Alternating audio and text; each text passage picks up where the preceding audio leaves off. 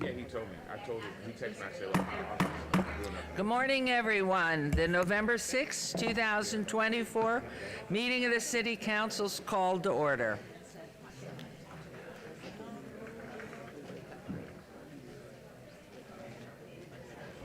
This meeting has been properly noticed and posted in compliance with the open meeting law. Please, everyone, if you wouldn't mind, and please turn off your phones or put them on pulse. Thank you.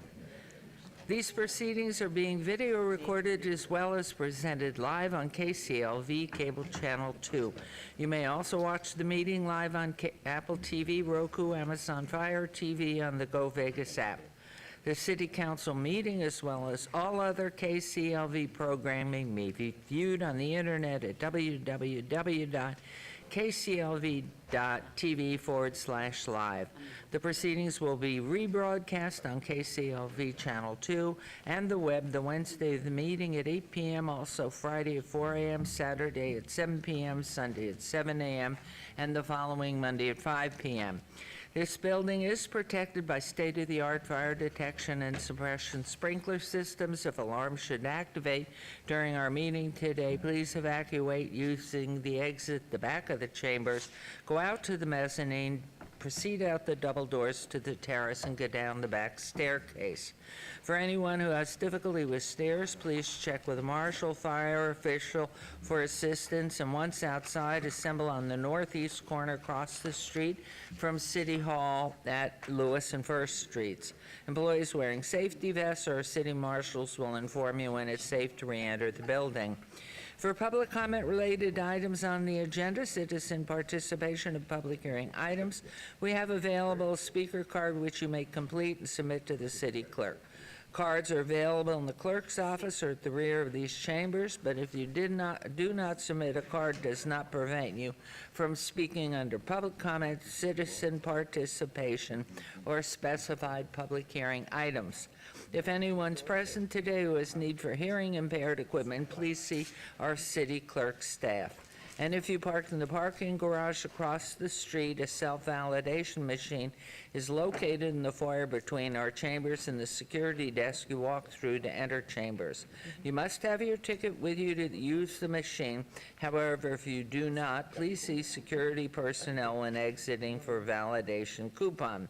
Before we proceed with our agenda, would everyone please rise for the invocation given this morning by Rabbi Avi Anderson, Young Israel, Aish of Las Vegas, and remain standing for our pledge. Thank you. Thank you. It's great to be back. I'd like to begin with a Talmudic story. There were two scholars, Ilfa and Rabbi Yochanan, and they rested by a fragile bridge. Overhead, two unseen angels conversed. One angel suggested collapsing the bridge, but the other objected, saying, one of these men will rise to greatness. Only Rabbi Yochanan heard these words, which led him to return to his studies, while Ilfa, unaware, stayed behind. That's the end of the story. The difference between these two scholars lay not in the opportunity, but in their attentiveness to the message. With this story, we can approach a different question about Abraham, our forefather, whom the Jewish community is reading about in the Torah portion for this week. Abraham is introduced with the command, Lech Lecha, go forth for yourself, yet without any bio or background or accomplishments mentioned. And the question is, why does the Torah reveal so little about him before his first mission? So we can suggest that, in fact, we are all given the command to Lech Lecha, to go forth, yet Abraham alone was attuned enough to hear and to respond. Almighty God, we ask you to grant us the same sensitivity and openness to the messages you send, even when those messages are subtle. Today we also express our gratitude for Rabbi Wein, a leader whose decades of dedicated service have profoundly impacted our community. Like Abraham, Rabbi Wein has always listened for those messages, responding to the needs around him. His leadership is an inspiration. He is most deserving of the honor of Citizen of the Month. Almighty God, guide our city council members to follow this path, seeking out the subtle signs and insights necessary for wise, compassionate leadership. May they work to foster a community rooted in purpose, kindness, and integrity, each of them a leader for today and for the future. And let us say, Amen. Thank you, Rabbi. Rabbis. I pledge allegiance.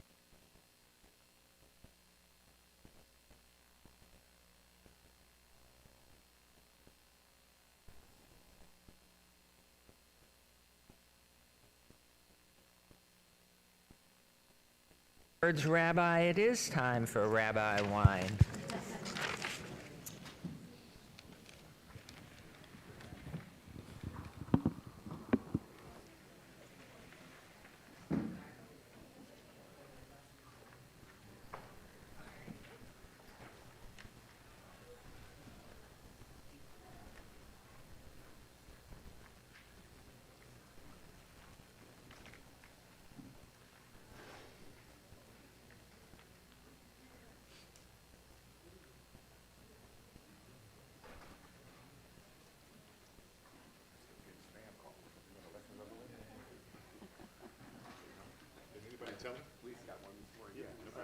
Nobody told them the election's over with?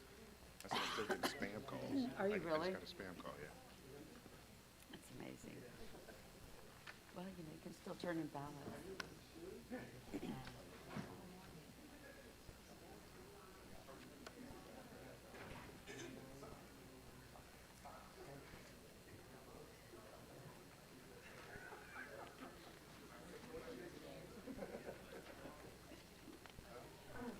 Everybody out looping around, or Yeah. where are they? Oh. Councilman. It's always herding cattle for us today. Where are the council people? We have such a wonderful time here. Got one, we got 1, 2, 3, 4, 5, 6. We're ready to roll. Councilwoman, I know this is your big day, and we're so excited. Thank you, Rabbi, for that great invocation for us, and the praise. You forgot a great counselor that he has been over these years. Thank you. Thank you, Madam Mayor. Are we going to miss her? Can we give her a big round of applause?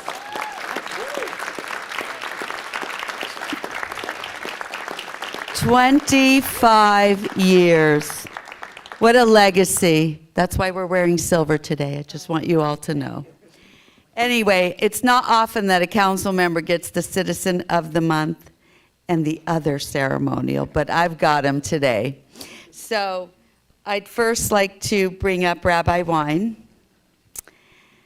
And I'm honored to recognize my dear friend, Rabbi Yitz Wine, as the City of Las Vegas Citizen of the Month for November.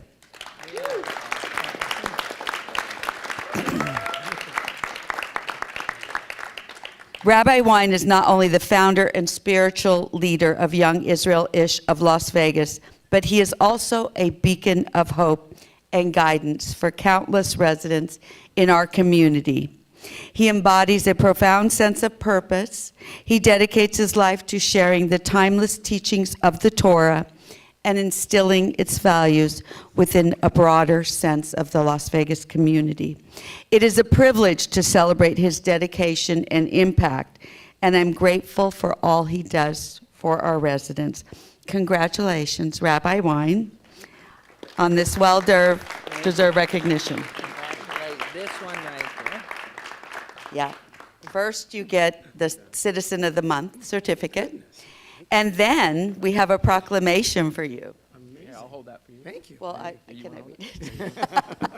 If you want to hold it while I read it. I can do that too. No, it's okay. So I'm going to read this because I shortened my speech so I could read this because it's important. Whereas Rabbi Yitz Wein, founder and spiritual leader of Young Israel Ish of Las Vegas, has dedicated his life to uplifting and enriching our community. Whereas Rabbi Wein's unwavering commitment to sharing the timeless wisdom of Judaism has not only inspired countless individuals, but has also fostered a deeper sense of connection and belonging among the diverse members of the Las Vegas community. And whereas under his leadership, Rabbi Wein has created a welcoming place for spiritual growth, education, and community harmony. By founding Young Israel Ish of Las Vegas, he has played an instrumental role in the establishment and independence of other Orthodox Jewish communities, schools, and institutions. And whereas Rabbi Wein exemplifies the values of compassion, kindness, and service, tirelessly working to ensure that the teachings of the Jewish heritage resonate with both the young and the old. And now, therefore, be it proclaimed that the mayor and the Las Vegas City Council declare November 6, 2024 as Rabbi Yitz Wein Day. Would you like to say a few words? Sure, thank you. Okay. Thank you. Thank you, Councilwoman Seaman, for this wonderful kindness, and big mazel tov goes over to Mayor Goodman on a quarter century of, you guys are amazing. You, your husband, amazing. It's been a great run and wonderful blessings in the future. And thank you, the rest of the council, for this opportunity and this recognition. So every couple times a year when you give me the opportunity to come and give the invocation, I always enjoy the Citizen of the Month award because City Council, as all of you exemplify, really his mission is to bring goodness to the people in Las Vegas. And then you're extending that by recognizing people who are doing it in their own way. Everyone has their own path. Everyone has their own way that they bring goodness to the world. And I appreciate how you appreciate how others do that. Almost 30 years ago, when wifey and I came to Las Vegas, our goal was very simple: benefit as many people as we possibly can by teaching them how to be happy, give them a relationship with the Almighty, and through the various commandments in the Torah and Jewish traditions. And so I definitely want to thank my wife and our children that have played an instrumental role. We got a couple of them here. We had Chemi, and then Tali, and Huvi, and Shui, and Aaron, and Devorah, and Heshi, and Rivki, and it's all wonderful. And of course, the members of Young Israel Ish of Las Vegas, especially Rabbi Anderson, who spends his days and nights trying to make me look good. Keep up the good work.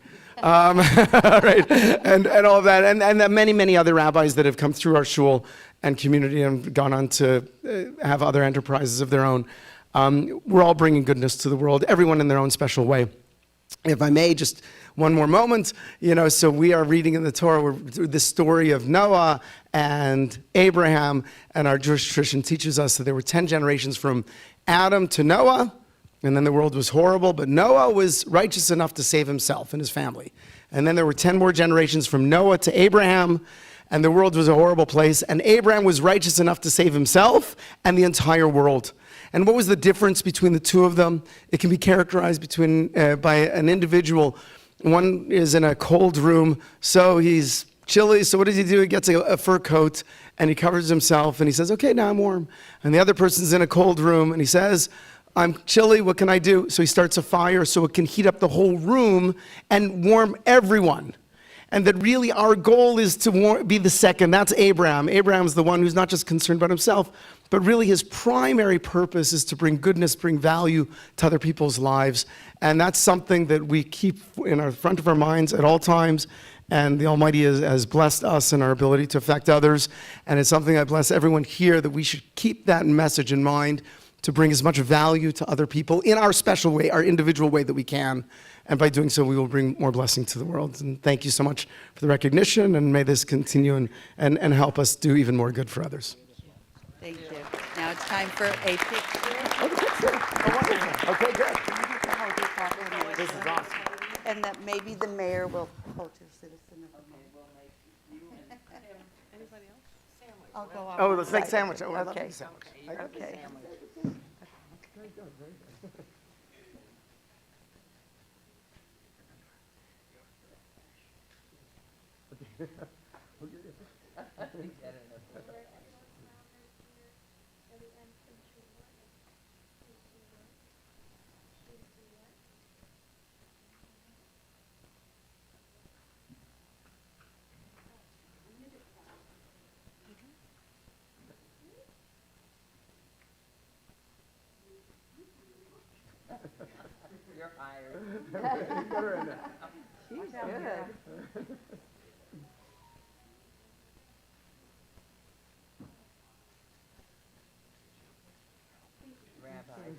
Thank you, Rabbi. Nice job. You guys are amazing. Thank you.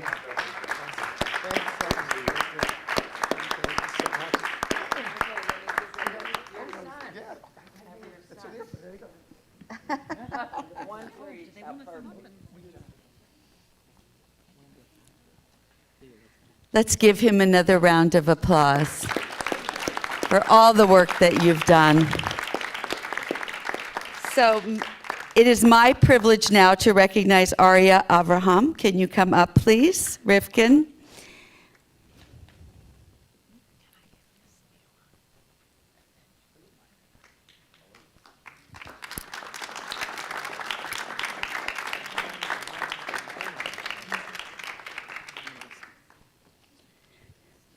So it is my privilege to recognize Arya Avraham Rivkin for his incredible work in founding the Shabbat. This initiative has become a cornerstone of our community, providing invaluable support and strengthening the bonds among residents. Through the Shabbat, Arya has created a welcoming environment where individuals and families can come together to celebrate, learn, and grow in their faith. Thank you, Arya, for all you do to support and strengthen our community. Your efforts make a meaningful difference in the lives of many, and we are grateful for your leadership and commitment. You can clap.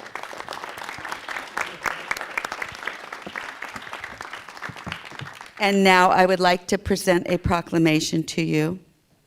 Whereas Arya Avram Rivkin is the president and founder of the Shabbat, Inc., a 501(c) nonprofit dedicated to uniting the Jewish community and promoting the values of Torah. And whereas, under his visionary leadership, Arya Avram Rivkin successfully organized over 260 kosher events, including the remarkable Passover in Las Vegas, bringing together people from all walks of life to celebrate their shared heritage. And whereas Arya is supported by his devoted wife, Nuret Yael, a cardiac anesthesiologist and critical care physician. Oh, wait a minute. Before we finish this, can I ask you to come up so you can share in this?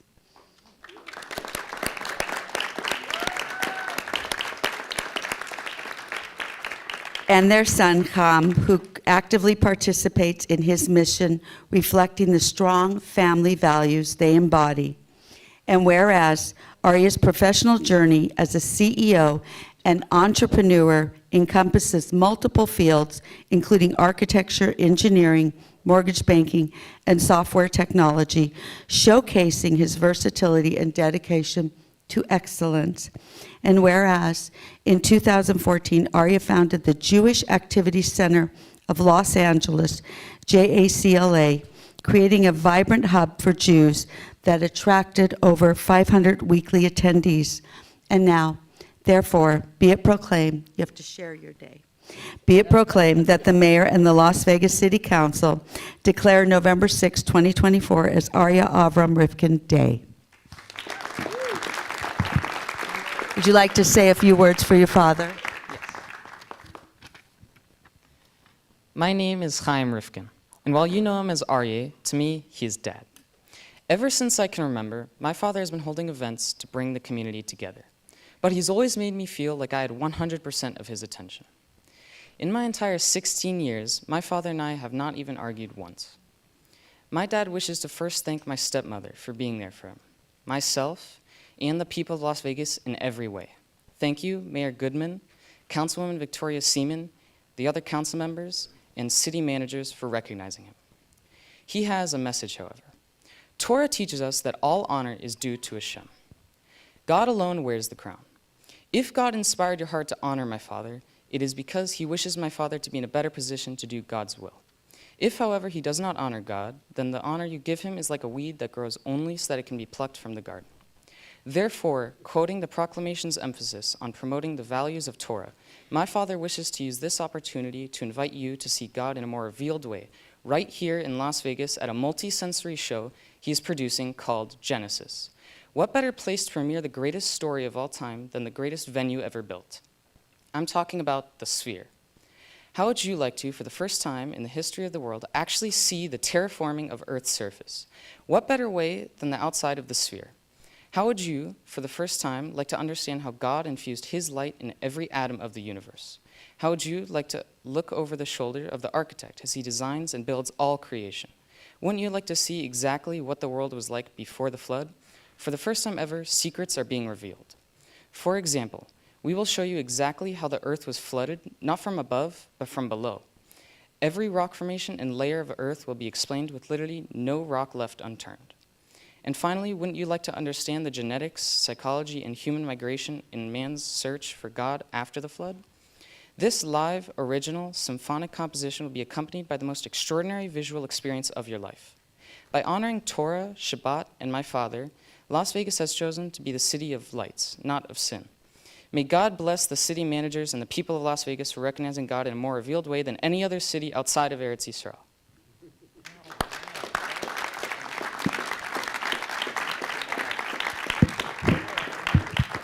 That was beautiful. Now let's get a picture together, all of us, with your proclamation. Oh, thank you so much. That's wonderful. Wonderful. Isn't that something?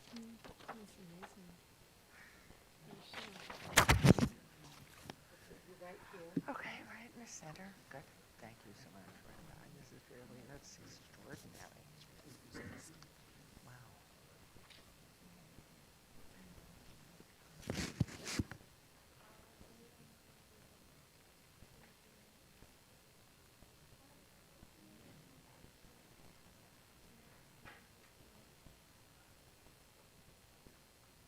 You brought a large family with you. Thank you. Beautiful. Beautiful. What a great job you all have done. I'm just going to say everything that you do in this community is a reflection of why our city is so great. So thank you. Thank you. Yes, this is unbelievable. And what an honor that all of you came down to celebrate today for these two wonderful gentlemen, people of the Lord, and all that they do for our community, not only here, but everywhere else you go and what you do. And lovely that you have wonderful children. Proud of you. Are there more? More children? How many more? 6. Wonderful. Rabbi, how many of your children? 1. And all your family here, of course. I know that. So we congratulate you on a beautiful shared day. And it is a special time for us all because we work so hard to bring everybody together in Las Vegas as one family. And that's why we have built this wonderful, unique community that we share. Rabbi, thank you for the many times you've been down here over these past 20, well, not 25 years, but as many as you've given us. Thank you all. Thank you for coming. We appreciate it. And we're going to take 5 minutes. And yes, please, Mary. I'm going to still the mic for like 1 minute because I'm going to encourage you all to stay in the audience because we have a very special presentation. 2 special presentations because we have Councilman Creer. This will be his last meeting. And I might start crying. Mayor Goodman, this will be your last meeting, so I'm going to encourage everybody to stay seated because it's a pretty great show that our team at the city has put together, and it's a lot. Not like Halloween? A little bit like Halloween, maybe. So you're going to enjoy it. I would encourage you to stay seated, and when we get back up there and start the meeting, I'm going to turn it over to Mr. Wiggeman and the amazing communications team. Okay. What do we do? Go sit down. Go sit down. Yes. Yes. Go sit down. Yes? Well, let me give these back to her.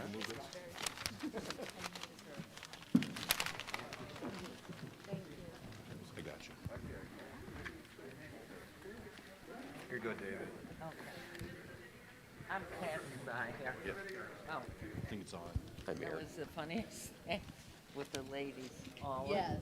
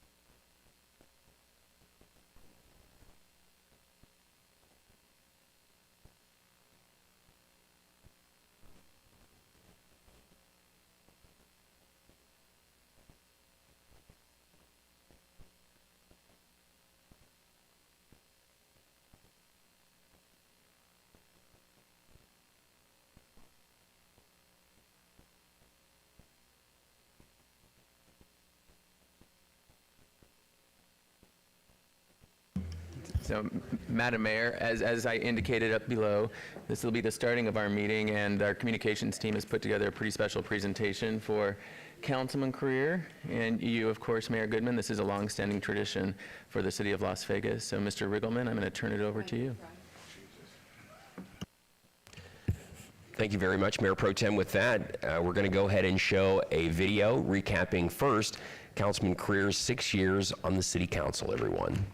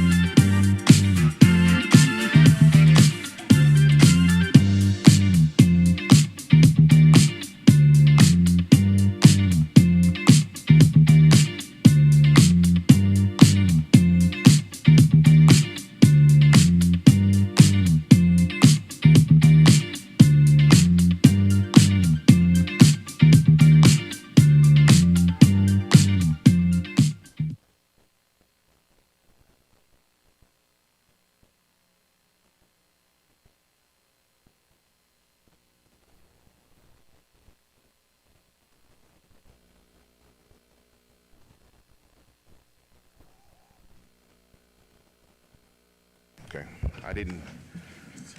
They didn't tell us protocol, so I did not know protocol, but I got permission from the boss, David Riggleman, that I could say a couple of words. First, I want to start by saying what an honor it has been to serve as a councilman for Ward 5. Thank you to every person who has voted and supported me over the past 20 years. Thank you to the community that has given me this opportunity. My public service career has been quite the journey. The past 20 years has truly flown by. 12 years as a regent for the Nevada System of Higher Education, 2 years in the Las Vegas Planning Commission, and ending my time as councilman. I've always said these positions we are blessed to serve in will come to an end at some point.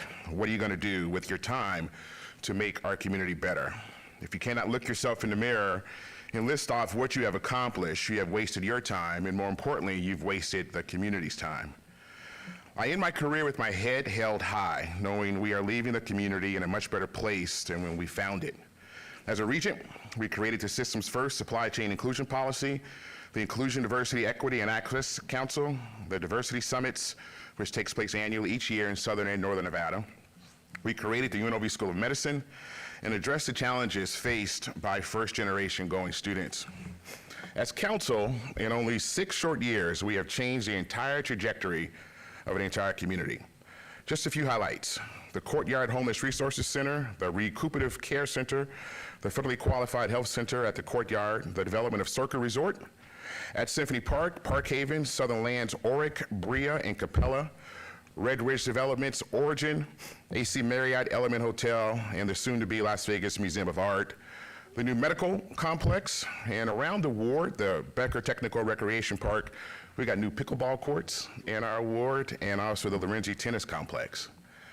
We created the 100 Plan in Action, where we have over $400 million in committed investments that included historic Westside Brandon and Legacy Park, the CSN Workforce Education Center, $50 million new library, complete streets on Jackson Avenue, Lake Mead, and Washington Avenue, a new Mario's Market, the MGM Urban Farm with plans for a co-op grocery store in Orchard, our shared West Side affordable housing, the $50 million upgrade for Marble Manor affordable housing facility with other infill housing developments, the planned Health and Wellness Center on Jackson, infrastructure improvements including connectivity, our Strong Future Technology Center with the Cox Innovation Lab, and our Doolittle Master Plan, and we have much more.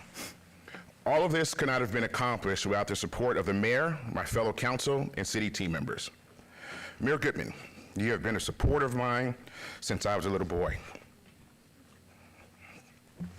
You have always opened your home and treated me and anyone I know with the utmost respect and as if we were all one of your own children. You have been a role model, even when you did not know you were. I applaud you on leading our great city and being an excellent mayor, and I thank you for your lifetime of support.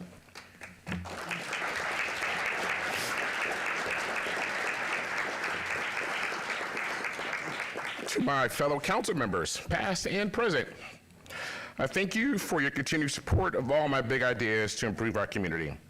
As you know, I'm only one vote, and without you, my ideas would have been nothing more than just a big idea. I have the utmost respect for you and applaud you for answering the call of service. Nobody knows the demands of being an elected official. Most times it goes without thanks, even when you are doing good work. I've always tried to be respectful of you, even in disagreement. We have had more laughs than arguments, and I'm a better person from having spent much quality time with you and learning from you. Thank you for your service and fellowship over the years. To the city team, you are all best in class, subject matter experts that genuinely care about our community. When I came on board, there was no cohesion nor plan in place strategically to advance Ward 5. My job was to work with you to help identify the challenges, help come up with solutions, and then get out of the way so that you can do what you do. I would help ensure we continue to move our strategies forward, even when obstacles were presented to steer us off course. As I have said, I would take the bullets in the community, but you cannot leave me hanging. And well, you never left me hanging. I hope you would continue to push forward our initiatives as there is still much to accomplish. We have the updated blueprint, and I ask you to work with the new council person as diligent as you did with me to execute on the work. I have learned so much from each of you. There is no doubt I am smarter because of you. We have traveled the country looking at best practices and have brought them back into our community. It has been a pleasure and an honor to serve alongside you. Thank you. To my Ward 5 team, Tanya, Harry, and Kelly, what an amazing journey it has been. You have been with me from day one. You have helped me to become a better leader and a better follower. You have helped me walk back from the ledge many times from me saying or doing something that I will regret the next day. You have been by my side in friendly and not so friendly environments.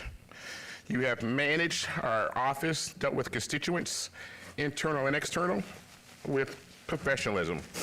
You have worked mornings, nights, weekends, and holidays. The summer heat or winter cold never stopped you. You did what needed to be done to better serve the community.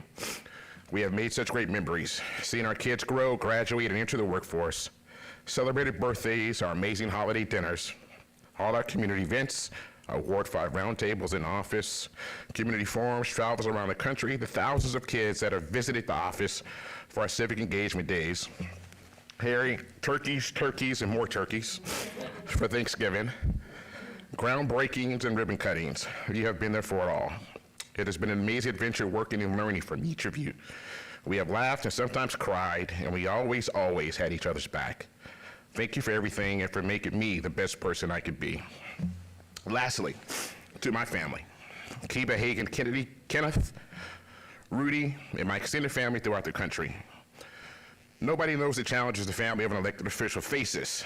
We ask for this, but you do not. The times people come up to you that are not so friendly because of something I voted on are said. Negative and untrue comments people say that you must endure when you know the truth. The times away from home and family I have missed because of work obligations. The family many times have it the toughest.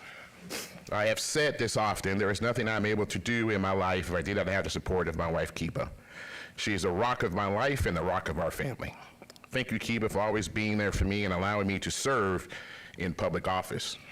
You have been co-regent and co-council person, and I know I could not have done this without you. I'm so blessed to have my daughters have had the opportunity to see me serve in public office, to know the importance of service and giving back to your community. You can't sit on the sidelines and complain. You have to roll up your sleeves and do something positive to make a difference. Serving was my something. I love you, family, and thank you for loving me. As I leave public office, I will continue to serve the community I was born and raised in, and that has given me so much. I look forward to the next chapter and cannot wait to see all the plans we have in place continue to come to life. I love this city. Our journey continues. God bless you, and thank you all.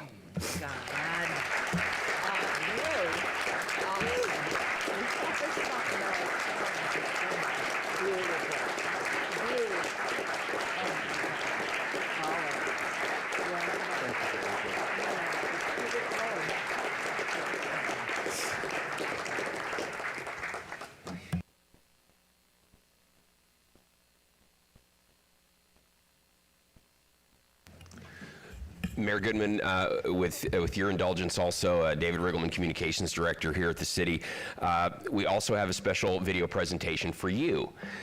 You have served 13 years on the City Council, which is 1 year longer than your husband, Oscar. That's right. Thanks to the change in the municipal election timing, so that worked well in your favor, and for us as well, actually. So, Mayor, without further ado, and with your permission, we'd also like to show a video recapping your 13 years as the mayor of the city of Las Vegas.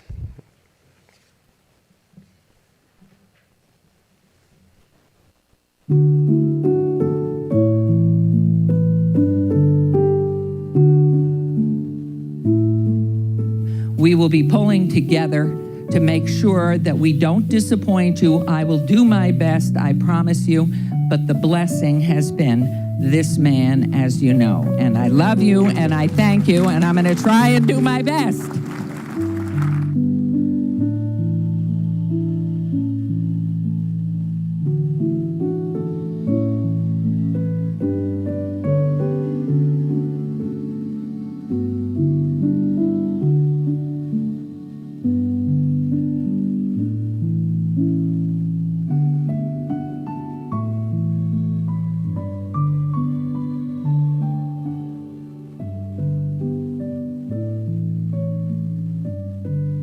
We remember these individuals.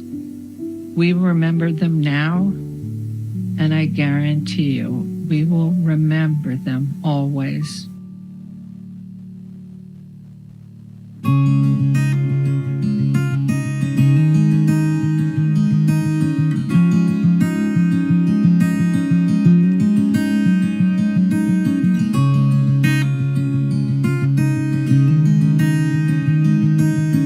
You have no idea. My heart is racing at about 5,000 miles an hour.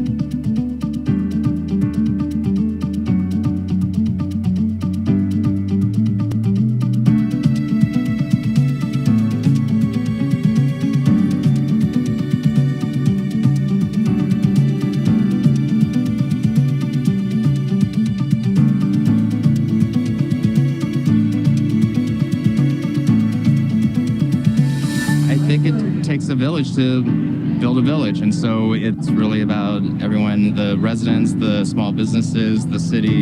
And what's great is everyone's moving the same direction and wants the same thing.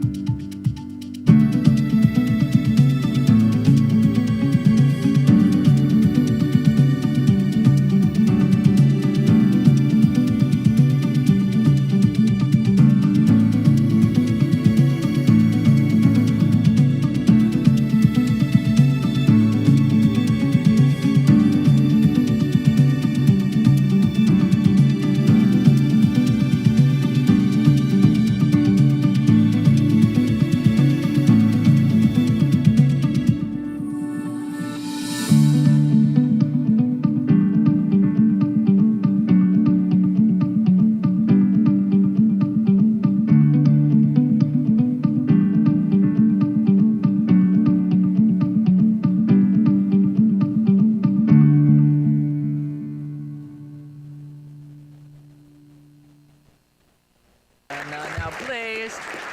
Thank you all. David, thank you. That's lovely. Team, please. I don't like this stuff. No. Please, thank you all. Thank you. You have to know, this is not what I love. So what I do love is this city and the opportunity Oscar and I've had to work with so many of you, if not all of you in some way. We've been so blessed in life, and we feel so honored to be able to have been part of this phenomenal city, and all of whom care about each other and making this city as grand as it can be. So I thank you. I thought Councilman Creer's comments were so deep and touching and real for all of us, because the change that I have seen in Ward 5 had never happened, and it had been such a long haul, and you made that difference. You put it in action, and having known him, as he said, since he was little, I can assure you, having known your parents, they're very proud, very proud.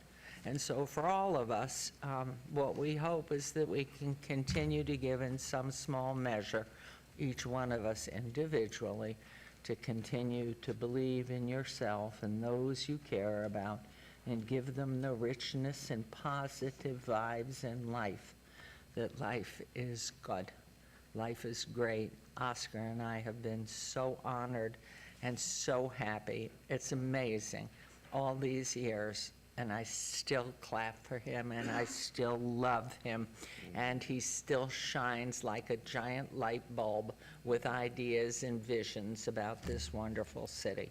So thank you, David and team, all of you, for putting this together on Halloween. Most of the team from our public information office came and made wonderful fun of me with love, wearing jackets, wigs, and scarves, and it was hysterical and done with great kindness and love, and I appreciated that, forever emblazoned. So thank you all. You are the ones that have brightened our lives, and we thank you. So thank you, David, and enough of this. Thank you. Go to work. Go to work. And Mayor, if I Okay. may, just one last time, we have a special copy of those videos, one for Councilman Creer and one for you. It was a labor of love, no question, and I want to thank Stephen Tyler Pierce and Jesse Harville. They were the editors of that, and of course Nancy and Crystal worked on that as well. So- Beautiful. Absolutely beautiful. Thank you. Thank you. Okay. Are we ready to roll? Okay. What page am I on? Page 2, public comment. Okay. Our first public comment. Goodness gracious. Okay. Okay, this is for those of you with an agenda, and as long as you want to take pictures, please do so. Feel free to do so, but I will continue to run the meeting because we're in public comment. And this is our first public comment. During this portion of the agenda must be limited to matters on the agenda for action. The amount of time any single speaker is allowed may be limited. All comments made will be cross-referenced to those specific items. If anyone submitted a speaker card who wishes to speak under this portion of the agenda, please come to the podium, state your name for the record. It's your opportunity to address our wonderful council, but council will not respond or engage in dialogue. We'll set the time at 1 minute, please. And remember, there's a second public comment at the end of our council meeting. Okay, seeing and hearing no one, we'll move on to agenda item 8, possible action, any items from... I'm so sorry.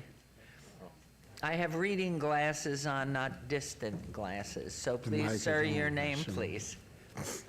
Good morning, Mayor, City Council. I'm Bishop Dr. S.S. Rogers. I was resident of Clark County 64 years, and I've seen the growth of this city under your husband's leadership and also under your leadership. And I just came today because I know it's your last your last term as mayor, and City Councilman Creer, his last day as City Council of Ward 5. I knew him before he knew himself. I knew his father was my position back in the day.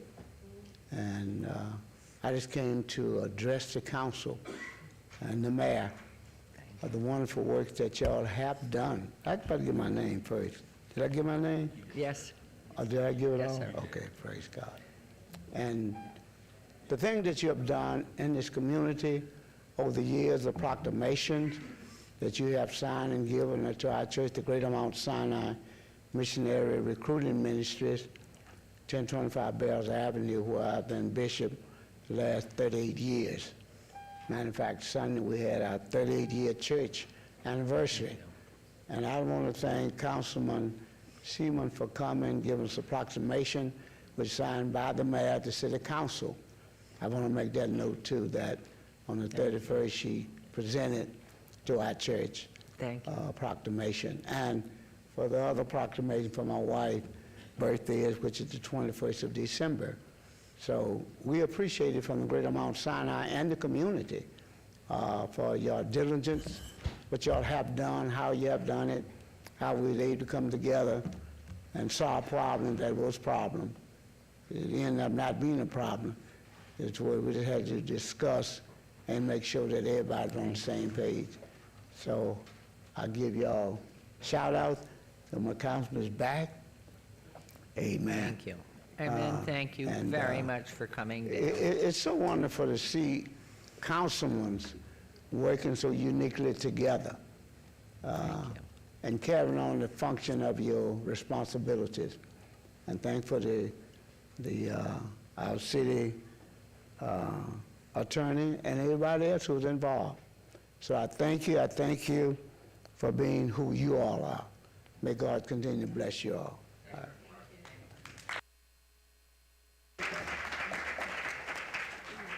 Yes, sir, please come forward. Good morning, Mayor Goodman and Councilman Curry and City Council. For the record, my name is Nick Schneider, representing the Vegas Chamber located at 575 Symphony Park Ave, Suite 100.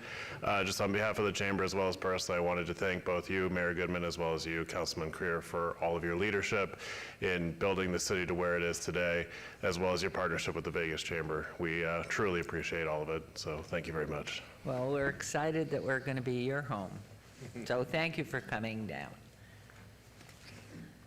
Hello, my name is Elizabeth Holthouse. I'm a new Las Vegas resident from Florida. And Mayor, Madam Mayor, thank you for your service to this city so far. And I would like to add a comment regarding the 24-0432, the Canyon Walk development.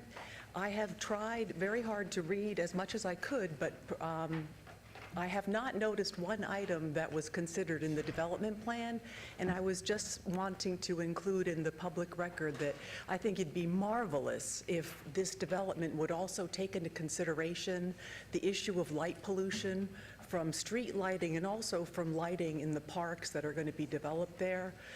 We just moved to Sky Hills, and we do have some issues regarding some of the lights. But to preserve the beauty of the sky here, I just would like to recommend that the development includes some issues to abate light pollution. Thank you, and if you want to meet with Councilwoman Bruni with yours?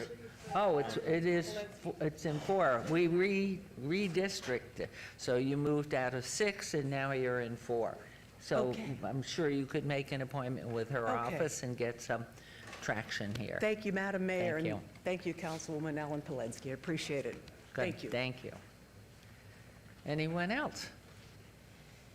Okay, now we'll move on to Agenda 8, and that's possible action, any items from the 9:30 session that the council staff and/or applicant wish to be stricken, tabled, withdrawn, or held in abeyance to a future meeting may be brought forward and acted upon at this time. Mayor Pro Tem. Madam Mayor, I do not have anything.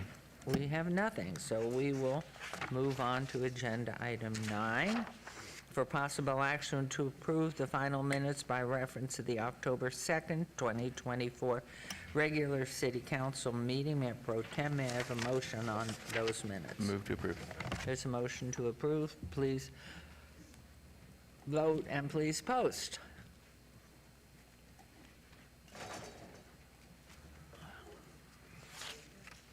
And that carries. Thank you very much.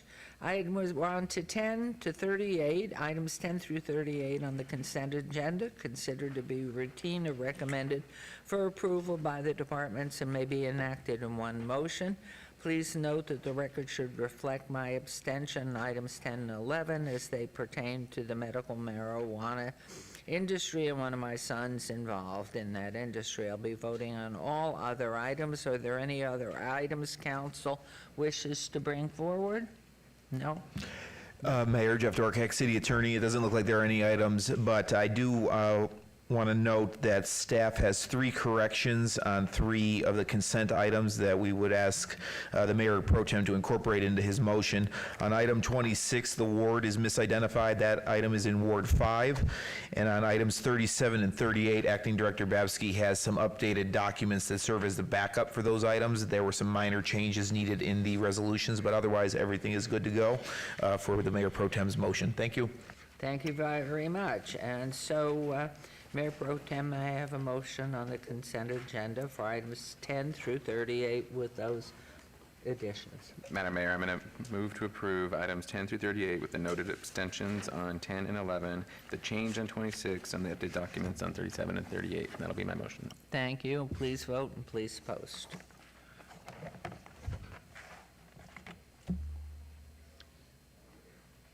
That motion carries.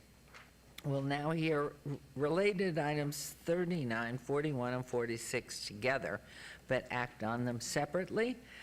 We will first, item 39, which is a public hearing regarding the fair market value of the City of Las Vegas owned vacant real property in anticipation of the sale and development of 0.59 acres, parcel M4 in Symphony Park for the construction of a sculpture garden and associated public uses located at 302 South City Parkway. Agenda item 41, discussion for possible action regarding a First Amendment to Disposition and Development Agreement, a DDA, between the City of Las Vegas Museum of Art, Inc., a Nevada nonprofit corporation, the City Parkway 5, Inc., for the sale and development of 0.59 acres of parcel M4 in Symphony Park for the construction of a sculpture garden, associated public amenities located 302 South City Parkway, and number 46 R662024, discussion for possible action regarding a resolution finding that the proposed sale of vacant real property located at 302 South City Parkway to the Las Vegas Museum of Art, Inc., a Nevada nonprofit corporation, is in the best interest of the public. These are in Ward 5 with Councilman Creer, and item 39 is a public hearing, which I now open. Good morning, good morning, good morning, good morning. Good morning, Mayor. Good morning, City Council members. Dina Babsky, Acting Director, Economic and Urban Development. And I'd like to welcome our wonderful guest, Ms. Heather Harmon. She's the Executive Director of the Las Vegas Museum of Art. Ms. Poonam Mathur, she's Executive Director of the Elaine Wynn and Family Foundation. And Patrick Brennan, the founder of Red Ridge, which is the new development in Symphony Park. So welcome. Today before you is the amendment to the Disposition and Development Agreement that was approved back in September for the development of the Las Vegas Museum of Art. And if you recall, it's a 90,000 square foot building. It is a partnership with the Los Angeles County Museum of Art. So at this point, what we're bringing forward for your consideration is the disposition of the 0.59 acres, which is currently in the master plan for Symphony Park, designed to be a sculpture garden. And the city, or the CP5, is responsible for developing, maintaining, and operating the sculpture garden. With such a wonderful neighbor as the Las Vegas Museum of Art, we couldn't even find a better partner to do that more skillfully and better than we could ever do that. So with that, we're proposing the gift of the 5.9 acres to the museum so that they would develop, operate, program, and activate the sculpture park to serve not only the visitors of the museum, but also the whole area. To mention also, there's going to be within that parcel a landing for the ped bridge that's going to go over the railroad tracks from the plaza. So that's a development that's happening next fiscal year, and again, it will land right on the sculpture park. The schedule of performance for the museum and the sculpture park won't change. Just for understanding which parcel exactly that is, it is right north of the parcel that was gifted to the museum back in September. And so that will then complete the full cultural kind of, I guess, development for that whole parcel. These are just some vision concepts that were provided, and I will let Ms. Harmon to go into more detail what they envision for the sculpture park. But just to kind of give you an idea of what they are looking at, a lot of it is kind of driven from the the vision of the LACMA, and then also some other places. Again, don't want to talk too much. Let Heather talk about that. To remind you, some of the important dates for this disposition and development agreement is the close of escrow in January of 2027, and we're super excited that the construction is slated to start in March, and following December of 28 is when everything will be open. With that, I would like to give the word to Ms. Heather Harmon. Good morning and welcome. Good morning. Thank you. Heather Harmon, for the record, Executive Director, the Las Vegas Museum of Art. Thank you, Mayor Goodman, Councilman Creer, and members of City Council for your continued support. We are so grateful to be here with you today. Thank you, Dina, for this incredible partnership, and to your team, Tracy and Rich, and to Mike Jansen for your stewardship and belief.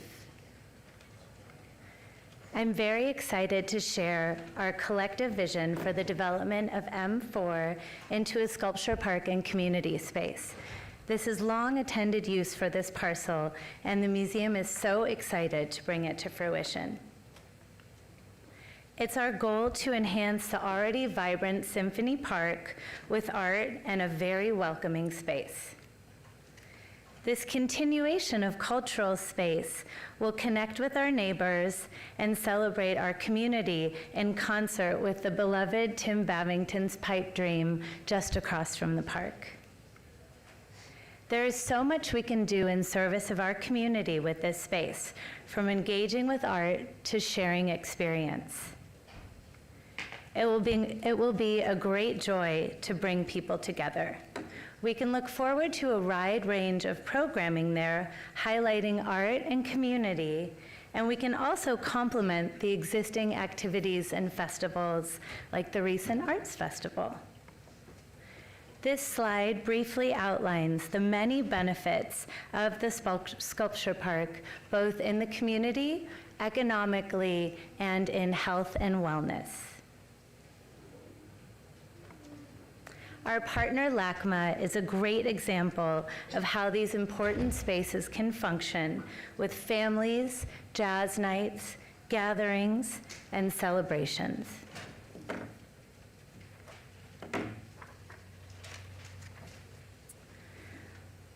We are so excited to inspire our community and to support your lasting legacy of art, culture, and belonging in the heart of the city of Las Vegas.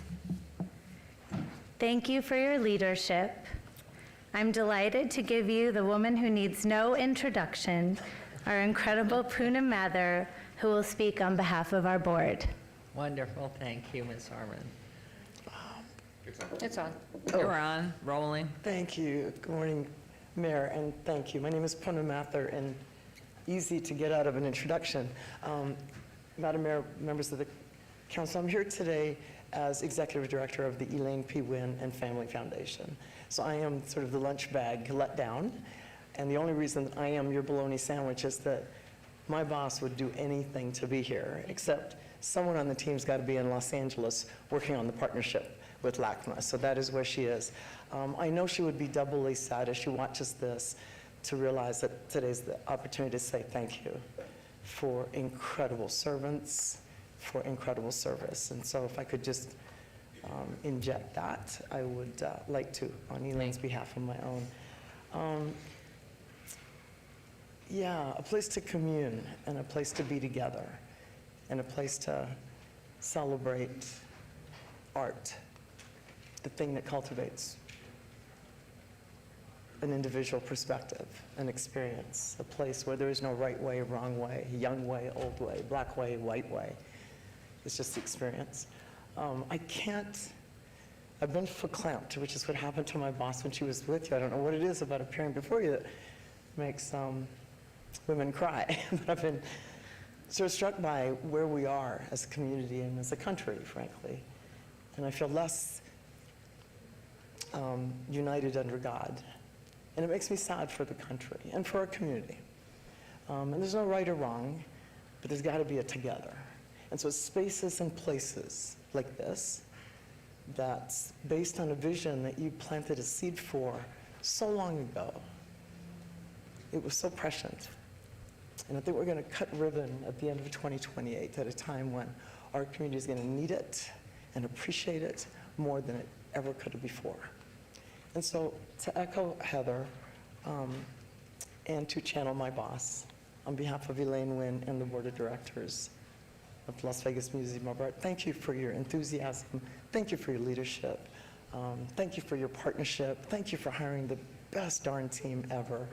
And we're really grateful for your consideration this morning. Thank you. Thank you very much. Thank you, Poonam. And now Patrick Brennan will say a few words as our collaborator and neighbor. Good morning, Madam Mayor, Councilman Creer, and other council members. For the record, Patrick Brennan, Principal of Red Ridge Development. It's definitely a bittersweet day for me. Councilman Creer, your first council meeting or agenda item was Parkhaven, and it was one of the first times I've ever presented to this city council. And I find it almost fitting, but again, bittersweet, that we started on the first day and we're ending on your last day. I promise you that we'll continue on the legacy and all the great momentum that we've done together on Symphony Park. This will now be the third project of mine within Symphony Park. We were very fortunate about 2 weeks ago to have the Urban Land Institute host Las Vegas for their entire conference. We had over a few thousand real estate professionals, financiers, attorneys, all within the real estate community. And Symphony Park was the highlight.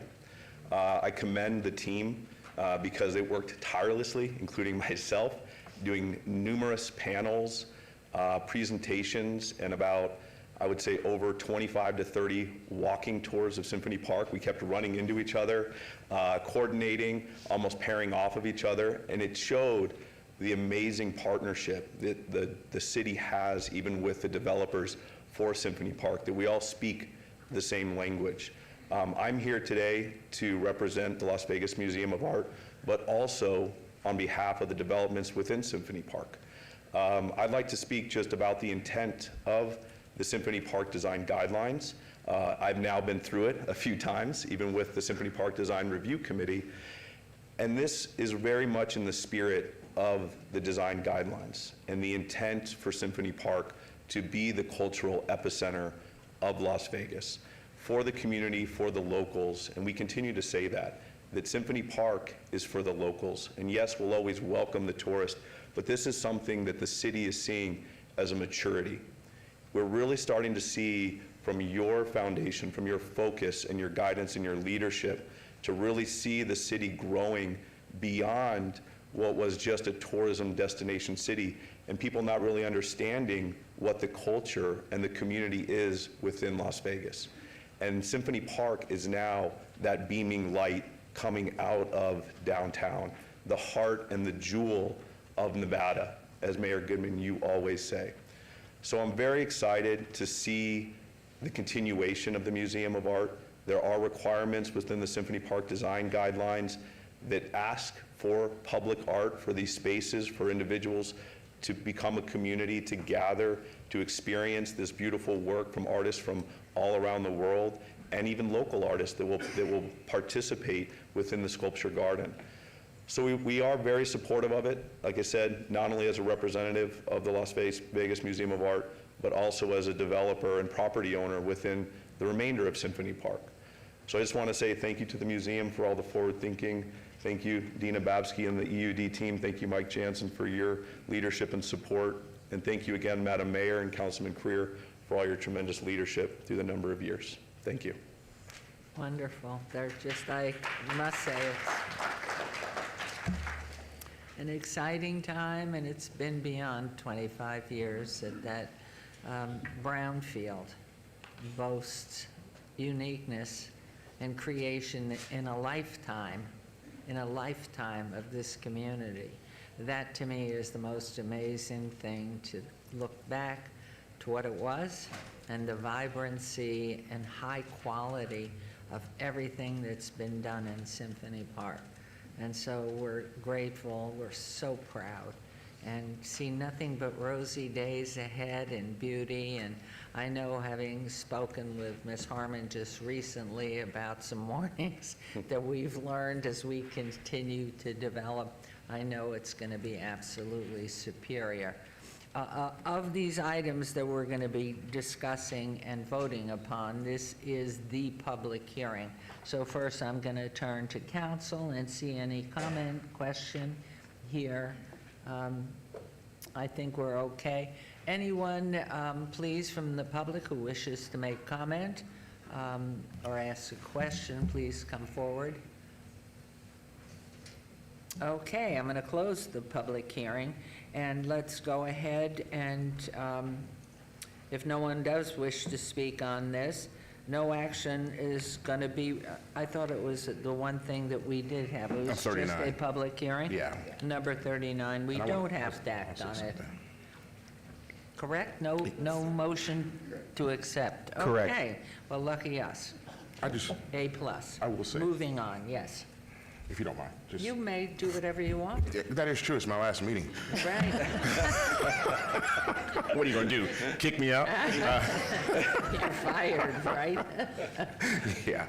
I just want to thank you all for all that you've done. You know, when we looked at this particular parcel of land, a developer could come in and stuff another hardscape facility up, and which I literally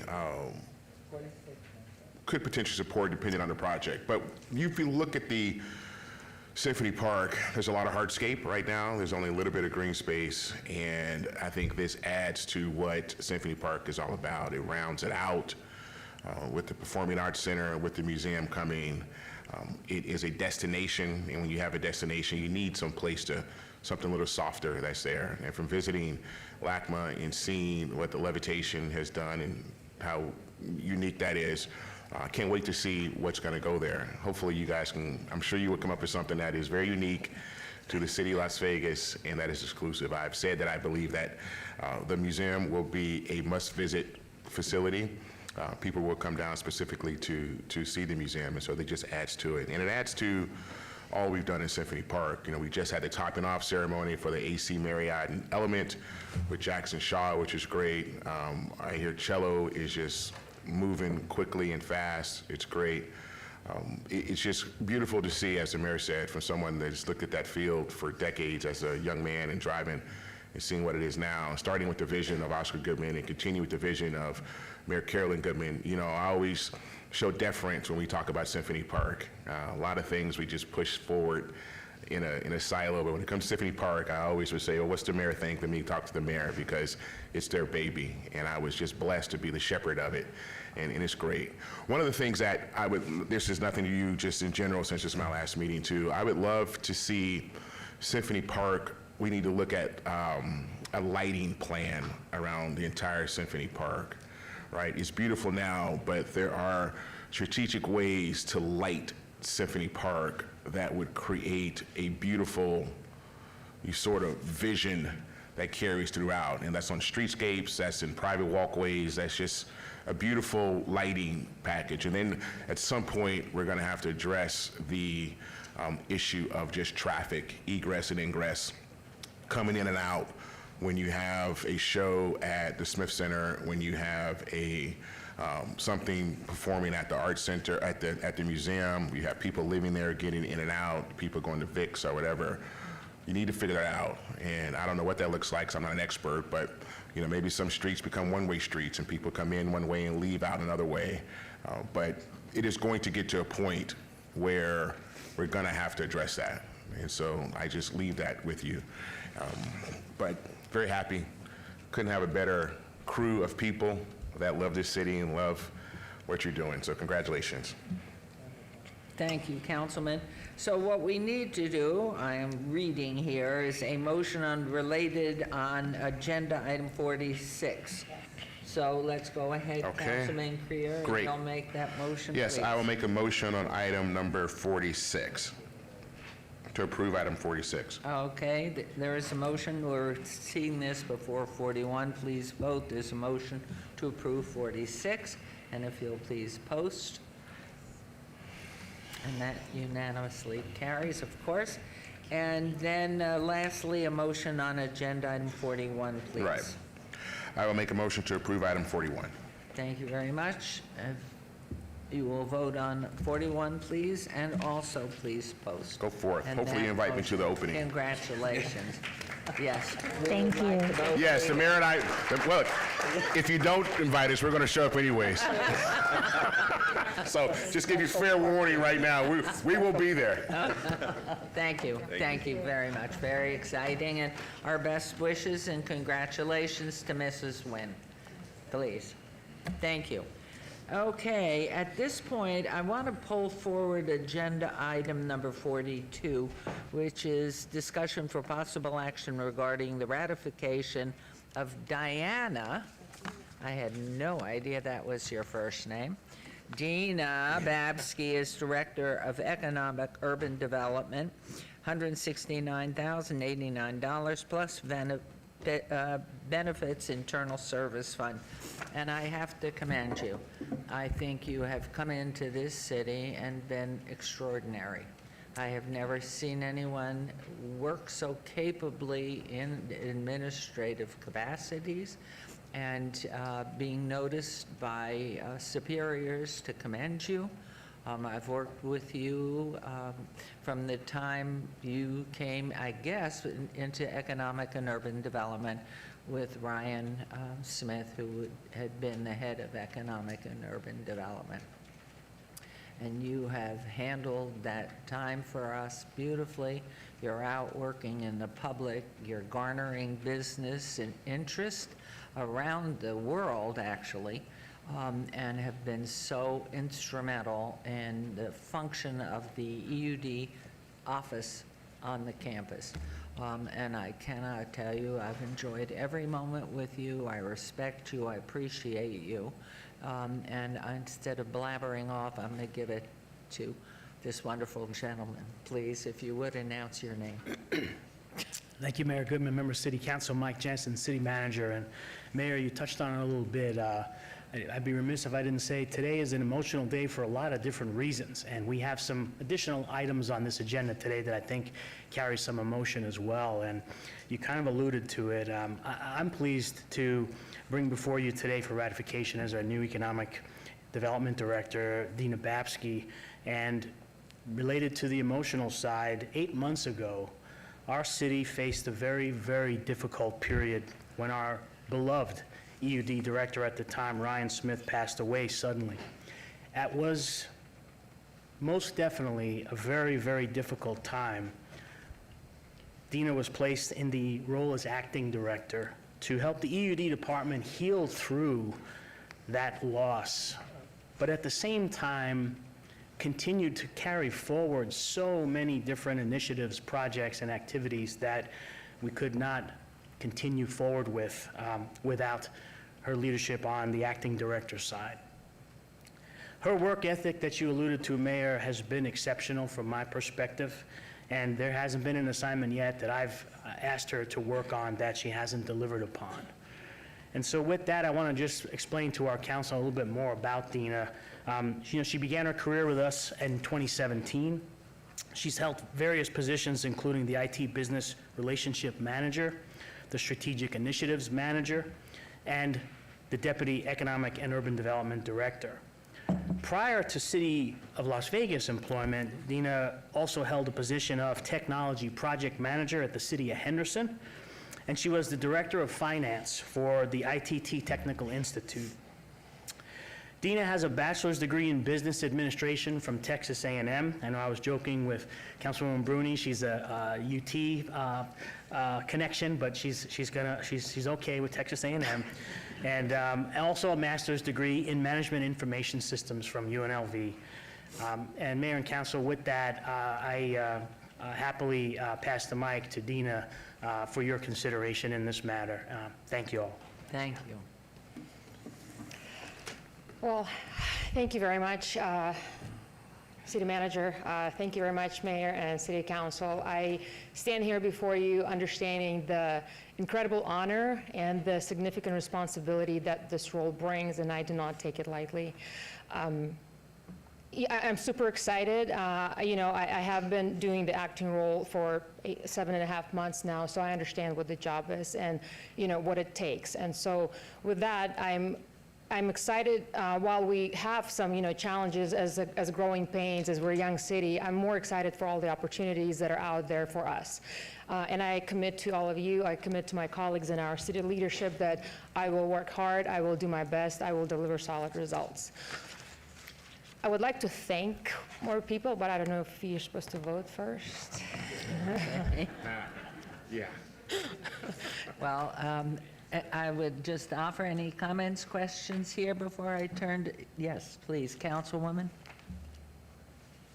Thank you, Madam Mayor. I want to just echo the mayor's comments that you are very diligent, you're very hardworking, and every time that I've had a question on anything EUD since Ryan's been not been with us, you've been at the helm of answering any EUD-related questions, and there's lots coming through Ward 3 all the time, very intricate, complicated, nuanced propositions, and I am always amazed at how you get up to speed and you really do the homework, you talk to the folks that you need to talk to, and then you report back as expediently as possible. So I know that all of those things will continue to only improve, and I know you still have a long ways ahead of you, and just making sure that our EUD department is the strongest it can be. I know that right now we still have a few vacant positions that can also turn that department into a much stronger, let's say, innovative hub to attract more businesses for us. So I really appreciate it, and I look forward to great accomplishments under your leadership, Ms. Babsky. Thank you very much, Councilwoman, and Mayor Pro Tem, please, I would like you to make that motion. Thank you very much, Mayor and Ms. Babsky. You were the first person that I met when I came into council. I don't know if you remember that. I do. I remember it because I knew everybody at the city, but I didn't know you, and you were the first person that helped me get set up on my technology. And then all of a sudden you became the strategic services person, and then there was a call center, and then there was COVID, and you took on more and more and more responsibility in a very short time period. And it's been really fun to watch your career progress, because you clearly are the next wave of leaders in the city of Las Vegas. And it's just it's a great privilege to work with you, and I have a lot of respect for you, and congratulations just for everything you've accomplished, and you have done an amazing job. I am very proud to be part of your team as well. And Madam Mayor, I'm ready to make a motion if you're okay with that. Yes, please do. I'm going to move to approve with appreciation from Mr. Jansen for recognizing great talent, Ms. Babsky in the role of Director of Economic and Urban Development. Thank you. There has been a wonderful motion here that they're not letting me vote on. There it is. Please post. And that motion carries.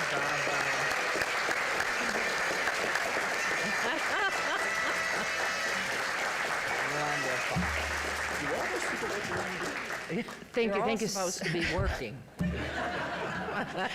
No better day. This is simply Thank you, wonderful. guys. We're grateful to you, proud of you, and just know you have a heart, a soul that's so beautiful, because you really care about the people with whom you meet, you care about the city, and certainly I hear nothing but praise that you care about your team so much. You are loved beyond I can anything tell you about. So congratulations to you.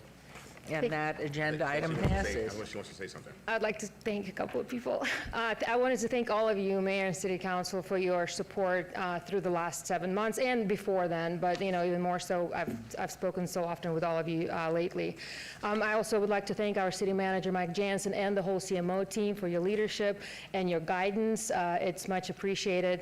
I very much want to thank my department, because they are the funnest group of people, as you can see, and they have supported me throughout my tenure in EUD. And I would be remiss not to thank my wonderful family, because they endure the the brunt of this job in some ways, I guess, when I come home and I forget to take the director hat off, and my husband kindly reminds me. With that, my two wonderful younger kids are here and were so kind to agree to skip school, so I thank them. My husband for his continued support, and my other two older children that this was not cool enough for them to attend. Where are they? They're in college and in high school, so. And we are the ones that are here. Come on up. We want to say congratulations. Come on up. Come on. Their names, please. Miss Babsky, their names. Oh, look at these. Wonderful. Oh, the names. The little one is Maxim, and this is Leo, and my husband Hi, is Leo. Natan. Hi, Maxim. Hi, Dad. Congratulations. Is she a pretty good mom? Yes, she's. Bravo. Congratulations to you all. Thank you so much. It is a team effort. Team effort. Thank you. Thank you. Thank you so much. Thank you so much. Okay, I guess we go back to 40. Is that the agenda item? 43, if you want to do that.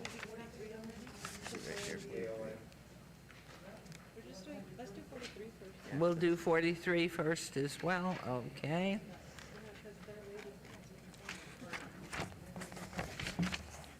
Discussion for possible action regarding the ratification of Gail Lloyd Likos as Director of Finance, $202,500 benefits in general fund. And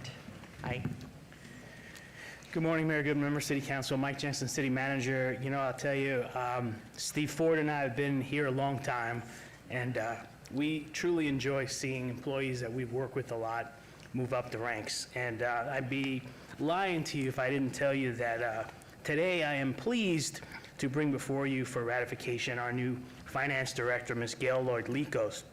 I've worked with Gail for well over 15 years, and I can tell you she knows our finances better than anyone. She's been an incredible resource to me for so many different reasons over the years. She has a finance department behind us here. I think the whole department's here.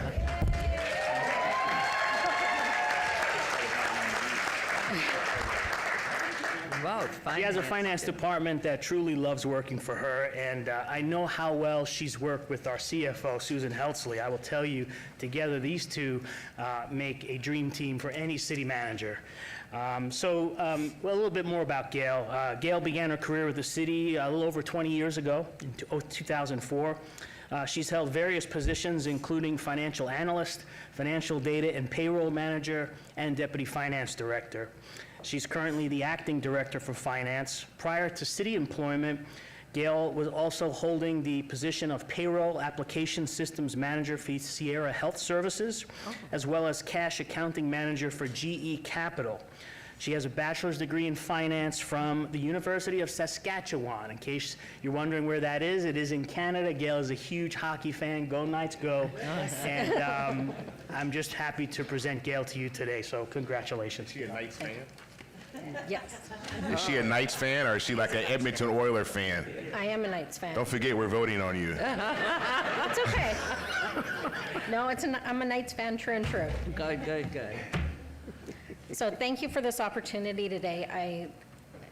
Like Mike has said, I'm very blessed to have been here for 20 years, and I've worked with a huge amount of great mentors and collaborators from the previous finance directors, including my team that is here today.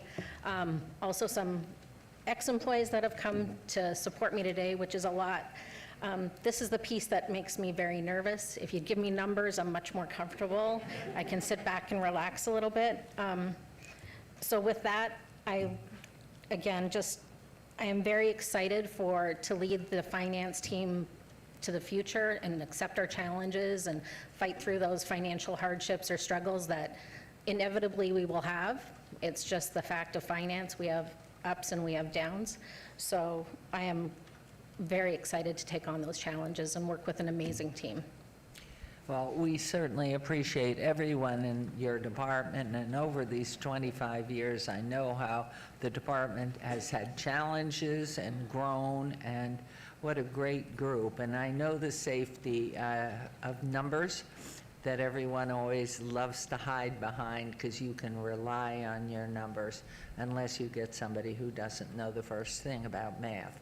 And so all I can tell you is from the perspective of those electeds that have been here before, the work that you've done, the work the team has done, and certainly through management and anybody in a leadership position or a new individual coming into our finance department.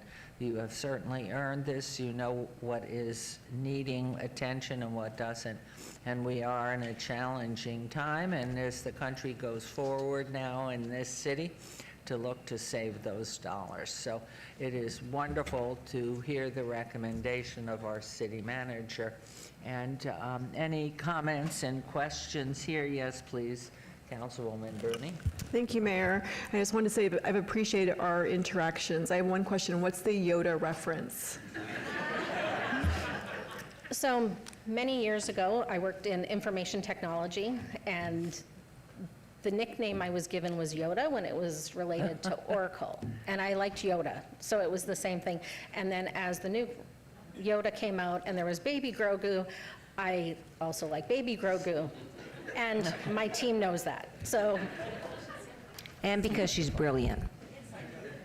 And Ms. Heitsley, how about any comments from you, please? Thank you, Madam Mayor. Susan Heltzley for the record. I cannot tell you how much I appreciate Gail. Since I started 3 years ago, she has been literally my right-hand woman. Anything I need help on, I go to Gail, and she's like, well, yeah, Susan, it's just right here. So I am so comfortable and so confident and so excited to have her as our next finance director. I can't think of a better person. So Gail, thank you for taking on this opportunity. It means the world to me. I know you, we're the dream team. Mike said it himself. So I know you and I are going to do amazing things and get the city through all the challenges that we have in upcoming. So I wholeheartedly support her. Wonderful. And with that, I'm going to ask Mayor Pro Tem to make a motion, please, on Gail's position. It would be my honor. It's very good to see wonderful people being promoted at the City of Las Vegas. Congratulations, Gail. And with that, I'm going to move to approve Gail Lloyd-Likos as the Director of Finance. Would you please vote, council, and we'll post. In fact, we'll vote orally, please. Everybody? Mine's not. Yeah, so yours not popping up. Mine didn't come up either. I, of course, vote aye. All? Aye. Aye. Go Knights, go. There it is.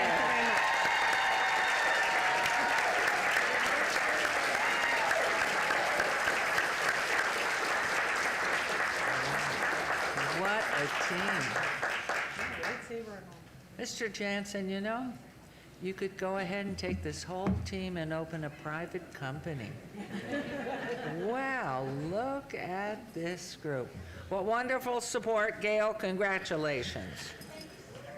And congratulations, thank you.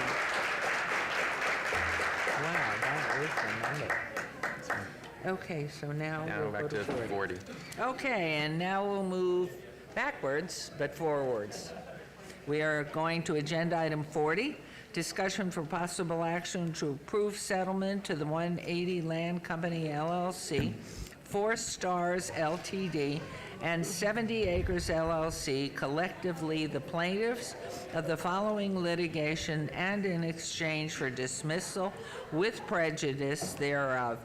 AJDC case number A-17-758528-J, NSC case number 84345, 84640, 8JDC case number A-18-780184C, NSC case number 88103, 8JDC case number A18773268C, NSC case number 89279, and 8JDC case number A-18775-804J, between $250 million and $286 million liability insurance and property damage fund in reference to all wards. And Mr. Dorkak. Thank you, Mayor. Jeff Dorkak, City Attorney for the record. Mayor and Council, I'm joined this morning by Mr. Jim Levitt, an attorney from the Kermit Waters Law Firm. He's also the legal representative for 180 Land Co.,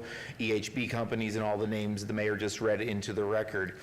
As the City Council, Mr. Levitt, and City staff know, the city and the developer have met at various times and in various forums to discuss settlement options and negotiate over the last 7 years of this litigation. There have been various offers made and, like I said, various forms of offers.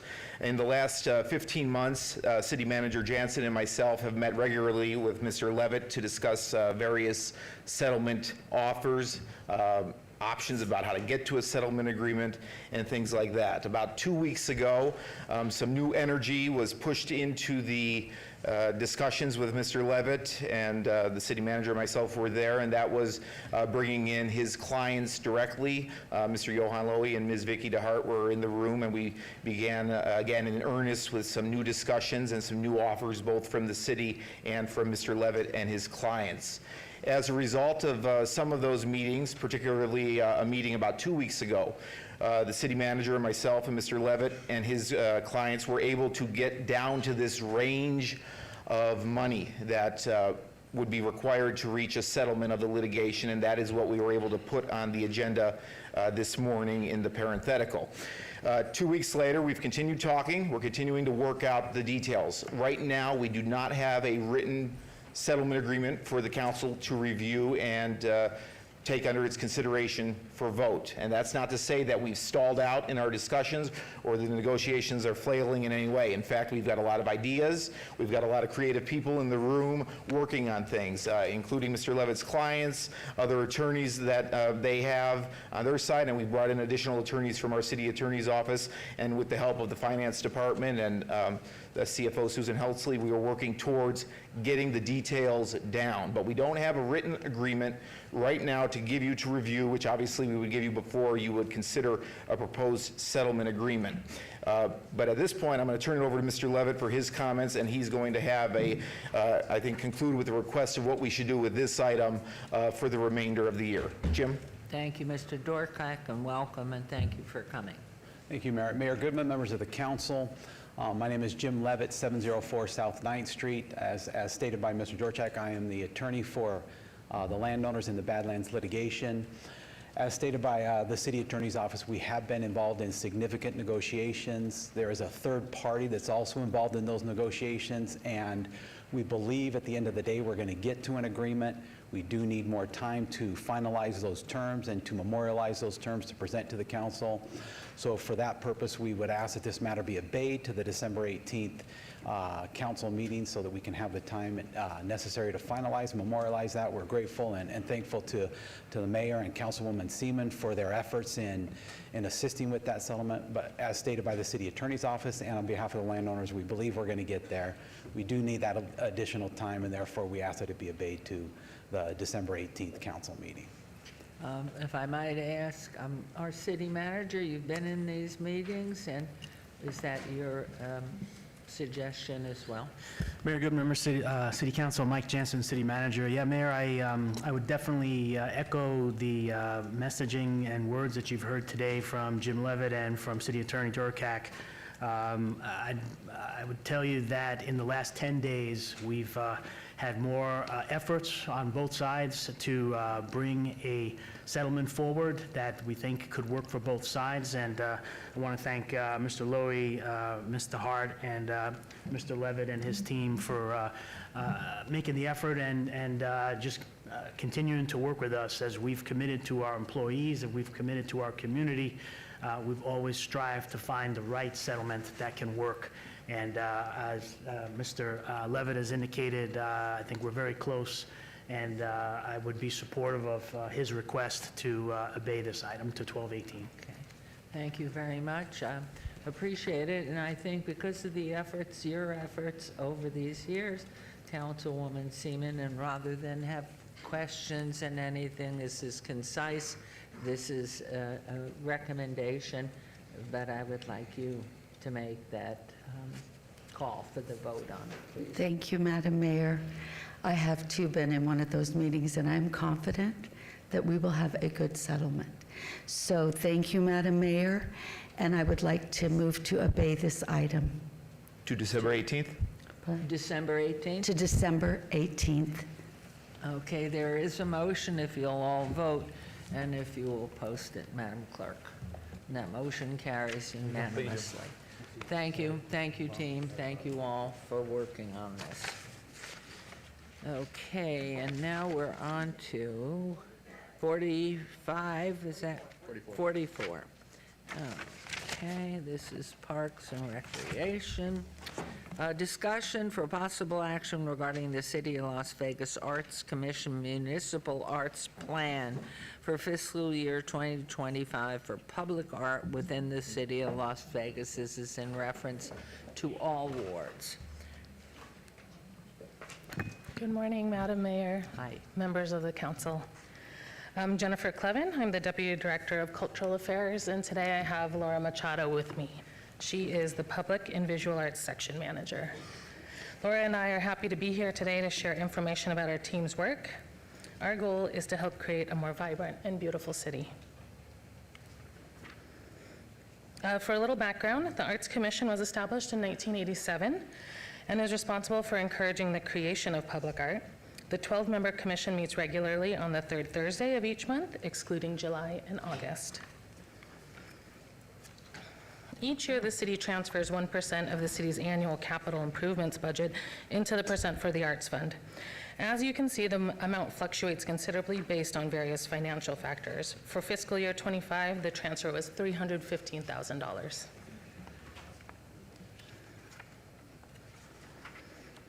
Every year in September, the Arts Commission reviews completed projects, projects in progress, and potential new projects. Based on the information provided, the Arts Commission then makes recommendations for the annual municipal arts plan.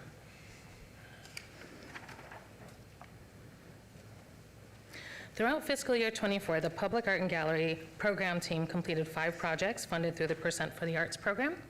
That's the Doc Romeo Skate Park Mural Project, Meow Wolf Partnership Mural Project, the maintenance and restoration of the Southern Nevada Law Enforcement Memorial, the continuing maintenance and repair of the city's big art collection, and the Public Art Master Plan. The Public Art and Gallery program team is currently managing 11 projects funded through this program as well. That includes the 3rd Street East Ogden to East Fremont Public Art Project, the Casino Center Pocket Park Sculpture Project, Civic Center Plaza Public Art Project, Harmonic Ascension by Cliff Garden Studio, the Civic Center Building Interior Artwork, Civic Center Plaza Second Sculpture, Flourish Do by Denise Duarte. The project is currently on hold pending the Las Vegas Boulevard North Street improvement. James Gay III Park Public Art Project. This project is also on hold pending the park reopening plans. We have a number of projects in the medical district. The East Las Vegas Neighborhood Revitalization Public Art Project, the Paintbrush Gateway Maintenance Project, and the Westside Education and Training Center Mural and Sculpture Project. Typically, these projects take 2 to 5 years to complete. They're similar to other construction projects within the city. The Arts Commission has approved 6 new public art projects, 1 in each city ward, and funding for the ongoing maintenance of the public art collection and an allocation for contingency. For the proposed projects, we reference the Public Art Master Plan, recommendations to guide site research and planning, as well as requests from community members, stakeholders, and the City of Las Vegas departments. Now I'll let Laura share the Commission's recommendations for new public art projects in fiscal year 25. Thank you, Jennifer. Laura Machado, Visual Arts Section Manager. So we've identified 1 project for each ward. The first project we'll talk about is in Ward 1. Mirabelli Community Center reached out to us about bringing a mural to their center, thinking that the colorful, vibrant mural would bring people to the community. This recommendation is in the Public Art Master Plan to promote neighborhood revitalization and placemaking. We've identified $51,500 for this project. And then in Ward 2, we've identified Hualapai Canyon Trail as a location with unique proximity to the Trails and Red Rock National Conservation Area to develop a project that enhances people's experience with the natural environment. We've identified $82,000 for this project. Project in Ward 3, we actually received information from Public Works staff and Naked City residents that they would like to see more painted utility cabinets in this area. So we've identified $15,000 for that project. In Ward 4, we also felt like additional utility cabinet painting project would be well suited for this area. The project budget is $15,000 as well. And then in Ward 5, we identified Hearst Park as a really great location, that it's very open and surrounded by residential properties. Installing a mural on the only restroom area could bring color to the community. We identified $20,600 for that project.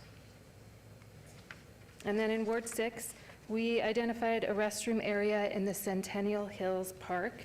It's an ideal location for a mosaic tile project, and we would connect it to the environmental and educational themes that are found throughout the park.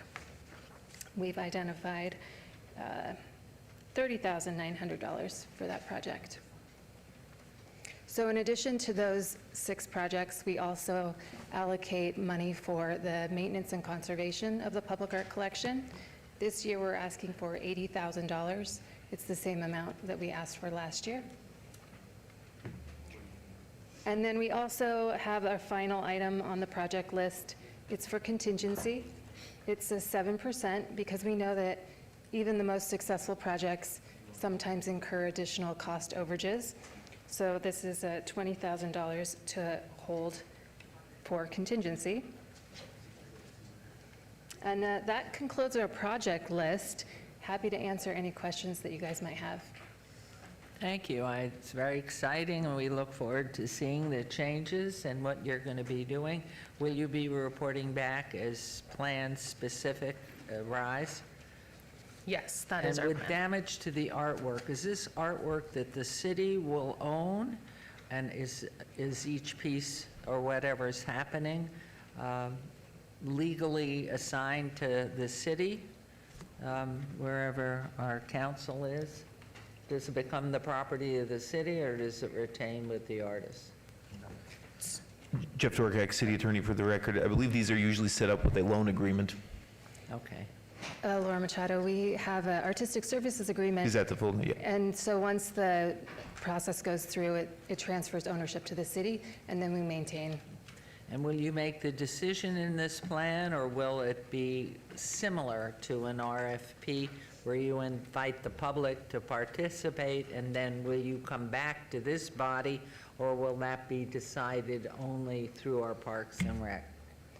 So for each project, typically we use an RFQ process, then an RFP, and then we have people come in and give presentations like we do today for the West Las Vegas Education Center. We're having presentations from the artists, and they present, and then we provide that information to the Arts Council. They meet every third Thursday of the month, and we give a monthly report.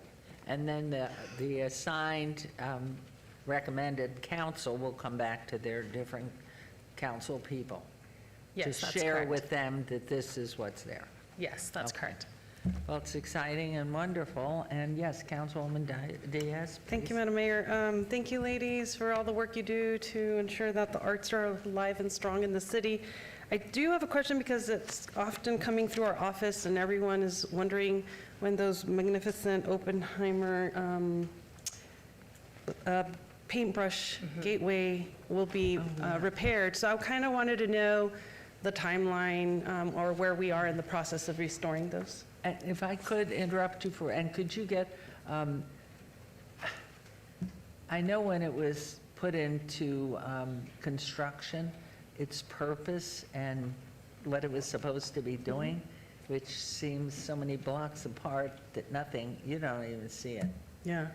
So how does it become significant, I guess, is... Are we looking at the visibility as well as maintenance as we're evaluating restoring it and bringing it back? We currently have a solicitation out. It's an RFP we're looking for lighting companies to propose maintenance. So the Arts Commission allocated $110,000 last year towards that maintenance so that we can make sure that it's functioning correctly, like the artist intended, like the city had hoped for, that it would create a gateway. So that closes in February, and then we'll review all those proposals. Hopefully we'll select a local lighting company, and they can do the restoration for the lighting. And then potentially down the road, we can still have conversations about how to make sure that it's the best that it can be for the city. I mean, it will come back ultimately to you, but to see that it had, I'm sure there was a purpose, and I guess it was the wattage of the light popping from one, well, you would know because in Public Works, you were obviously involved. Can you explain that artist? Mayor Goodman, City Council, Mike Jansen. Let me just first take a moment to thank Jennifer and Laura. We're so thrilled to have Jennifer join our team, and with the direction from Maggie Plaster, they do a great job for all of our public art elements. And as you mentioned, Mayor, the paintbrushes have been around a long time, and the reality is, as Laura alluded to, the lighting type that was used way back then compared to the lighting that's available today, the LED lighting, there's such a huge advancement in technology. And so I know Laura and Jennifer's team all feel that this upgrade that they mentioned will really change the beacon of the paintbrushes. You know, when they were first proposed all those years ago, it was this beacon to demarcate as you were coming down Charleston that you were in the Arts District. And that's why there's a paintbrush at 4th Street, and there's another one right at Casino Center and Art Way. And so, yeah, there's been long-awaited desire to do a rehab, and with the dollar limitations that we had, as Laura mentioned, enough has been allocated that we think we'll do, let's just call it a phase 1 upgrade of the lighting. And then there could be additional opportunities to upgrade them further as funding becomes available. Which would be, as we do with the arches, to change the light and have them controlled by some form of technology? Yeah, like you said, Mayor, the controller and the timer operation that operates the lighting today, it's all very old equipment. And so we're actually really looking forward to see what the lighting technology vendors can provide as, here's what you can get for this amount of money, here's what you can get for this amount. And we think there's been such a dramatic change in lighting technology since the first went in that we're probably going to see some really nice stuff. I think what I would commit to Mayor and Council, because I know there's been interest in the paintbrush over the years, particularly from Councilwoman Diaz, these are the types of things that we can bring to you as a quick update during a council briefing, because there has been a lot of inquiries. It's not uncommon at all for someone visiting the Arts District, and we have so many people visiting the Arts District asking about those paintbrushes. So the more that we can provide that clarity to Mayor and Council, the better. Wonderful. Okay, thank you. Back to you, please. That was it? Okay, any Thank you, other ladies, and then I just want to say thank you for the support for beautifying the gateway to the city. I know we call it Naked City, but gateway is better. Okay, noted. And do we accept, is this needing a vote to accept the discussion? Yes, a vote is needed on the art plan. Well, why don't you go ahead and make that, Councilwoman Diaz, while we're Thank you, there. Madam Mayor. And with that, I'll move to approve agenda item 44 to adopt this Las Vegas Arts Commission municipal plan, art plan. There's a motion, please vote and please post. And I echo Mr. Jansen's compliments to both of you, and please tell Ms. Plaster too what great job she's doing and the whole team's doing. Great. Thank you. Wonderful. Thank you. The motion Thank you. carries. Thanks. Okay, we are now into public hearing and discussion for, this is agenda item 45, R652024. Public hearing and discussion for possible action regarding a resolution adopting an updated schedule of fees and charges for the Las Vegas, LVMC Chapter 14.17 wastewater collection, pre-treatment, and treatment in reference to all wards. Madam Clerk, or Madam Mayor, I'm sorry, I believe that this is being trailed to be heard after 52. Do you have that on your sheet? Okay. All right, so then I see here So to 47? Okay. Boards and commission discussion for possible action regarding the reappointment of Vincent Tatum, Michael Cunningham to the Building and Safety Enterprise Fund Advisory Committee. Mr. Tatum was originally appointed in 2020 to fill the seat designated for a representative of the construction industry. Mr. Cunningham was originally appointed in 2022 to fill the seat designated for a public officer who oversees the operation of the enterprise fund. Both members are eligible and wish to be reappointed, and therefore I'm going to move to those reappointments. So would you please vote on the motion and then post?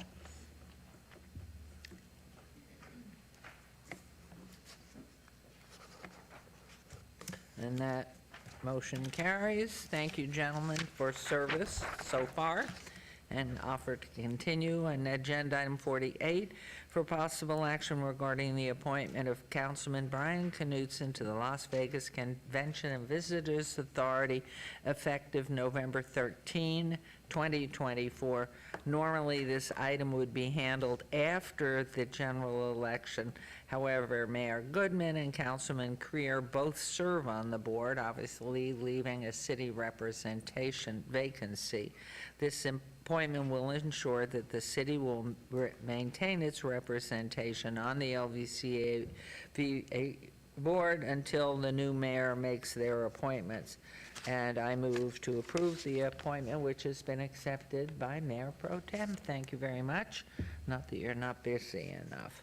So please vote, and then please post.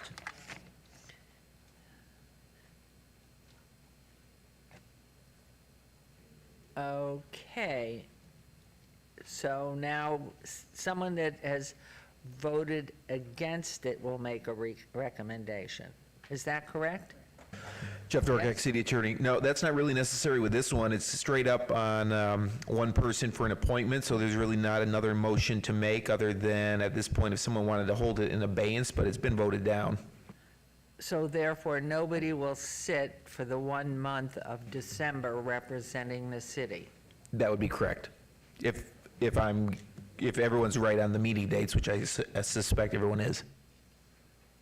Well, then we'll just Can I ask notify. a clarifying question of, I guess, our legal team, as far as Councilman Creer's term doesn't officially end until the new person is sworn into office on December 5th?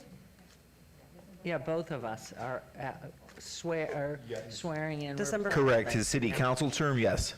Okay. And therefore, there's So- no representation. But if Councilman Creer is seated until the 4th, when is the next meeting scheduled to occur for LVCVA?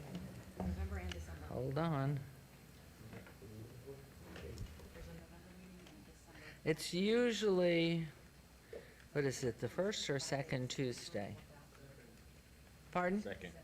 Second Tuesday of the month, which in December then would be, December 10th. Yeah, it's December 10th, it looks like.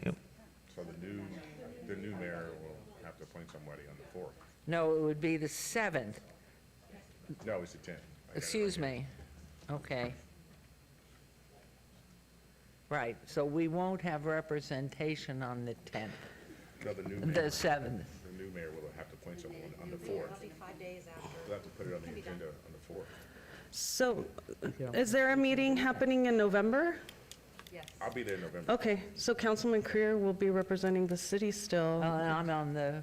As well as you will. Well, Yeah, but so- that's this next Tuesday. Correct. So, but it's the following December time that we will both be replaced. Yes.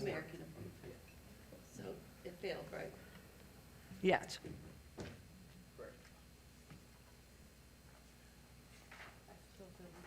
So the new mayor will be sworn in on Wednesday, the 4th. And she'll have to appoint someone. And that day she'll have to, on that council meeting, that needs to be agendized then. Okay, Madam Clerk?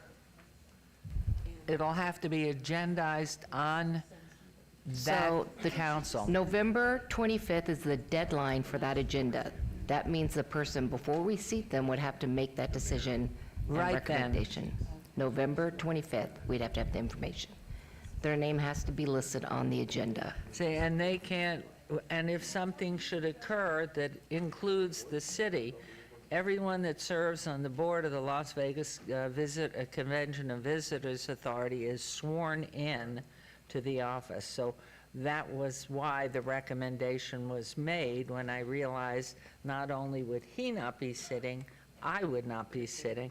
So those are our 2 seats that were assigned. It's fine had one of us been continuing in term.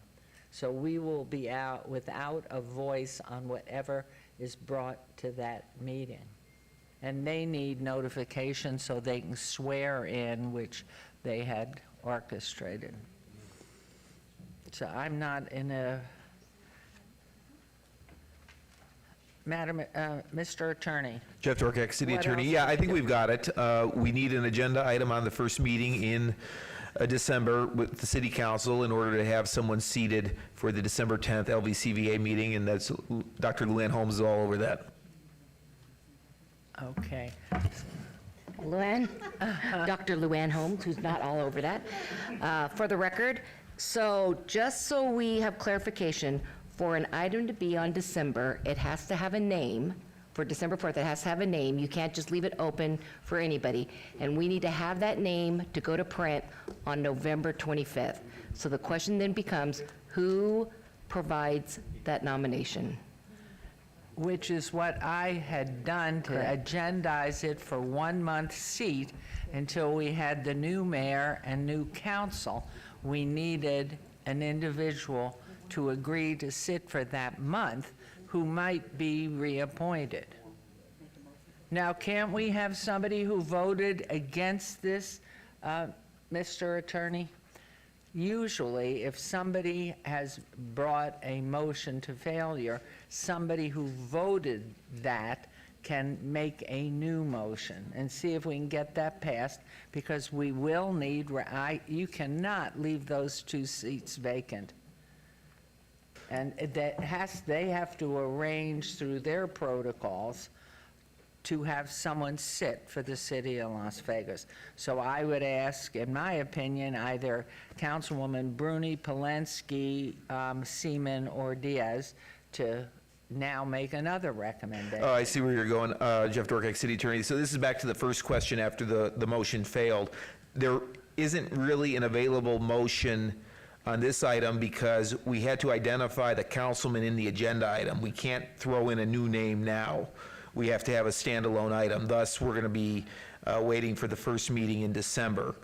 The thing that we would have to follow up on now is it sounds like there's 1 seat on LVCVA that might be locked in for our mayor. So I would have to look at that to see if we just send the new mayor, we send Mayor-elect Berkeley to go sit in the seat without council approving it, or if the council approval is required. But either way, we'll be able to get an item on the first meeting in December. Excuse me, yeah, item, yeah. So it's all of this is doable. There's no motion needed to counter what just happened on item 48. Madam Mayor, Luann Holmes, for the record, City Clerk. So I misspoke. The last deadline for that print, the December 4th print, would be November 21st.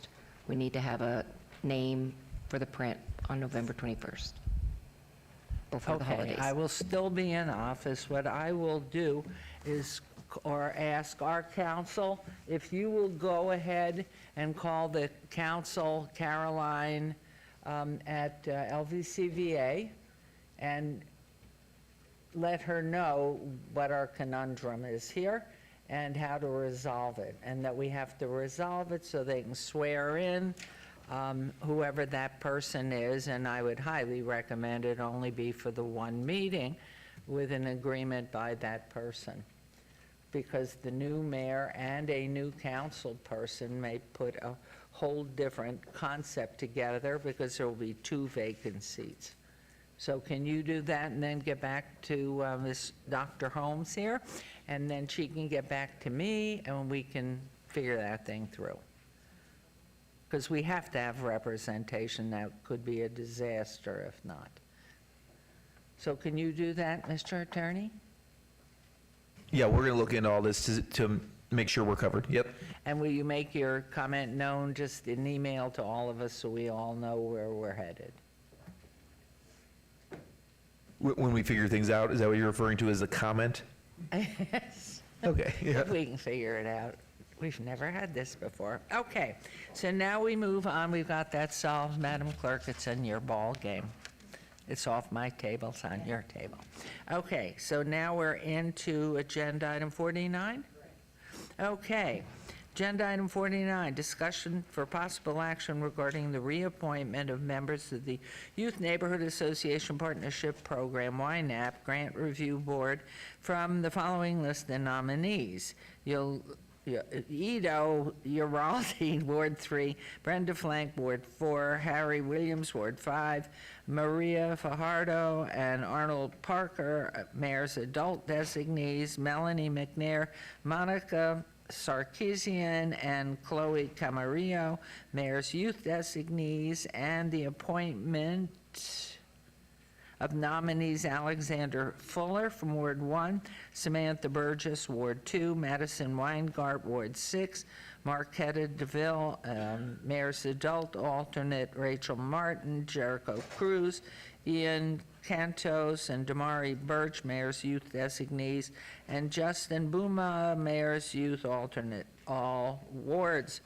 YNAP is a service learning program encouraging young people to take an active role in their neighborhood. The board consists of 15 members, 8 adults, 7 youth, 2 alternate members. Terms of office are 1 year, and members may be reappointed to consecutive 1-year terms. I understand that Ward 6 will be changing their nominee, which will be voted on at a future meeting, but I approve the appointments and reappointments with the exception of Madison Weingart. So would you please vote on my motion as I just read it? And then would you please post?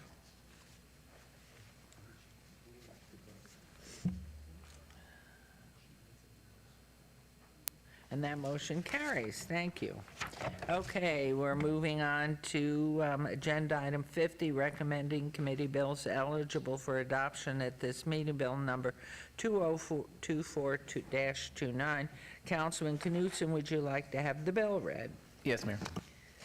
Bill number 2024-29, an ordinance to amend LVMC Chapter 10.86 relating to camping, lodging, and similar activities in public rights of way to apply the general prohibitions throughout the city, update applicable enforcement and penalty provisions, and provide for other related matters. Councilman? Move to approve. There's a motion to approve agenda item 50. Please vote, please post. Motion carries. Thank you. Agenda item 51, bill number 2024-34. Councilman Knutson, would you like to have the bill read? Yes, Mayor. Bill number 2024-34, an ordinance to amend LVMC Section 2.44.20 to repeal the term limit provisions pertaining to the members of the Planning Commission and provide for other related matters. And please. Move to approve. Thank you. There's a motion on agenda item 51. Please vote and please post.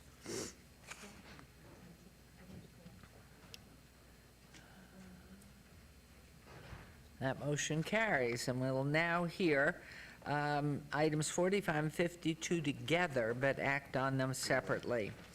Number 45, R652024, public hearing and discussion possible action regarding a resolution adopting an updated schedule of fees and charges for LVMC Chapter 14.17, wastewater collection, pre-treatment, and treatment, all wards. And item 52 is bill number 2024-39. Councilman Knutson, would you like to have the bill read? Yes, Mayor. Bill number 2024-39, an ordinance to repeal and replace LVMC Chapter 14.17 pertaining to wastewater collection, pretreatment, and treatment, establishing regulatory provisions consistent with and required by state and federal statutes and regulations on the subject, as well as the city's NPDES wastewater permit, and providing for other related matters. Thank you very much. These items are open for public hearing. Good Hello. morning. Please go forth. Good morning, Madam Mayor, Mayor Pro Tem, and members of council. I'm Rosa Cortez, the City Engineer and Deputy Director of Public Works. I'm Sherry McMahon, the Environmental Compliance Enforcement Administrator. As stated, this ordinance repeals and replaces Las Vegas Municipal Code, Chapter 1417, pertaining to the industrial wastewater collection, pretreatment, and treatment, as well as associated rates and fee tables relative to the enforcement and implementation of the ordinance. This would be the first approved update of Chapter 1417 since 1994. These revisions are necessary to be in compliance with federal, state statutes and regulations, as well as the city's MPDES wastewater discharge permit. As required by the Environmental Protection Agency, a cost of service analysis and local limit study was completed. If the proposed ordinance and its associated resolutions are approved today, staff will submit all items to the EPA. We believe all is in order, and staff recommends approval of this item. Okay, are there any comments up here from anyone on this? This is a public hearing. Is anyone wanting to make comments on either agenda item 45 or 52? Please come forward. Okay, I'll close the public hearing. And so how about Councilman Creer? Let's have you working hard. How about a motion on agenda item 52? Thank you, Madam Mayor. I make a motion to approve item number 52. Okay, there's a motion. Please vote and please post. And also for the record, Dr. Holmes, I vote aye on 50 and 51. Thank you. And Ms. Holmes, if I could vote no on 51, I was also in the back. Thank you for that motion. Thank you. Okay, and while you're on a roll, how about 45? Thank you, Madam Mayor. I make a motion to approve item 45. Thank you very much. There's a motion to approve agenda item 45. Please vote and please post with that.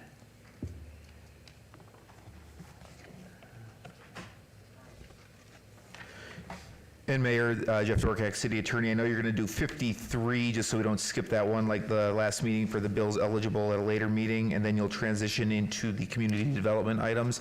I'm going to go, just not to sidetrack us, but I'm going to go speak with the clerk about that LVCVA item. We may have an option with our canvassing meeting coming up in a week or so to maybe throw an item on there. We'll discuss that. And then I also wanted to correct myself. Because that race hasn't been called, we could have either mayor-elect possibilities for that board. I just wanted to state that for the record. Thank you. Okay, great. Thank you for the follow-up, and we'll go to that. So we are now going back to agenda item 53, recommending committee bills eligible for adoption at a later meeting. Item number 53, bill number Z2024-1, will be heard at a later meeting. Is that enough? Okay. And now, okay. All right, items number 54 through 55C are on the consent agenda, are considered to be routine, recommended for approval by the Department of the Community Development. Mayor Pro Tem, may I have a motion to approve this consent agenda? Move to approve. Thank you. There's a motion on agenda 54 through 55C. Please vote and please post.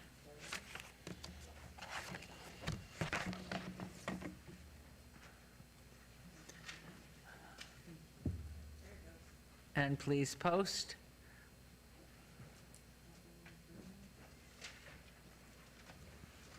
And that motion carries. And so now we're on to agenda items 56 through 60E. May be considered in one motion, one vote as their routine items with no condition changes. Any person representing an application or a member of the public or member of the council not in agreement with the conditions and all standard conditions for the applications recommended by staff should request to have that item removed from this portion of the agenda. Number 5623-0661, applicant Schulman Development, owner Union Pacific Railroad Company, and the following land use entitlement project requests on 5.90 acres northeast corner of Charleston Boulevard and Grand Central Parkway, PD Planned Development Zone in Ward 1 with Councilman Knutson. 56A 230661 SUP 1, proposed 4,452 square foot alcohol on premise full use. 56B 30661 VAC1, a petition to vacate public right-of-way generally located northeast corner of Charleston Boulevard, Grand Central Parkway, and a public utility easement generally located southwest corner of Iron Horse Court and Grand Central Park on the west side of Grand Central Parkway. Number 56C, 230661 SDR1, proposed six-story, 254-room hotel and six-story medical office with waivers of Appendix F, interim downtown Las Vegas development standards. Number 57, 240387, applicant King's Church, Las Vegas, owner Twin Lakes Baptist Church, on the following land use entitlement project requests on 10 acres, northwest corner of West Cliff Drive and Rainbow Boulevard, C1, limited commercial zone, Ward 1, Councilman Knutson. Number 57A, 240387 VAC1, petition to vacate U.S. government patent easements. Number 57B, 240387 SDR1, proposed one-story, 10,200 square foot church, house of worship, and a 3,220 square foot multi-purpose building with a waiver of building orientation requirements. Number 58, 240393 VAC1, applicant Art House 4 LLC, owner City of Las Vegas, land use entitlement project request for a petition to vacate portions of Jefferson Avenue right-of-way between C Street and D Street with Ward 5, Councilman Creer. Number 59, 240401, SDR1, applicant owner 120 West Owen Self-Storage LLC, land use entitlement project request for a proposed 80-foot tall, 360 square foot illuminated freestanding sign on 2.39 acres at 260 West Owens Avenue, C2 General Commercial Zone, Ward 5, with Councilman Creer. Number 60, 240404, applicant owner CDMS Las Vegas LLC, following land use entitlement project requests on 3.66 acres of 490 South Wallapai Way, Ward 2, with Councilwoman Seaman. Number 68A, 240404, GPA 1, from HI Density Residential to SC Service Commercial. Number 60B, 240404, ZON 1, from R3 Medium Density Residential to C1 Limited Commercial. 60C, 240404, SUP 1, proposed assisted living apartments use. Number 60D, 240404, SUP 2, proposed senior citizens apartment use. Number 60E, 240404, SUP 3, for a proposed 199,500 square foot alcohol on-premise full use with 11,900 square foot outdoor recreation area, with waivers to allow a 0-foot distance separation from an existing school, an individual care center license for more than 12 children, and a 365-foot distance separation from a city park where 400 feet is required. Planning Commission and staff recommend approval of all items. There are public hearings, which I declare open. Is there anyone wishing to be heard on items 56 through 60E? Okay. Hearing and seeing none, I'll close the public hearing. And does our planning department wish to sing and dance on any of these? Nothing. Nothing. Okay, Mayor Pro Tem, if you would, please, make a motion on the one motion, one vote, please. Move to approve the one motion, one vote agenda. Thank you. There's a motion to approve this one motion, one vote agenda. Please vote. And post.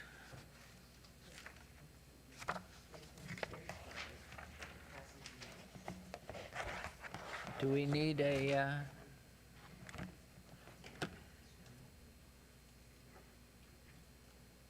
Madam Mayor, it did post. It was very quick, though. It was so quick, but it passed. It was a unanimous pass. Unanimously. Okay, wonderful.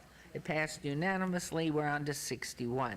240275 Vieira 1, abeyance item, public hearing, applicant Icon Power, owner Marciala Palacios, Possible action, land use entitlement project request to allow an existing residential accessory structure, shade structure, to be located in front of the primary structure where such is not allowed. A 3-foot rear yard setback where 5 feet is required for a residential accessory structure, shed 1.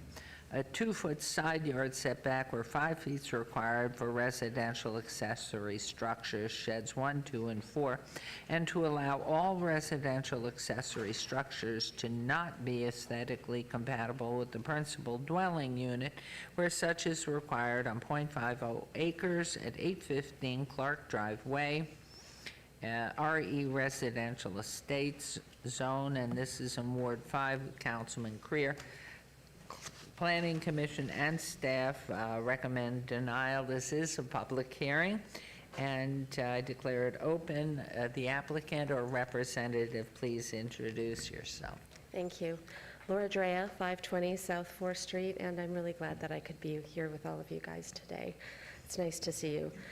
Since Planning Commission, I've been retained by Icon Solar to obtain a variance to allow a solar generating carport to remain in the front of an RE zoned household. I agree that this isn't the preferred order of operations to process this matter, yet I also believe that a case can be made that these solar panels can remain without negatively impacting the subject street or the greater area. This area is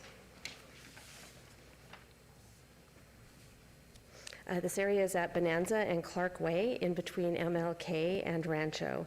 The surrounding area is no longer residential character, and Clark Way itself is also not a residential in nature anymore. Is that entire picture the whole property? No. This is the Clark Way Street from Bonanza through to Washington. The purpose of this example of this exhibit is to demonstrate. These orange markers represent formerly residential properties that were bought by an entity that compiled them for use as an orchard and a heavy equipment storage and a parking lot. This compilation is 25 parcels bought over the course of 20 years, and it totals 36 acres. The 4 remaining households on this property have not opposed this matter at neither of the 2 planning commissions, nor via the cards that were mailed to them. And more important is, at this point in time, Clark Way Drive is now a dead-end street, which means that citizens of the greater area do not themselves pass the Palacios residence. So, in essence, what happens on Clark Way is limited to 4 households. The standards of approval of a variance is to establish that the property is of an exceptional shape, and I believe that this is the case. The primary residence is set back 116 feet. That could be a result of just being built in 1948, and those are the standards, but 116 feet is more than twice a typical setback for RE, more than 3 times the setback for a typical zone. This carport structure, it is built without even encroaching into the setback. 116 feet would mean a lot of landscaping to manage for this household that consists of a retired lady and her 2 sons that have moved back home to help her. So the 116 feet, if it were landscape, would be hard to manage, and water is costly. The front yard is the best place for the panel, as the rear is shaded by mature trees. Again, this is a 1948 area, and the 75-year-old roof of this house presents structural issues. Finally, the criteria for variance is that it not be a detriment to the public good or natural resources. In this case, the opposite is true. This request is in keeping with the sustainability goals of the cities. The Palacios household has experienced several blackouts over the last few years because the power infrastructure of this street is also aging and isn't as reliable as it once was. The panels will protect the family from this. The Palacios have been committed to Clark Way for 20 years, and I respectfully ask that they be allowed to keep their solar carport. Thank you very much. So may we hear from planning, please? Thank you, Madam Mayor. Peter Lowenstein for the record. This variance request is the result of an open code enforcement case for multiple structures built without permits. No hardship related to the site's physical characteristics has been presented to warrant the requested variance. Therefore, staff is recommending denial. Thank you. Thank you. This is a public hearing. Is there anyone here who wishes to make comment on Agenda 61? Please come forward and state your name.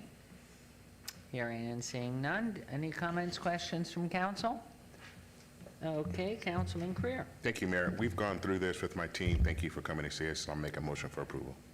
Thank you.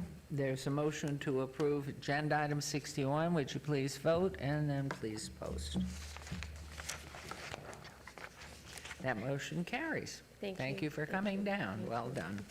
Agenda item 62, I'll be turning the next item over to Mayor Pro Tem because I have to abstain as it pertains to the cannabis use, and you know one of my sons is still involved in that industry, so please. Thank you, Mayor. Item 62, 24-0284-SUP1. This is an abeyance item for a special use permit. It's a public hearing. The applicant is Main Street Tenant LLC, owner Alpine Building LLC, for possible action on a land use entitlement project request for a proposed 5,833 square foot cannabis consumption lounge use with a waiver to allow a 2,110 square foot outdoor consumption area generally located on the east side of Main Street, approximately 170 feet south of Colorado Avenue. CM Commercial Industrial Zone Ward 3. This is Councilwoman Diaz. The Planning Commission in a 5-2 vote, and staff recommend approval. And with that, I'm going to turn it over to the lovely people here standing before us. Please introduce yourself and let us know why you're here. Christopher Laporte with Reset, representing the license holder Tamara Smith. Hello, Tamara Smith here, license holder. Amanda Connor with the law firm of Connor & Connor. We are here, I'm here today as well with Mitch Britton. They are going to be the landlord and operate Thrive dispensaries, which would be located adjacent to this proposed lounge if approved. The one we obeyed before. Thank you very much. And Mitch Britton, the owner of and managing partner of Thrive Cannabis Marketplace, and the applicant here. Thank you. Thank you. Would you like to make any comments? Yeah, Mayor, Council, we appreciate your consideration of this item. We are happy to address questions. I know previously concerns with lounges specifically relate to around odor. In this submission, I think you may have seen that they have specific plans to address odor concerns. They've been working with a company that has plans and will work to implement technology to address that odor. Thrive was approved in Clark County to operate Smoke and Mirrors Consumption Lounge. They received approval from the Cannabis Compliance Board in Clark County, and they welcome people there, but they have been able to successfully, using such technology, combat potential odor, and we believe that would be the same here. We believe that this would be a copacetic use for this neighborhood, and kindly request approval. And like I said, we're all here to address any questions you may have. Thank you very much. I'm going to turn it over to the planning staff now for their report. Thank you, Mayor Pro Tem. Peter Lowenstein for the record. Once again, the proposed use has met the minimum requirements set forth by Title 19, and staff is recommending approval with conditions which include a 6-month administrative review and a 1-year review be performed by the City Council if the outdoor consumption portion of the request is approved. Thank you. Thank you very much. And before I turn it over to the council, this is a public hearing for anybody that would like to step forward and make any comments. Hearing and seeing none, I'm going to close public comment period. And is there any comments up here on the council? Hearing and seeing none, I'll turn it over to Councilwoman Diaz. Thank you, Mayor Pro Tem. Thank you for allowing me to hold your item in abeyance from the last meeting to this one. Really appreciate your flexibility in terms of that. I'm glad to hear that we already have in the conditions a 6-month and an annual review, because I remember very clearly that when we went in this direction as a city to embrace consumption lounges, one of the areas that was a little torn about it was the Arts District, and they are concerned about the odor, as I would be as well. And I love that we see so many families coming down with their strollers and visiting that area. I wouldn't want that to disappear. So I'm happy that we do have a mechanism by which we can check in, take any input as you guys are operating, and then try to address and mitigate any concerns that may pop up. I hope they don't. I hope that you have the latest technology to then prevent that, and no one will know what's happening in that consumption lounge. So with that, I'm going to move to approve agenda item 62.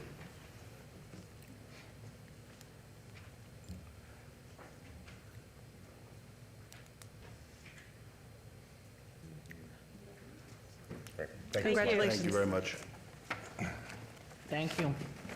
Agenda item 63, 240228, following land use entitlement project requests on 20.81 acres, 921 West Owens Avenue, Suite 110, T4C, T4 Corridor Zone, number 63A, 240228 SUP1, proposed 5,524 square foot nightclub use with a waiver to allow a 70-foot distance separation from a parcel containing a single-family dwelling where 5 feet is the minimum required, and 63B, 240228 SUP2, for a proposed 5,524 square foot alcohol on-premise full use with a waiver to allow 145-foot distance separation from a city park and a 365-foot separation from a church house of worship where 400 feet is required.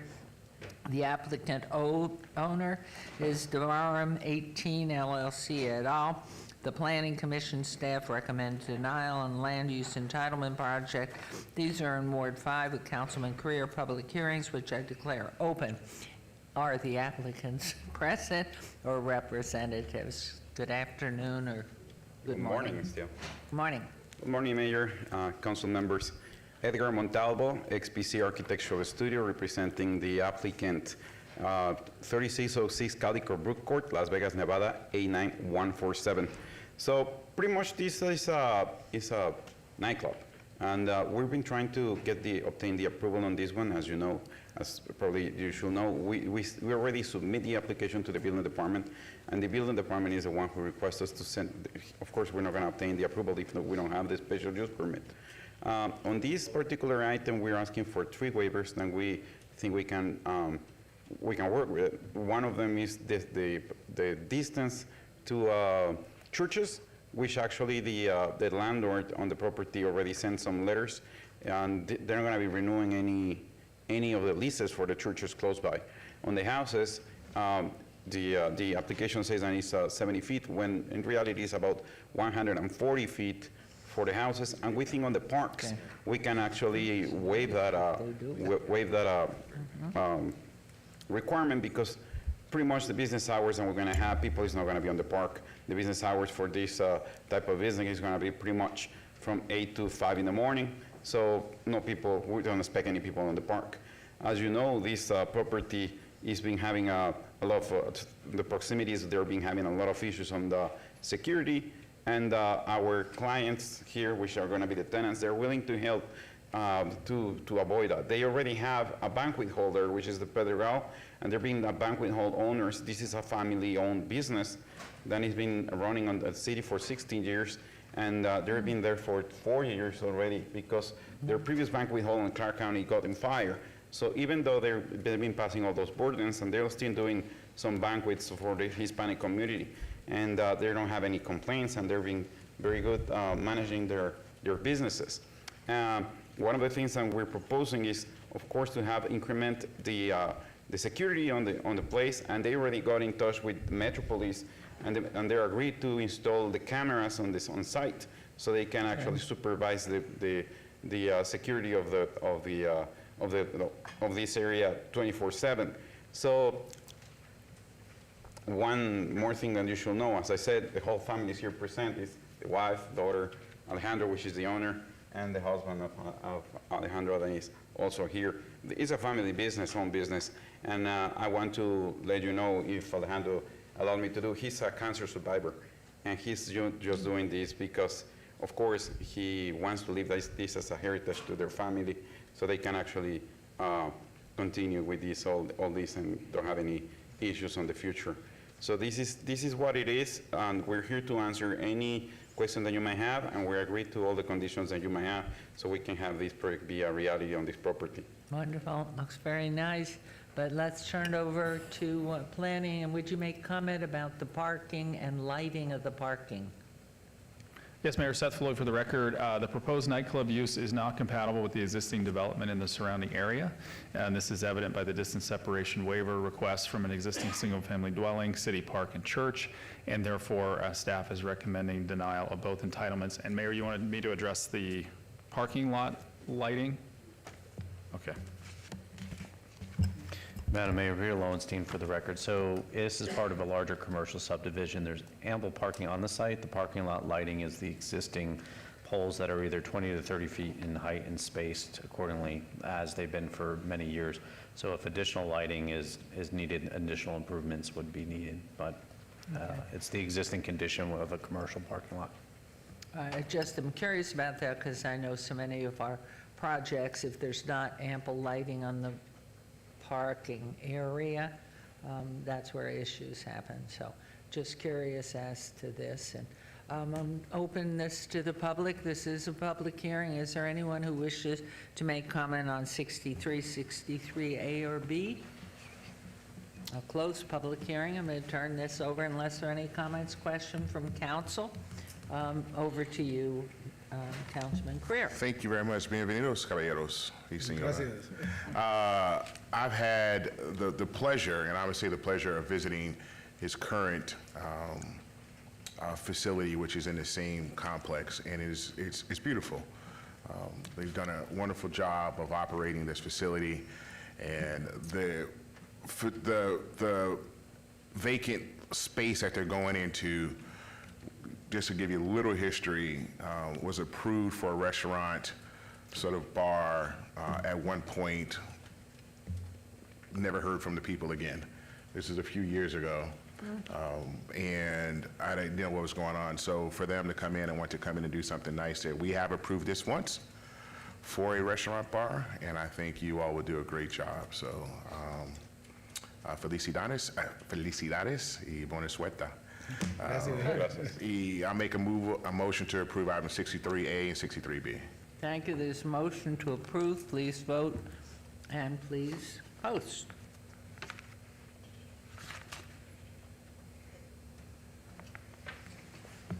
Motion carries. Good luck. Thank you very much. Mayor, Councilman, we're going to be visiting you a lot.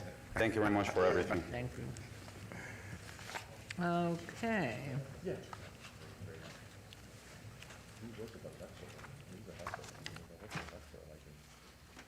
Now where are we? 67? Oh.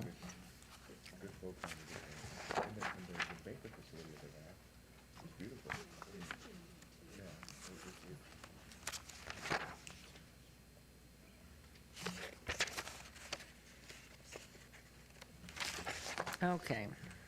Agenda item 64, 240301 on the following land use entitlement project request on .30 acres at 1711 Fremont Street, number 64A, 2403 1 ZON1 from T4C, T4 Corridor 2, T4N, T4 Neighborhood, and 64B 240301 SDR1 for proposed 22-unit bungalow court development with waivers of the Title 19.09 Form-Based Code Development Standards. Applicant owner is Sharon Properties, LP. The Planning Commission recommends approval. Staff recommends denial. And the land use entitlement project, these are in Ward 3 with Councilwoman Diaz, public hearings which I declare open. Is the applicant or representative present? Hi. Yes. Good afternoon, Madam Mayor and council members. My name is Austin Chen. Address is 6030 Jones Boulevard. I also have the owner with me. My name is Ryan Schran. I'm the owner of Schran Properties. Wonderful. Okay. Please, you want to tell us a little bit about them? please? Absolutely. So over here, we're doing kind of like a tiny homes project over here. We have 22 units, and we provide tons of landscaping over here. And we also held a neighborhood meeting, but nobody showed up. But we still talk to the neighbors over here, that the owner of the motel over here. And we talked to him, and he basically expressed a lot of concern about the homeless issue currently happen over there. And we actually visit there, and we noticed there are tons of trash, homeless tents over here. So I believe after we build out this project, this will actually help the city to actually combat the homeless issue for this particular lot. And also this whole design gonna provide more housing option to the downtown area and actually contribute to the city's 2015 massive comprehensive plan. Thanks so much. Wonderful, thank you. I do think with the encampment that we've just passed, that should help too. But please, planning. Thank you, Mayor. Seth Floyd for the record.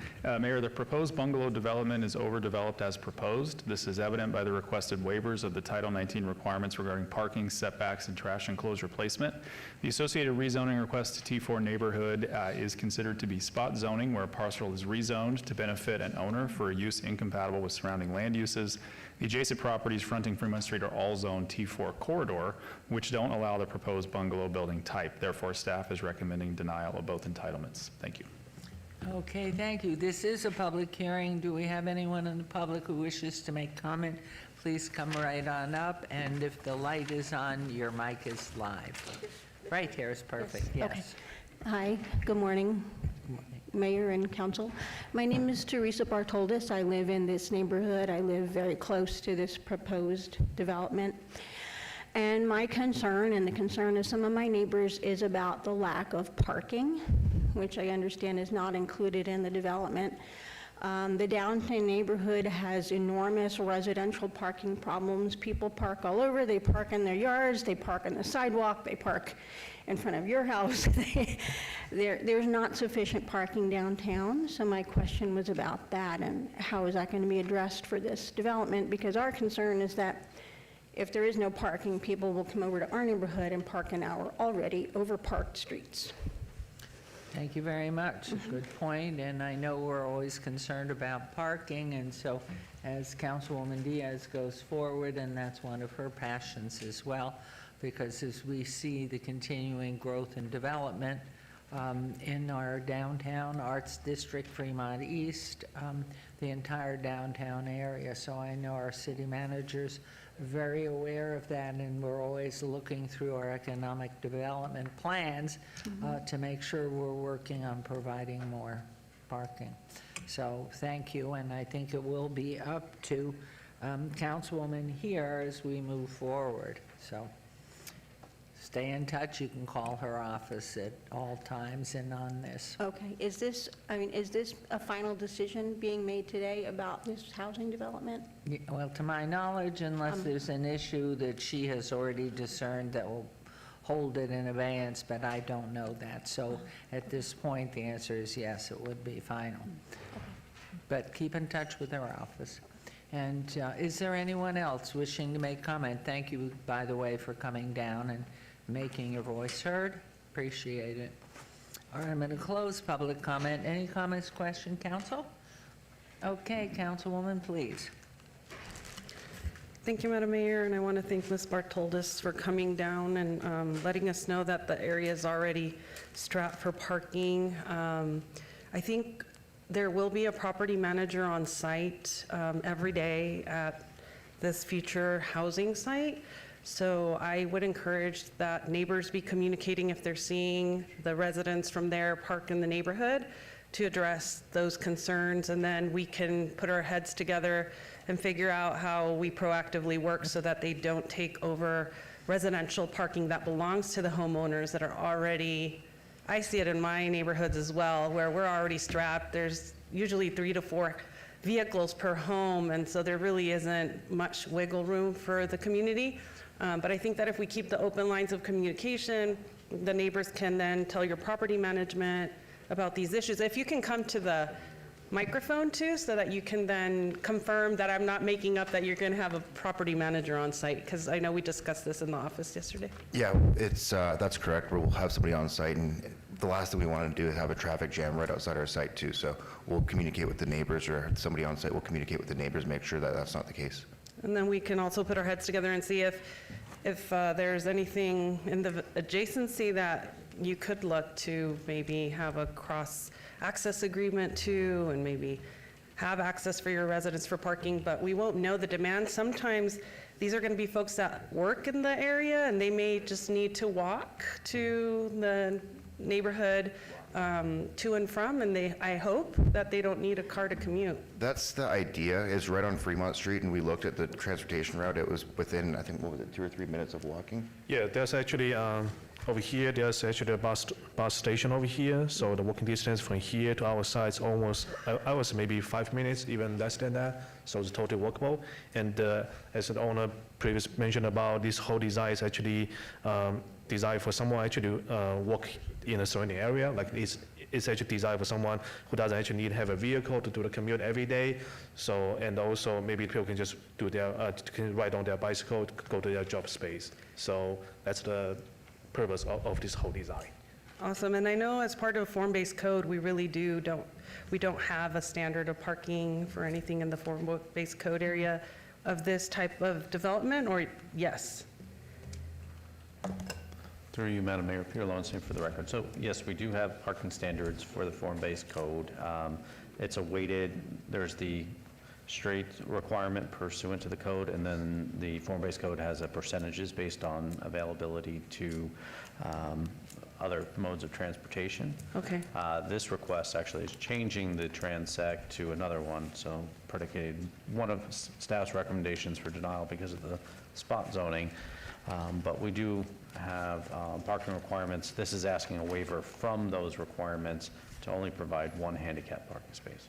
Okay. Could I ask you a question? Yes, go ahead, Madam Mayor. Councilwoman, where, this Five Corners area is where Mr. Ogron and No. we're going to have that complex? It's Or a is little this bit further. It's a that's little bit further close. east? Yeah, it's closer to, because where Mr. Ogren's site is on Fremont and Eastern. Right. This one is closer to Bruce, Fremont and Bruce. It's Okay. not that far from Hollingsworth Elementary School. Okay. But I know how difficult it has been for the landowners to even just keep the site cleared of encampments. I think offering some affordable living options for folks is a better path. I know that my planning commissioner has been working really hard with the applicant to make the most out of that very narrow lot and to offer some dignified housing spaces. So I feel that while we may seem a little bit of a hiccup maybe through people getting used to as to no parking where they're not supposed to, I just feel like adding more housing units to house people outweighs, any potential parking woes. And so I know that I have an awesome planning commissioner who's just been stressing it's come a long way. I saw the first iteration of the proposal to what it looks like now, and it really, it's night and day. Well, the other piece I was going to ask, which really is planning, in that prior visual that you had up, does the city own any property down there that's vacant?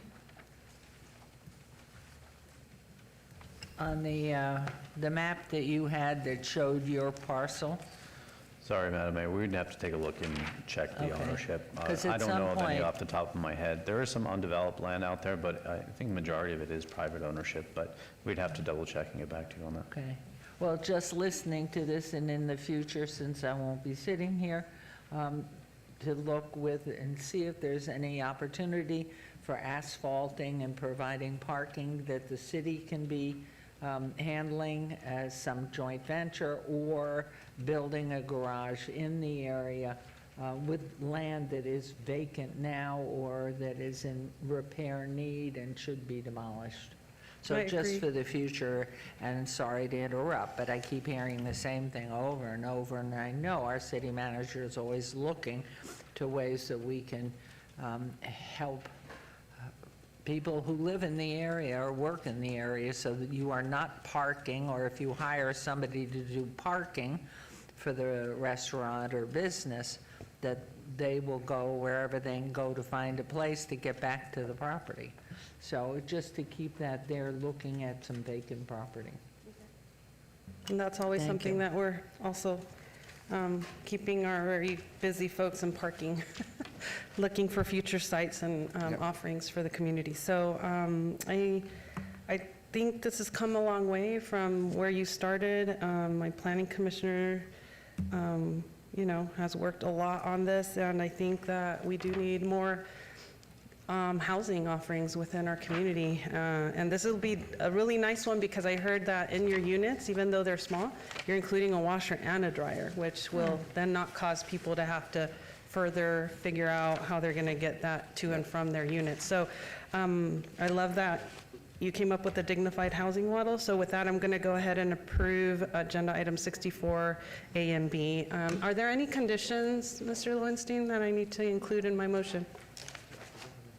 Through you, Madam Mayor, no, Councilwoman, there's no additional conditions. Okay, thank you so much. Okay, you've made a motion, so please vote and please post.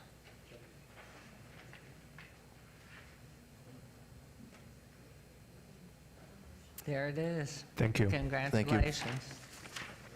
Okay, we'll move on to agenda item 65, 240423, and the following land use entitlement project requests on 2.16 acres located west side of Decatur Boulevard, approximately 1,000 feet south of Lake Mead Boulevard, 65A, 240423 Zone 1, from C1 Limited Commercial to RTH Single Family Attached, 65B, 240423 VR1 to allow private street and private lots where common lots are required, and 65C, 240423 TMP1 Contour Vester for proposed 39 lots, single-family attached residential subdivision. The applicant is Contour Builders LLC. Owner is Decatur Lake Mead LLC. Planning Commission recommends approval. Staff recommends denial on land use entitlement project. These are in Ward 5 of the Councilman Creer public hearings, which I declare open. Is the applicant or representative present? Yes, good morning. I think it's still morning. I'm Greg Borgel, 3747 Heritage Avenue, here representing the applicant in this matter. In summary version here, this is an area that is in the process of changing in a very favorable direction. Lots of residential uses are moving into the area, and this would be an advantageous alternative housing type for the area as townhouses.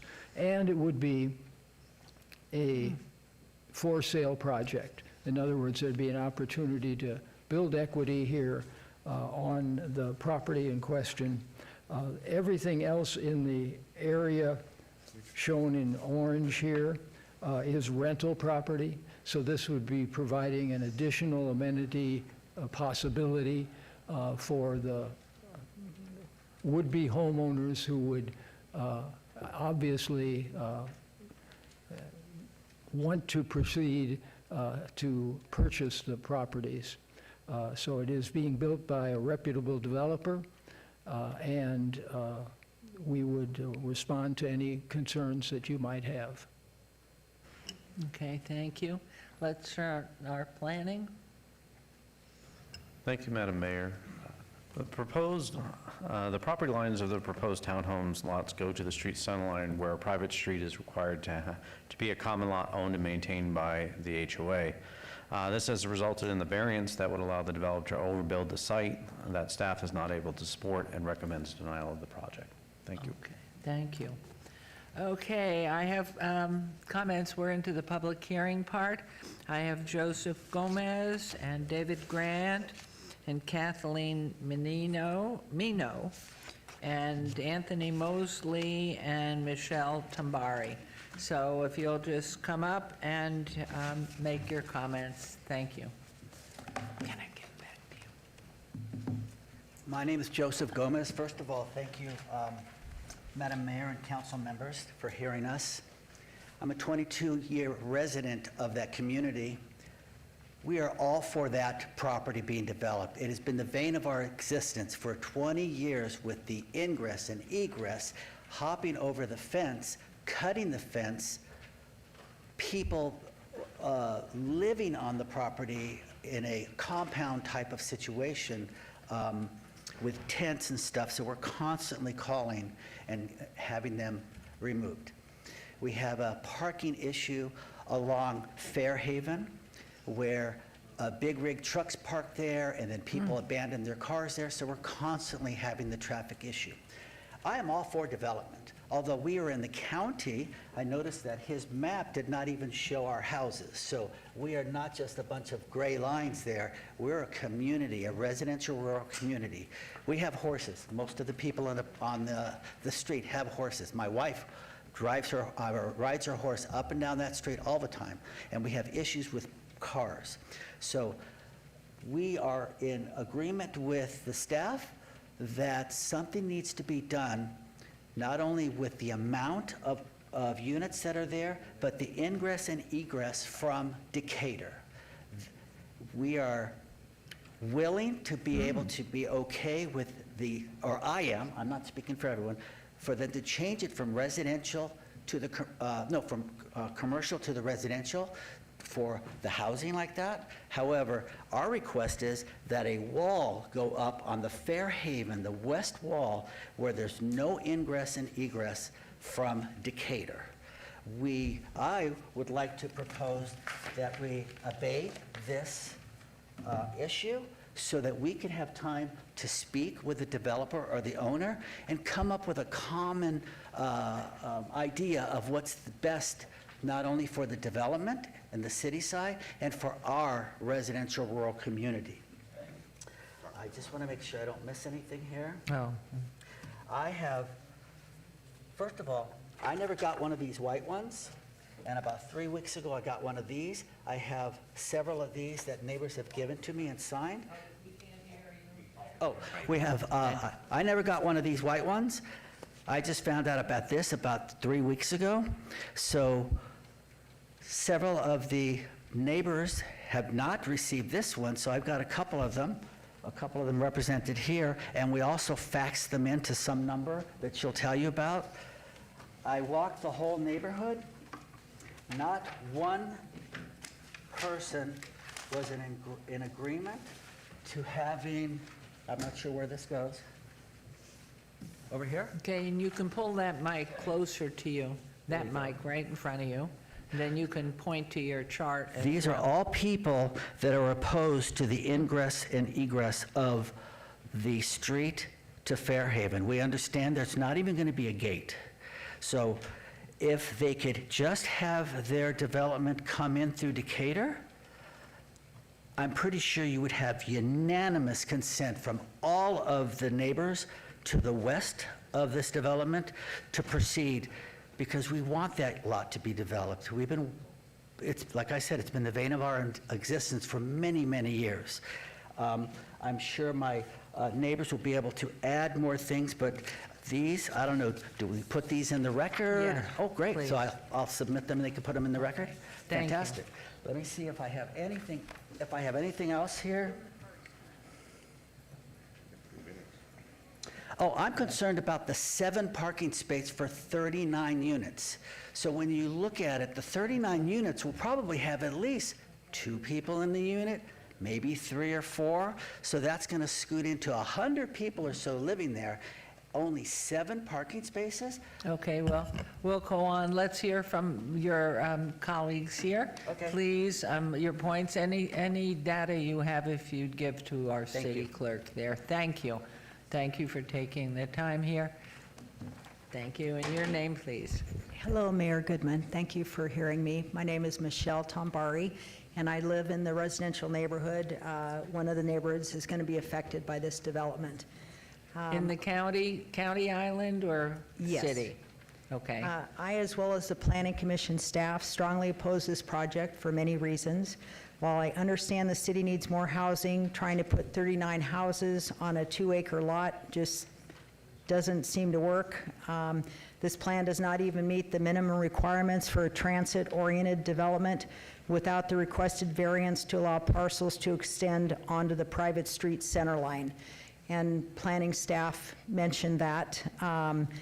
It just seems like there's too many houses on 2 acres. I'm especially against, like Joey referenced, allowing this private street to have access onto Fairhaven.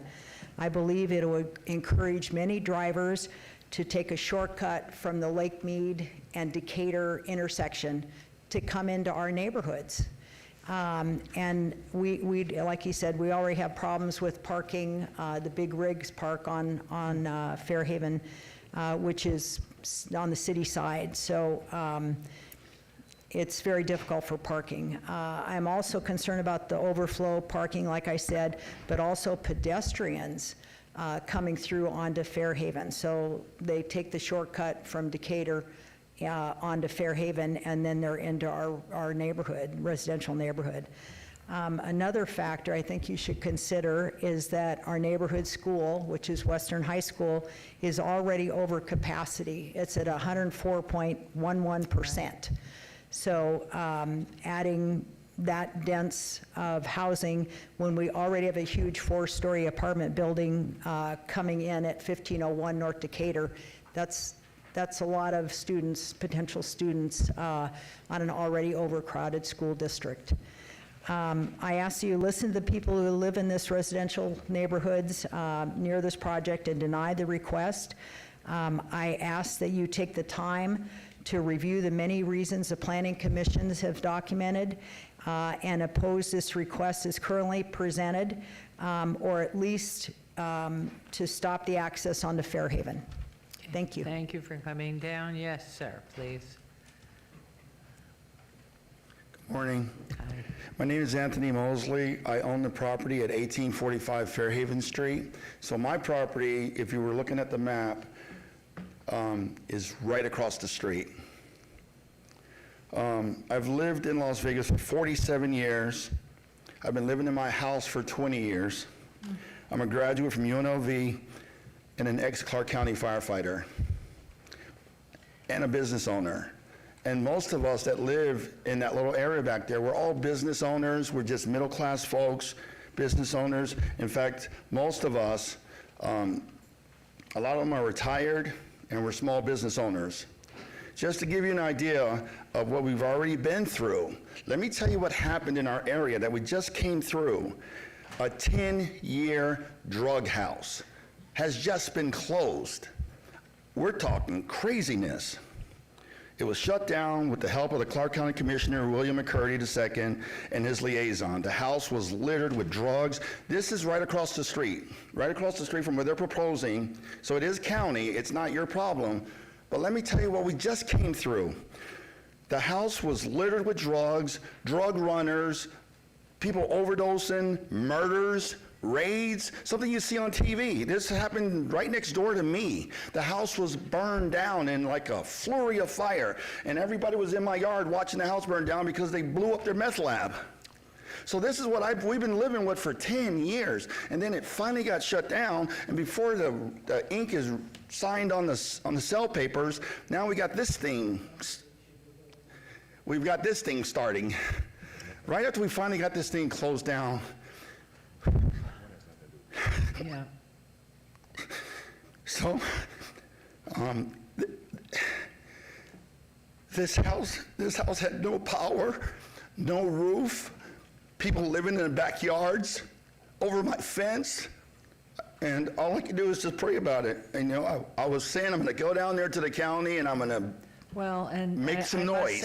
But I never did. Okay, well, the key is right here. I know. On this project. I feel terrible, as do we all, for this. I'm sorry.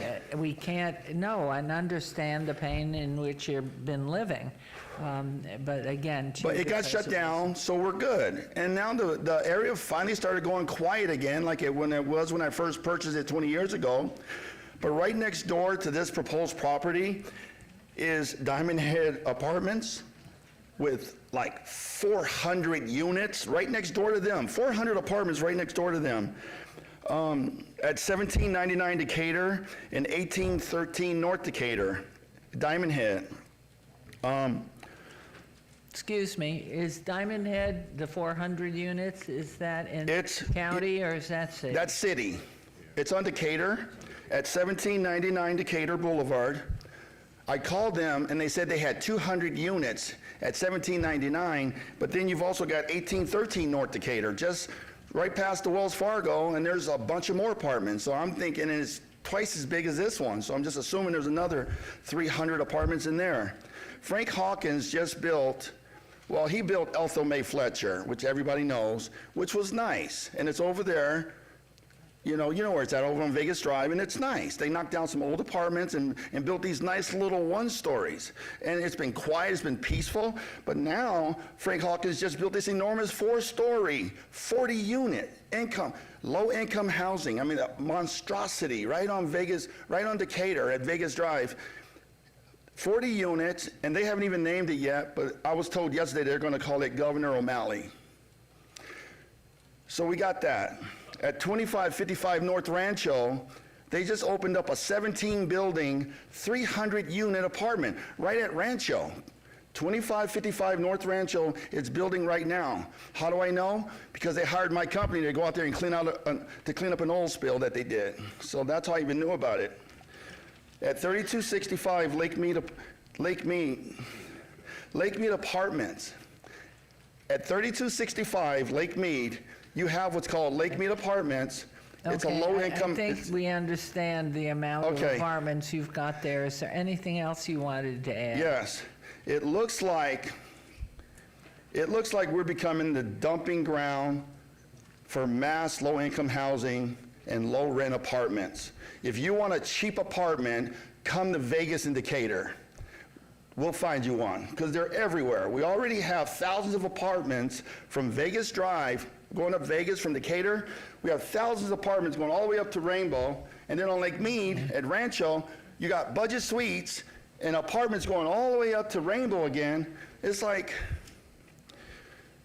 so if any place, because I keep hearing you guys say overdevelopment, let's keep our city beautiful, and everything is beautiful. This place is beautiful. What you're trying to do in our community, we know you guys have servants' hearts, but we feel like we're being dumped on. Okay, thank you, sir. Let's hear So from let me say one thing real quick. Okay. Okay, we just want to keep our little slice of heaven. It's horse property. Most of us have horses. We have no sidewalks. If they're allowed to open up the back wall and drive through, that's ruined. There's only a couple horse properties left, and we're one of them. It's kind of like if you opened up the back wall, put apartments in back of Scotch 80 and open up that wall and let people drive through Scotch 80 right to UMC, that wouldn't be nice. Or Rancho Bel Estates, or, you know, Rancho Circle. You open up their back wall, let people drive through, you ruin it. Okay. That's what would happen. So what we have right now is there is a wall that goes all the way down, except for this one little spot where there's a hole in it. But there's a wall from the AutoZone on Vegas all the way down to the Smart and Final. There's a back wall. So we don't have a community wall, but those individual places have their own walls, which keeps us safe. And if this is allowed to be open, we're ruined. Okay, thank you. Thank you, we understand. Hello. Hi. Good day, everybody. Kathleen Meehan. I live And at are you 7 able to take off your hat? I can't even see your eyes or anything. Thank you. Can I just do that? That's 'Cause my fine. hair's all messy. Yep, no, that's fine. Thank Okay. you. Is that better? Couldn't see your face. Thank you. Okay. Kathleen Meehan. I live at 1746 Leonard Lane, is in the neighborhood of where my neighbors are. I back the fact that we put a brick wall, or the people who are building the condos or the apartments put a brick wall along Fairhaven so there's not through traffic. I think that would be my suggestion, love to have them build, but put a brick wall up so no one can drive through from Decatur to Fairhaven. Okay, thank you. Thanks for the positive. Yes, sir. Good afternoon. David Grant, 1885 Fairhaven. We're in agreement with staff with denial. I want to reiterate what Anthony said about the flop house that we dealt with for over 10 years. All the transients and riffraff that that came and went from there, and the running joke was Metro should set up a substation next to this house because of all the visits they paid to this place. So we finally got our neighborhood back, and they're gone. The house was auctioned off because he didn't pay the liens, so we're happy about that. But our main concern is the thoroughfare from Decatur to Fairhaven. We definitely don't want that. And we feel, 40 units is too much for only 2 acres as it is, but our main concern is just one entrance and exit off of Decatur, so. Thank you. And please stay in touch with Commissioner McCurdy. He's doing a very good job. You should have called him long ago on this. So let me thank you all for coming down. Let's go over to planning, please.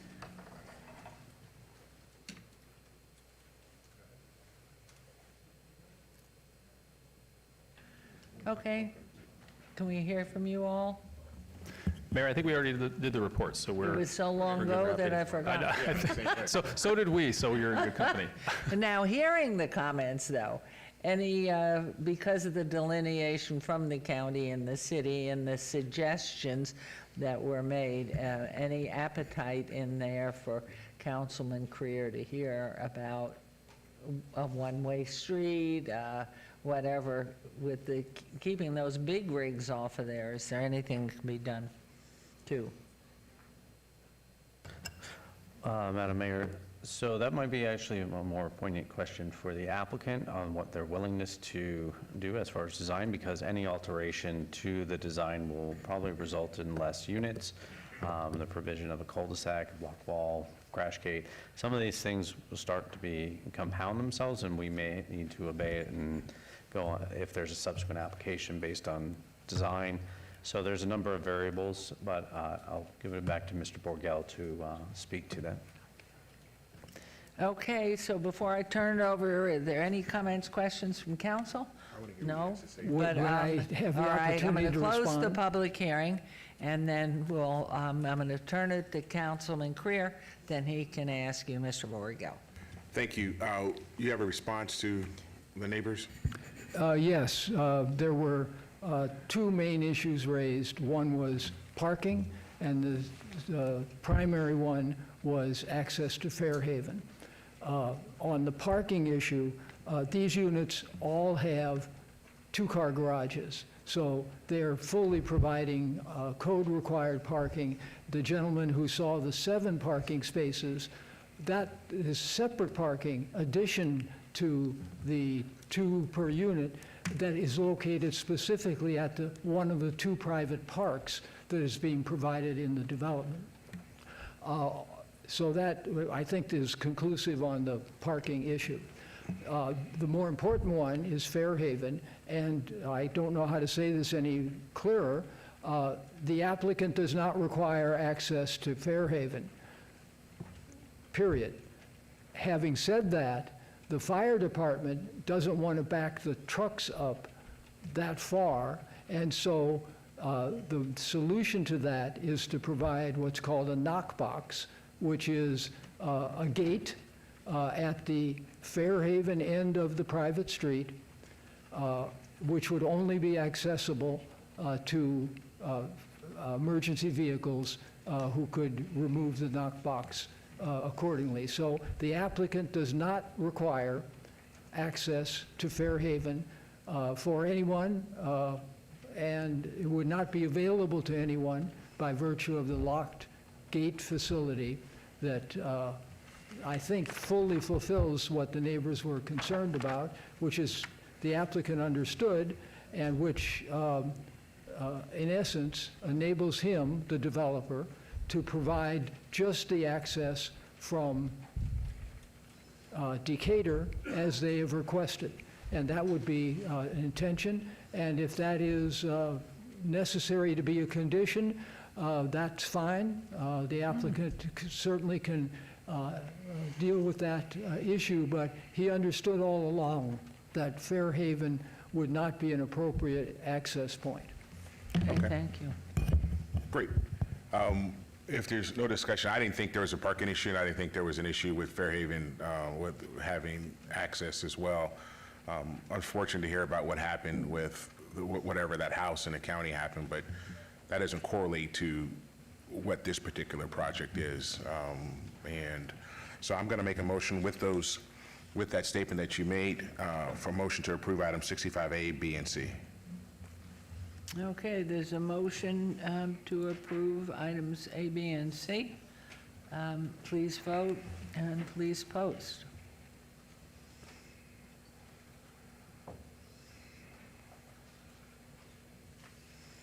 Motion carries, and hopefully you'll continue to be involved and listen to what they're saying, because I certainly can understand it, and you want to have a neighborhood if you've created it. So whatever you can do to help it along and work with them, I Of course, certainly and would. they're obviously activist neighbors, and if we don't live up to the promise of using just the emergency access knockbox system to terminate other access onto Fairhaven, I predict they'll show up at the next meeting and make sure that you enforce the rules. So, Madam Mayor, if I may, Mr. Borgel very well may be showing up at the next meeting because private streets that need to terminate, there is a section in our code that would require a variance from that because there's no cul-de-sac or hammer at the end of it. So if that knockbox is requested, that would actually require, because the private street is being terminated at that point, that code provision would kick in. So I'm just putting that out now. So in this process, if that's going to be met, a subsequent variance is probably something we will see.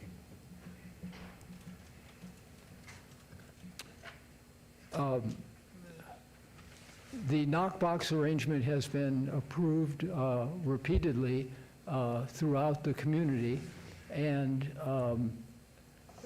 the project has not been objected to by staff on that basis.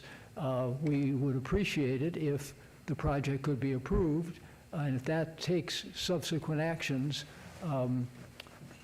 I don't know that Commissioner Creer feels that that is necessary at this time. Well, I don't know if it's up to me, and we have to do what you have to do.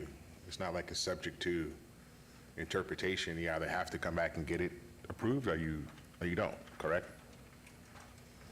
Through you, Madam Mayor. So as of right now, the project is approved. That was the motion, and it is approved. So if that gate is then requested through the permitting process, that would trigger us the need for the variance.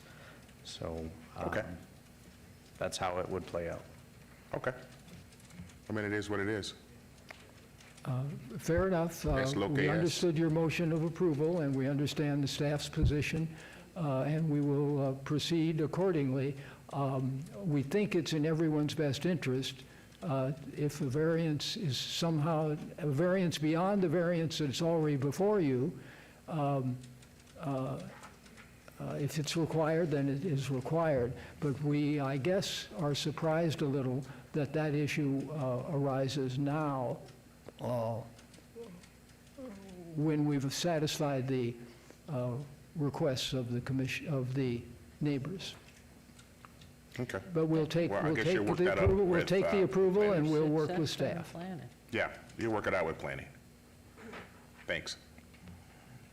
Yes, sir. Or else back with the new commissioner in Ward 5 and the new mayor, if there's anything and comments coming in, you're going to hear. And so it would be back through planning, as Councilman Creer just said. So, Understood. I guess we would ask that Councilman Creer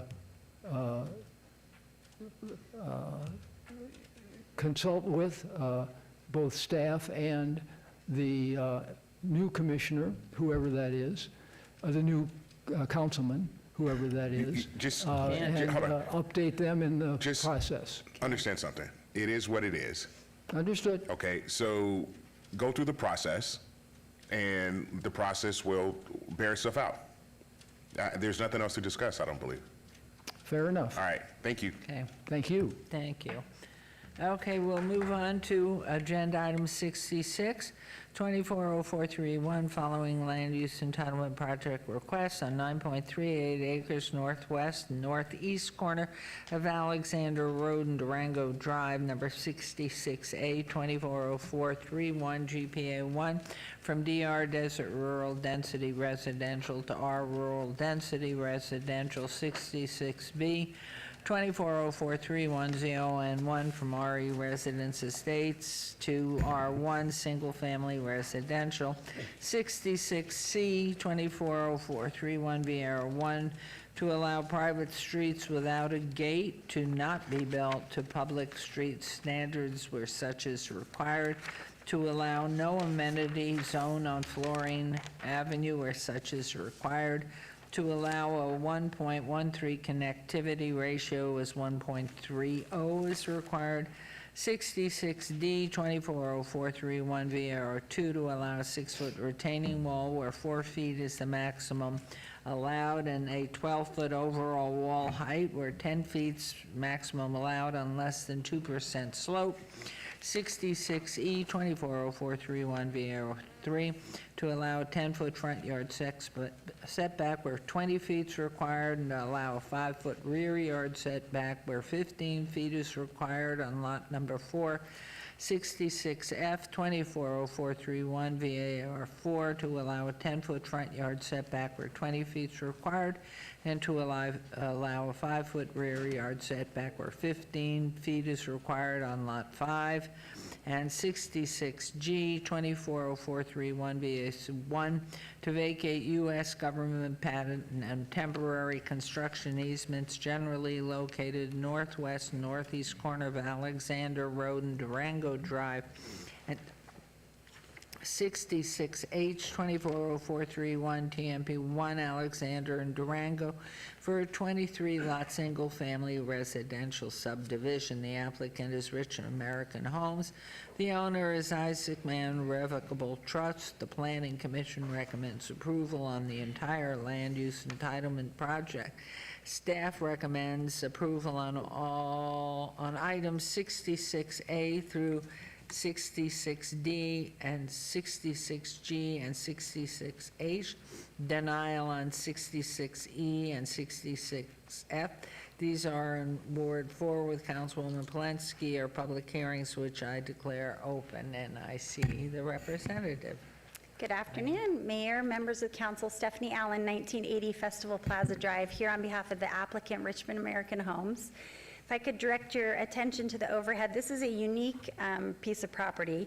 It actually is bisected by Durango Drive, so on the west and the east side of Durango, and Alexander Road is to the south of the property.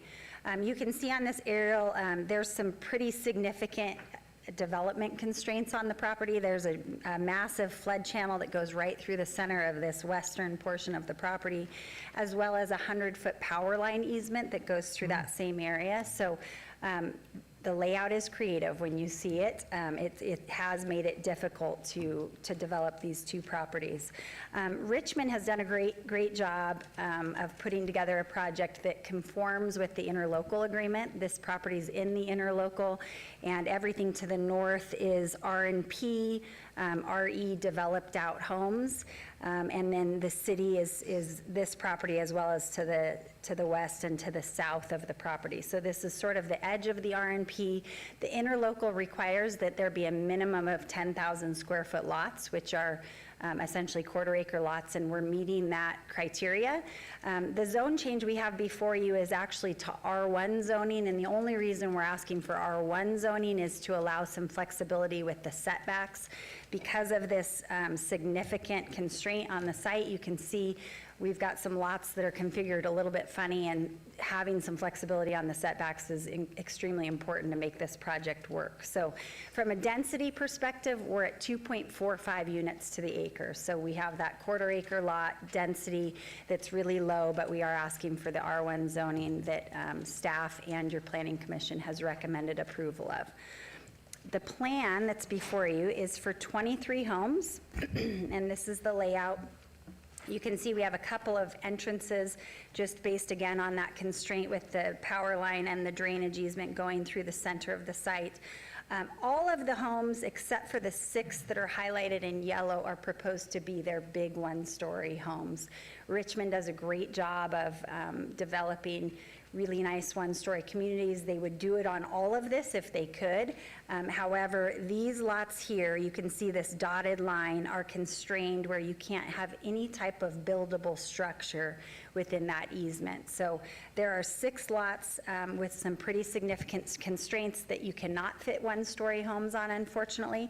So these 6 will have a really large 2-story home, and they'll still have good-sized backyards, but we can't have physical structures within that easement area. The remainder of it, the other 17 lots, are all the 1-stories. It's their Robert and Rocco product. So those homes are 3,400 to 4,000 square feet.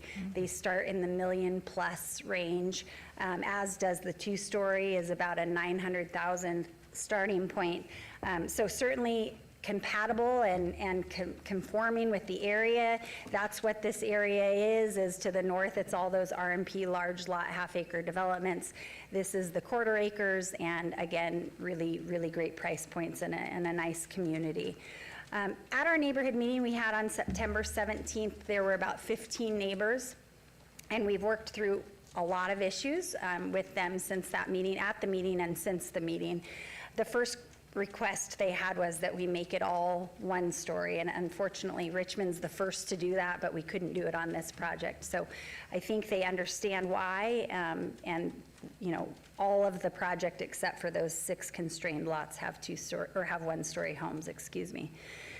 The second request they had was on Florine, which is this public street located right here. Half of it has been built out in Clark County. The other half will be a portion of our development.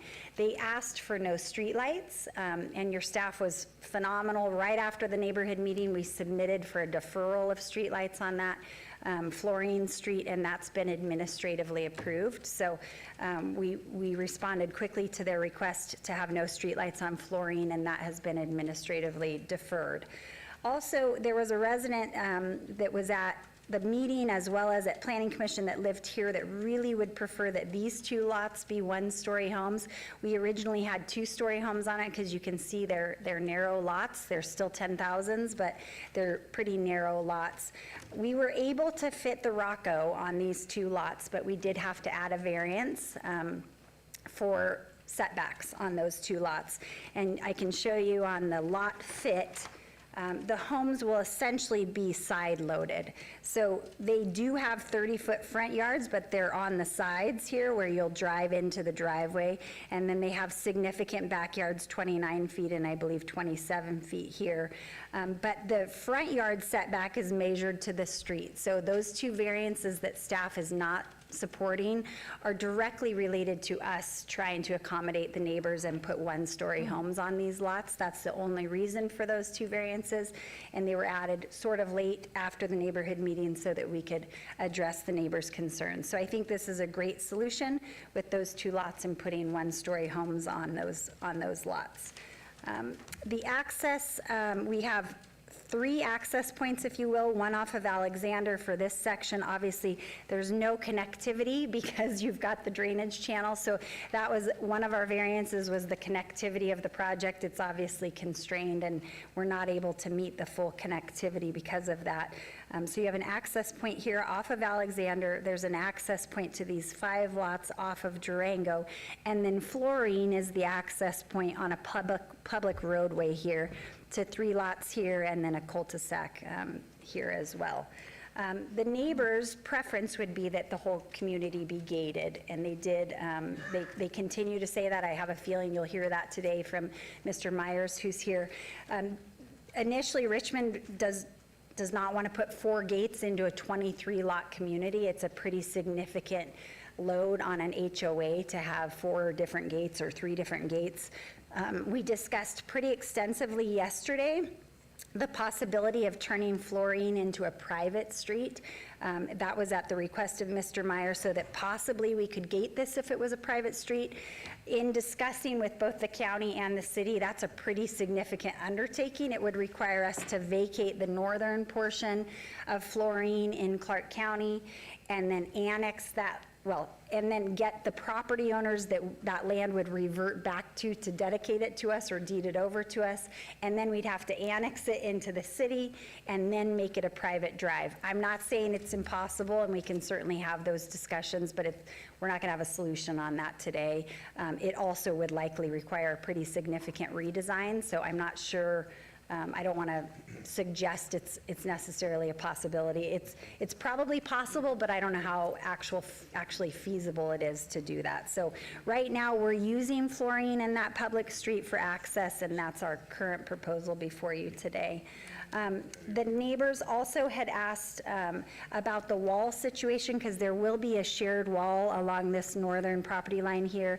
We shared with them some CC&Rs that are Richmond's standard CC&Rs that makes it very clear that the new property owners will be responsible for any damage to their side of the wall, and the existing property owners on that northern side are responsible for their portion of the wall. So that was a question that they all had. Finally, landscaping was a request that they had.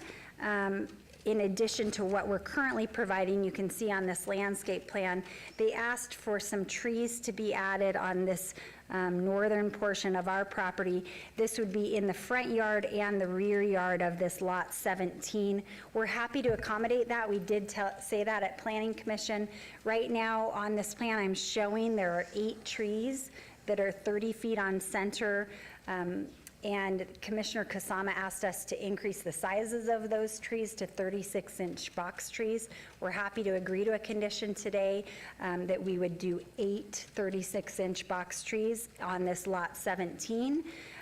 We have not agreed on the species yet. My understanding is Mr. Meyer, who's here today, is going to have Moon Valley Nursery come out later this week to discuss what species they would like. We're happy to accommodate whatever those neighbors want. Understandably, they do not want something with deep roots, and they don't want something that's going to shed into their pools. So whatever species we determine, we're happy to accommodate that, but we will agree on the 8 trees that are 36-inch box on that lot 17. I believe that covers the neighborhood's concerns. Staff is recommending approval, and we very much appreciate it on the application in its entirety, except for those 2 variance requests for lots 4 and 5 that, again, were only done at the request of the neighbors so that we could do 1-story homes there. And they look worse on paper than they are. We actually have the front yard and rear yard setbacks. They're just oriented east-west as opposed to north-south with the streets. So with that said, I'm happy to answer any questions. We would very much appreciate your approval. We think this is a great project, especially between the RMP to the north and the city development to the south, the west, and the east. It is compatible with what's exactly to the west of us and what's exactly to the east of us. Those are 10,000 square foot lots. So we're very much compatible with what's in the area. And again, we appreciate staff and the Planning Commission's approval. And is all the power underground in that easement? It's not. There are big poles that go up and down that easement. So there's restrictions on everyone in that area that has that power line easement. So, yeah. Okay, let's hear from planning, please.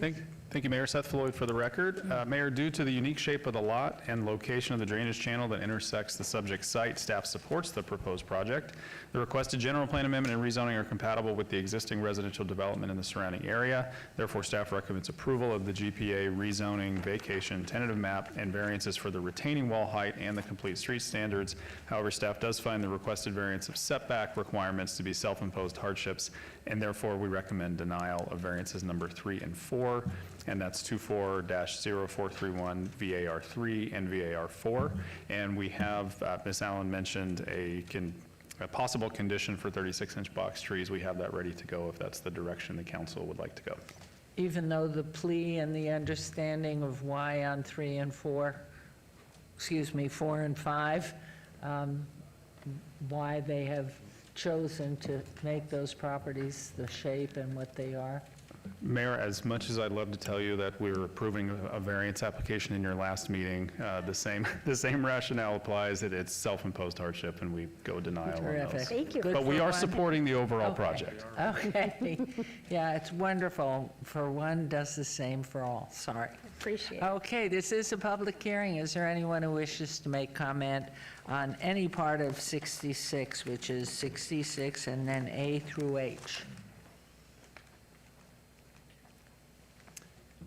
And now it's afternoon. Good afternoon. Good afternoon. I'm going to come to these more often. I got here early, and the celebrations in the beginning were a lot of fun, so They were had no wonderful. idea.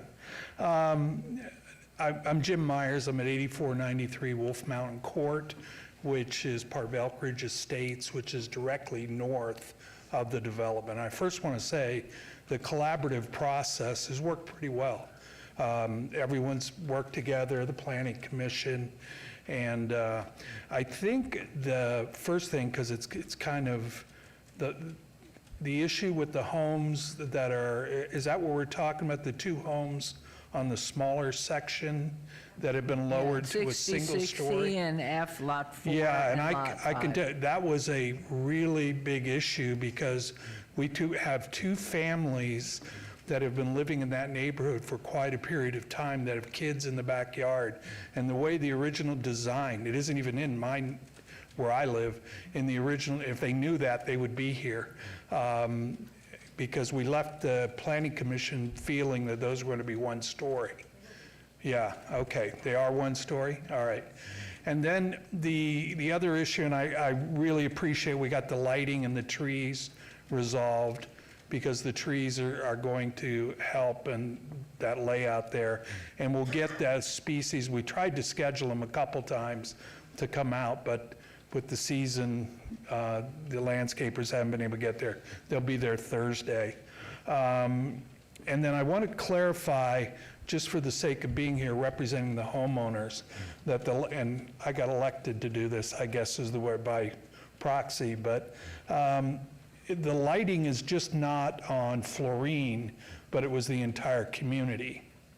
That's what we understood it to be, that we wouldn't, because currently none of our development in that area has streetlights.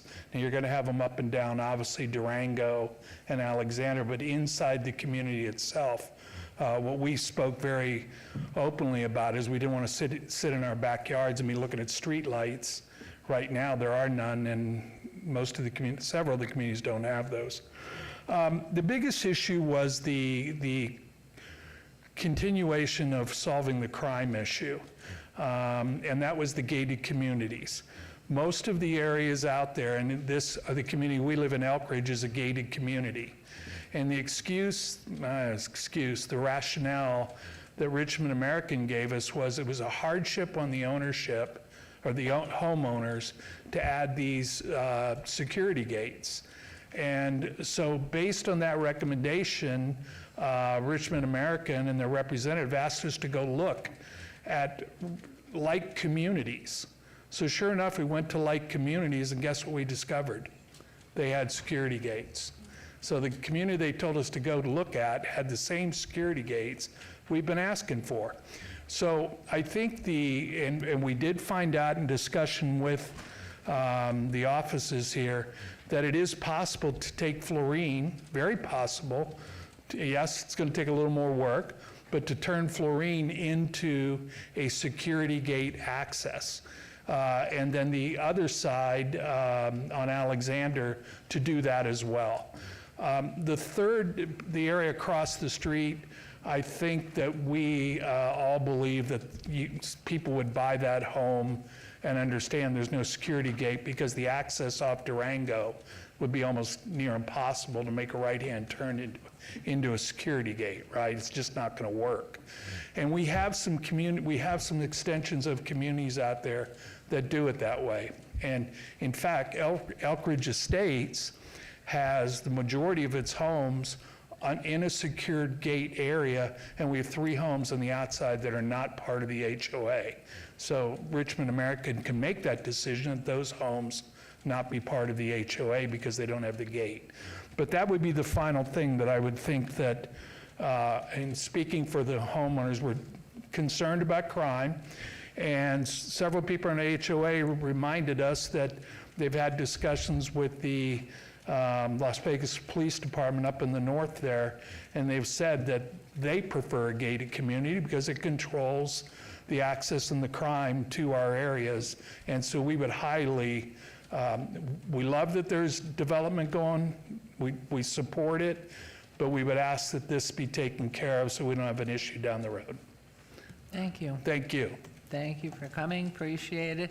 Anyone else that wants to make comment on 66, any partial? No more? And do you want to respond to any of this, please? Go ahead. Yes, please. I do want to clarify, and I appreciate him bringing it up. We do not have lights, internal lights planned on the private streets. They're not required on the private streets. So when I referenced the deferral, it's for the public street on Florine. We understood Durango and Alexander, those obviously will have street lights for sure. The houses do have coach lighting on them though, so you'll have, for security purposes, lighting on the homes. It's just not the poles on the streets.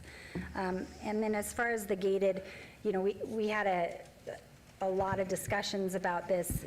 The area I think they're most concerned about is this Florine public street, and I walked through the process that would take to turn that into a private street.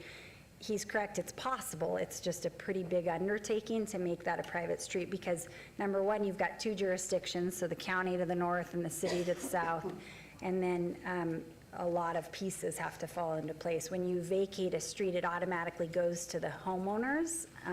So there's 3 lots to the north that portion of the street would automatically go to them or be recorded to them. Then we'd have to work with them to have them deed us that land back to turn it into a private street. It's a big undertaking, not something we're gonna accomplish today, and it would be a lot to have that happen. If we were to gate, it would probably be located here, here, and maybe here, so you'd have a portion of the community that wouldn't be gated. But it's not ideal on Alexander or Durango just because of the queuing. So when you have gates, you've got to have enough space to back cars up, and when you're on pretty significant streets like Alexander or Durango, it makes it a little bit challenging. For example, here's the lot fit. You can see lot 1. You'll have a driveway located here, and it's probably, I haven't done the dimensions, but it's not ideal to have a gate here. You probably would have to have it a little bit further back. Same thing on Durango, or Alexander, excuse me. We have a driveway located right here. The gate would probably have to go further back on that lot. So we understand Richmond does gate a lot of communities. You never know what the residents are going to want, if they're going to want gates or not want gates. There are a number of developments out here that don't have gates. So you can see all of these RNP developments on the east side of Durango are just small lot cul-de-sacs without gates. His community, he's correct, a portion of it's gated. Some of these homes front onto the street to the north, and then a portion of it is gated. But Richmond is not proposing gates in this community, so that's the answer to that question. Thank you. Wonderful.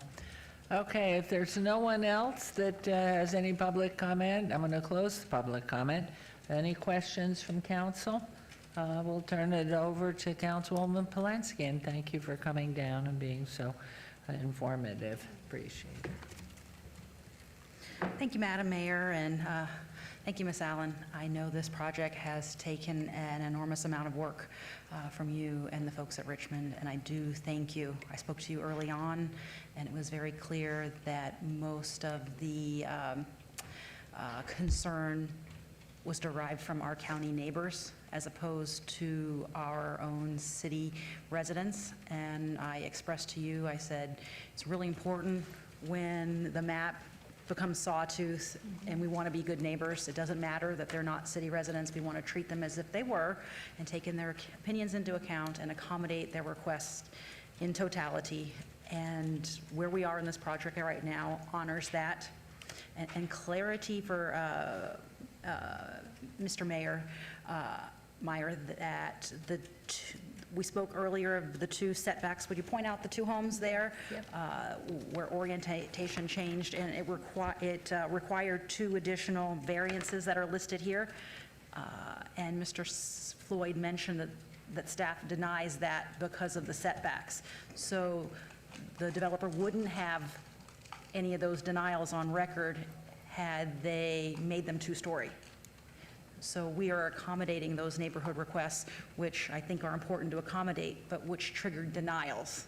So it doesn't mean the project's not going through, it just means that that hurdle has to be jumped by the council members here in order to accommodate those folks' requests, which I personally want to do, and I've directed Ms. Allen to do almost in every instance. Mr. Meyer, I am a city resident, and I like streetlights. Streetlights make for safe neighborhoods. I understand that you don't like them, and I'm not going to require them in honor of your request there, but I like them. I live less than a quarter mile away. I pass this intersection every day driving my son to school. I like streetlights. Streetlights, you talked about safety, the need for a gate. Lit up neighborhoods are what keep us all safe. Gates, questionable, but I understand where you're coming from. I live behind a gate. A lot of people want a gate. And I commit to you that in a year and a half, 2 years, when all 23 of these units are occupied, if you can get all 23 to agree, I don't care about the cost to the builder. Doesn't matter to me at all. It's the long-term costs of maintenance to the residents who will live here that I'm concerned about. It's generally said from realtor friends that one gate adds on about $150 per month. On average, of course, it depends on size and density of the units. At least minimum $150 onto that monthly HOA fee. So this was proposing 3 or 4 is going to significantly increase the costs of the HOA fees to the residents in that area, which I need to be concerned about in advance. If you can convince all 23 people that they are willing to take that burden on, I will help you with the entitlements on flooring, of the vacation of the street on my end. Of course, we only have authority over the south half of Florine. The county, it's one of those crazy streets where we only have authority over the south part of the street, and the north part of the street is the county street. So I think that it's a Herculean effort to potentially get the gates. I'm willing to work with you if you can get agreement of all of the neighbors. It sounds like you're quite the statesman, and you can consider that yourself your challenge in 2 years. But I have a very high comfort level with this development. I appreciate Richmond America's commitment to bring in high-end homes to the area that will protect our home values and potentially foster them higher and higher. This is what I promised my constituents when I ran for office, to protect their home values, and this project is in alignment with those values. So I'm prepared to make a motion to approve item number, I'm sorry, before I do that, the trees. I have, I'm consistent asking with Commissioner Kasama for 36-inch box trees. I want to move forward with that condition, but I also want to put on the record that, Mr. Meyer, you cannot choose any tree that's at Moon Valley. There is a list distributed and put out by the Southern Nevada Water Authority of drought-tolerant trees.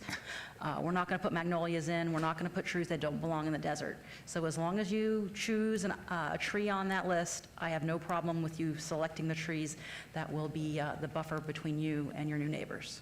So with that said, item number 66, A through H, with the tree condition as stated earlier by... For clarification, I'll read it into the record now. Oh, thank you, Mr. Lowenstein. Always here to provide assistance. The condition would read, an additional 8 36-inch box trees listed on the SNRPC regional plant list placed on 30 feet on center shall be installed along the northern property line of proposed lot number 17 as depicted on the tentative map. Okay. Third time's a charm. Item number 66, I move for approval of A through H with the condition read by Mr. Lowenstein so well. Okay, there's a motion, agenda item 66. Please vote and please post. Thank you very much. Thank Really you. appreciate it. Thank you. Thanks. Motion carries. So let's move on to 67, A through H again, 240432, following land use entitlement project requests on 515 acres located terminus Centennial Parkway west of Clark County's 215. 67A 240432 GPA1 from DR Desert Rural Density Residential to PCD Planned Community Development. 67B 240432 ZON1 for U undeveloped DR Desert Rural Density Residential General Plan Designation to PD Plan Development. 67C 240432 DR1 regarding the adoption of the Sky Summit Development Agreement between the City of Las Vegas and Canyon Walk LLC. 67D 240432 DR2 regarding the adoption of the Sky Summit Park Agreement between the City of Las Vegas Canyon Walk LLC. 67E 240432 VAC1 petition to vacate a BLM right-of-way grant generally located terminus Centennial Parkway west of Clark County 215. 67F 240432 VAC2 petition to vacate public right-of-way generally located west of Sheep Mountain Parkway and south of Durrell Lane. Number 67G 240432 VAC3 petition to vacate a BLM drainage right-of-way grant generally located terminus of Centennial Parkway west of Clark County 215. 67H 240432 TMP1 Sky Summit for proposed 24-lot subdivision parent tentative map. The applicant owner is Canyon Walk LLC. The Planning Commission and staff recommend approval on the entire land use entitlement project. These are in Ward 4, also with Councilwoman Polensky, are public hearings which I declare open. Is the applicant or representative present? Hello. Hello, good afternoon again, Mayor, members of council. Stephanie Allen here on behalf of the Olympia Companies. With me is Chris Armstrong with Olympia Group, as well as Mark Buldock is here as well. I'm honored to be here and excited to present a new master plan community in the city of Las Vegas. I'm sorry, Bob Gronauer is not here. He's actually in Miami with his daughter who's in playoff soccer season. So he's worked really hard along with Mark and Chris and all of your staff over the last year to get to this point. And I'm sorry, I know he wishes he could be here. Before I get into the overall project, I do want to thank everyone for all of the hard work that's gone into this project. As I mentioned, it's been almost a year of discussions, negotiations, all kinds of conversations. It starts with Councilwoman Alan Polensky, who I know was in all of those meetings, and we really appreciate all of the dedication and time and effort she put into this great project. Also, Mike Jansen and Steve Ford, I know were in all of those meetings, and their leadership is tremendously appreciated. Your public works staff and planning staff with Peter Lowenstein at the head are wonderful, and we really appreciate all the hard work that they've done, as well as John Rodilla, who I know worked hard from the city attorney's office in all of those meetings. So thank you very much for all of the input that went into this. This is an exciting project, as I mentioned. Just to quickly orient you, this is in the northwest part of the valley, much of which Olympia Companies has touched over the years, and it's really exciting when you look at it from a big perspective. So I'm just going to orient you first. The Paiute Indian Reservation is located up here in the north. You can see the golf course on this aerial. BLM 940 is several acres that's located here, and Olympia Group is working with the city on a future master plan community on this property here. Tule Springs Monument is to the northeast of it. Just to the south of that is Sunstone and Sky Canyon. Those are two master plan communities where Olympia was also the master developer, original master developer for both Sky Canyon and for what is now Sunstone. And those are wonderful communities in this northwest part of the valley. As you head south, you can see this yellow portion here. This is Sky Hills, which also Olympia developed out as the master developer and is a beautiful newer project. Just to the west rest of it is the property that's before you today. And it's known as BLM 505, but it'll be Sky Summit is the newest master plan community. It's 515 acres, and we're proposing 3,500 new homes, which is really exciting. We're in a housing shortage, and so bringing new homes to the city of Las Vegas is a really exciting thing. On the land use plan that is part of the development agreement that's before you today, this is the land use plan. We have, in addition to the variety of density and different housing types within the community, we have 10 acres or up to 10 acres of commercial that's proposed. We have a 20-acre park that will be developed, I believe 20 acres? Yes, 20-acre park. And Olympia Companies will be donating $20 million for the city to build that park, which is exciting, along with trails and connectivities throughout this master plan community. So it'll be really exciting. The perimeter will be buffered by a 20-foot trail because there is a conservation area that we're adjacent to. So I know there's a 20-foot buffer that will be around the perimeter of the project. And that is the high-level overview. I'm going to turn it over to Chris Armstrong, who has been in all of these meetings, to touch on a few other things, and then we're happy to answer any questions after Chris's presentation. Great, thanks. Chris Armstrong with Olympia Companies. First of all, I'd just like to take the opportunity to thank the mayor and also Councilman Creer just for your years of service. I arrived into Las Vegas in 1997, so I don't really know Las Vegas without a Goodman mayor. So both of you appreciate, all of the work that you've done, and the city is a much better place as a result of all the work. So thank you so much for that. We've loved these years with you. That's all I can tell you. You've really improved the entire quality, everything we do. Thank you. Thank you. And Gary Goet and Guy Anzalaco, the principals of Olympia, wish they could be here today and express that gratitude as well, but they're unfortunately not here, so thank you so much. Would also like to thank Councilwoman Polensky for just the hours that she put into this project. Obviously, as Stephanie indicated, it was a lot of meetings with your staff, and all your staff have been great in working together and working with us to get towards a solution that I think creates a wonderful master plan in the future. So thank you to everybody and all the staff. Some of them I see here and some of them I don't, but thanks very much to everybody. So a little bit of a background just for the project, just to put some context in it. Obviously, it falls within the BLM disposal boundary, so has been set aside for development for a very long time. We actually nominated the parcel and it's been a long time, I'm thinking 5 to 7 years ago, so it's been a while that the actual nomination process started. We actually secured the parcel after that nomination. We did due diligence for a couple of years before we actually went to the BLM auction. We bought the parcel at the BLM auction about a year ago today, right? So it's been a long time since that process has started. We've gone through a series of in-depth studies with your staff, from traffic studies and drainage studies to working with the water district, just to ensure that we're providing all the infrastructure that's necessary for this community. So in fact, all that we're doing in pulling the infrastructure out there is the developer is paying for growth in this situation, and there's no impact really to the neighbors around. As far as the build out and progress within the community, this area here is essentially the first phase of our development. It's I guess the southeast portion of development. That's the first phase we're focusing in on, that we have utilities that will be able to service that relatively quickly. We've got probably 9 to 12 months of additional design work going through city approval processes and other utility processes. After that, it'll probably take us around the same amount of time to build that infrastructure and get the land ready for our home builders.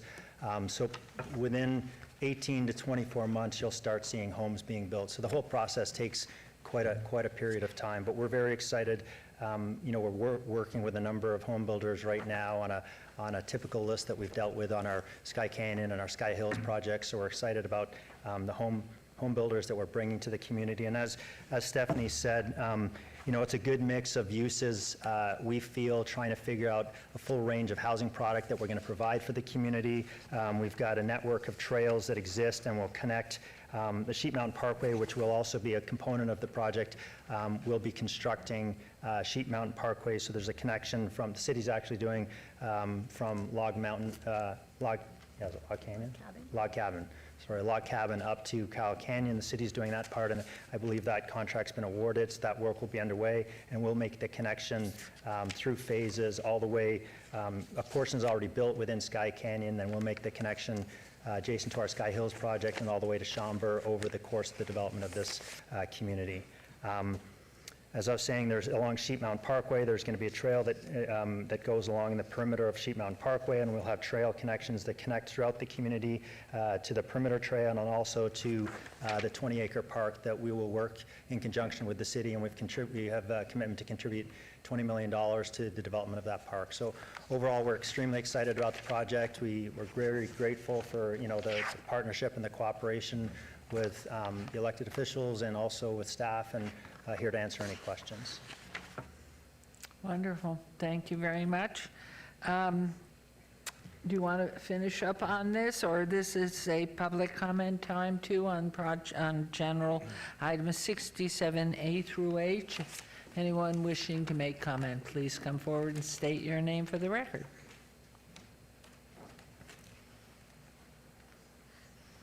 Good afternoon. Hi. My name's Gary Holsworth, and I currently live in Providence, right behind the Sky Hills project. And I came to you folks 5 years ago to object to the Sky Hills project. And since then, it was approved, it's been built, and I'm the neighbor that's right on the wall, looking over, used to look out at the desert.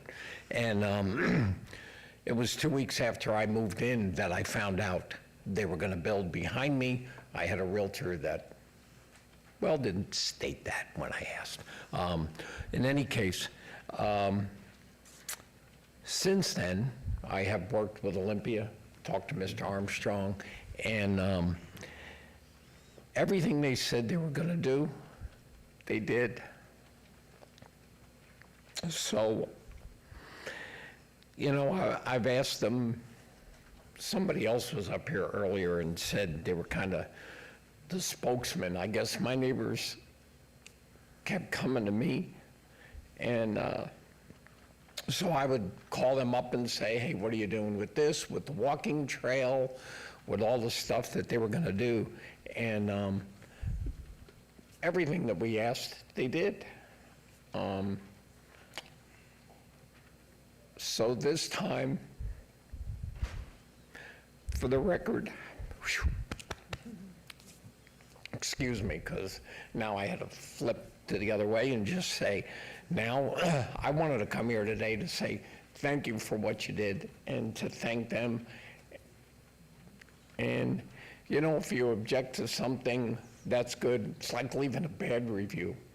But if you're going to leave bad ones, you got to do the good ones. Good. Excellent. Bravo. So that's all. I just wanted to come and say for any of the neighbors Thank you.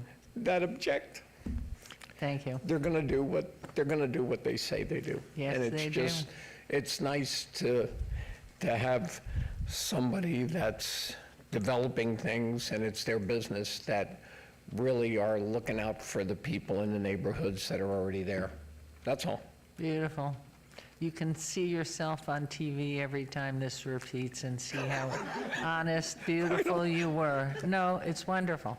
And it is nice when you deal with people who do what they say they're going to do, and there is truth and goodness in this world. And thank you for noticing it. Appreciate it. You're quite welcome, and thank you for So all you've hire done. him, please, planning. Get his name, number. Yeah, you're both pointing. Thank you. Is there anything more from planning here? Sure, Madam Mayor. Okay, There well, is when just a I little see bit. we approve and planning approves, that's a miracle in itself. Sure. Wonderful. When you ride your bike back home, you're just throw the little confetti up in the air. That was beautiful. So is there anyone else? And if you're not going to say something nice, don't say anything.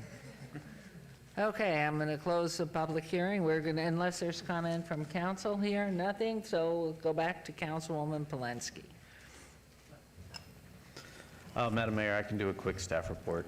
Oh, I just set the thought stage. you approved. Isn't that good enough? Well, sure, I can leave it at that if you like. It's up to the Well, councilman. Go, I mean, there may be some addendums that you have to add. No addendums. I leave that up to Chris, but just joking. The proposed master plan community is consistent with the goals of the 2050 master plan and provides an orderly arrangement of land uses, provides a variety of housing types, and encourages area-sensitive site planning and design adjacent to the Red Rock National Conservation Area. The 515 gross acres site has a maximum build-out, as stated by Ms. Allen, at 3,500 units with an overall density of 6.8 dwelling units per acre. Community will include a connective park and trail system, which will also serve as a gateway to pedestrian public lands. This site is in conformance with the development agreement requirements outlined in NRS 278, as well as Title 19 requirements for the proposed planned development zoning district. Staff therefore recommends approval of the entitlement request subject to conditions. Thank you. So nice, Mr. Lowenstein. It is wonderful. He's made a record, all positive, wonderful. So let's turn this now over to you, Madam Polensky there. Thank you, Madam Mayor. I just definitely want to acknowledge the year and a half worth of work that all parties have put into this project. That's not just myself, my team, the City of Las Vegas staff, your team, Mr. Bulldog, even Mr. Goet, who showed up to a few meetings to wax on about things. It was great to have him. He's always welcome to his meetings.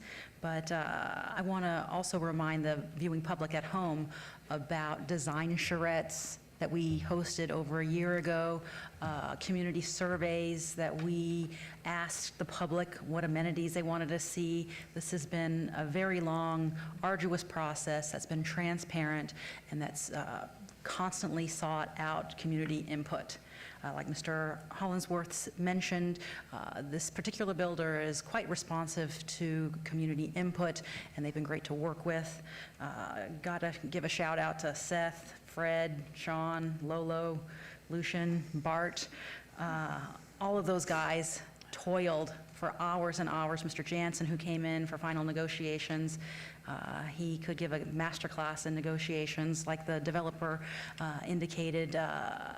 You hear, if you watch the internet, anytime a new development comes, the internet talks about how the developer doesn't give a damn, the developer got away scot-free, they didn't put anything into the community.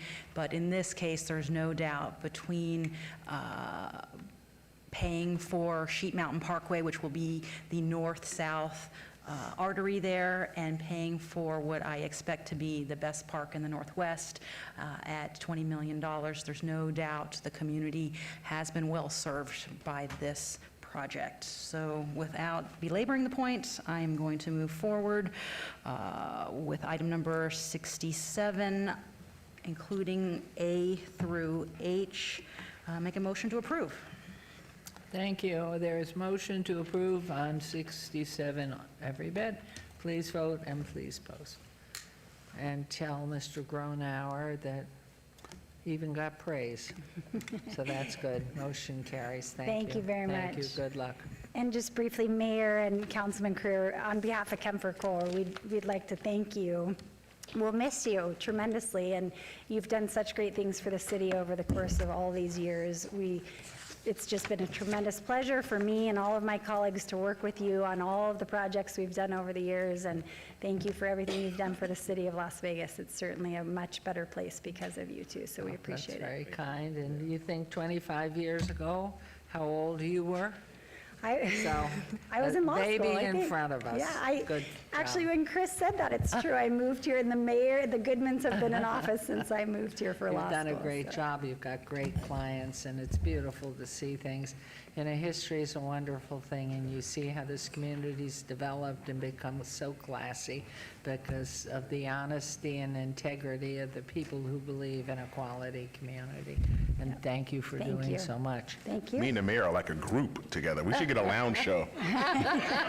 We can do We should that. do like a lounge show. Maybe we'll go down to the plaza and we'll get a lounge show. You guys can come visit us Thursdays between 4 and 6. Come down and visit us. Thank you. Wonderful. Thank you. Appreciate Wonderful. it. Thanks. Okay, we're on to 68, which are reports and presentations. Report by Arcelia Barajas, Neighborhood Services Director, and Casey Casillas, Vice President of Community Operations, Nevada Behavioral Health Systems, regarding key data from the most recent report by NBH and to highlight new services and programs introduced the Homeless Courtyard Resource Center located 314 Four Master Lane since their transition in January of 2024. And this, of course, is in Ward 5, Councilman Creer.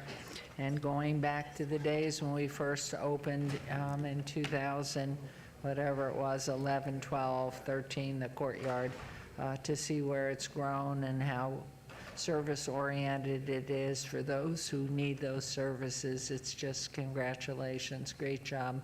And we listen to your reports. Thank you, Mayor. Arcelia Barajas, Director of Neighborhood Services. I'm here today with Casey Casillas. She is the Community Operations Director? Vice President, apologies. And then also here is Scott Hill and Abby Gross, and they are also the CEO and Vice President of Nevada Behavioral Health. And so today we will be, as you mentioned, giving you an update. Casey will be giving you an update on their courtyard operations since they took over on January 1st. So we'll go ahead and get started because I know it's been a long meeting today. Hi there. Good afternoon, everyone. Thank Madam you. Mayor, council people. First, I'd like to say it's been a pleasure serving in your district, Councilman Creer, and just bringing the services that MBH has been synonymous for to the community has been an honor on behalf of MBH. So currently MBH is the operator of services down at the courtyard. We manage it safe 24/7 spaces where people can connect for essential services and promoting health and well-being for the guests and the broader community. We really wanted to focus on the main terms, the whole reason why you all brought the courtyard to fruition to begin with. We really wanted to follow that true to heart and take it to the next level that we believed it can go to. So this year has been our rookie year, so to speak, at the courtyard. What we have done, we've taken over the overnight stay. We recently have been able to start tracking daily attendance. In the past, we've only been able to, the courtyard has been keeping track of overnight stays, and now we're able to track daily stays, and we will go over that in the presentation. We also have brought therapeutic and counseling services to the courtyard. We have 100% engagement with the managed care organizations, so each MCO does attend the courtyard now and works with our case management team to help those individuals move out of homelessness.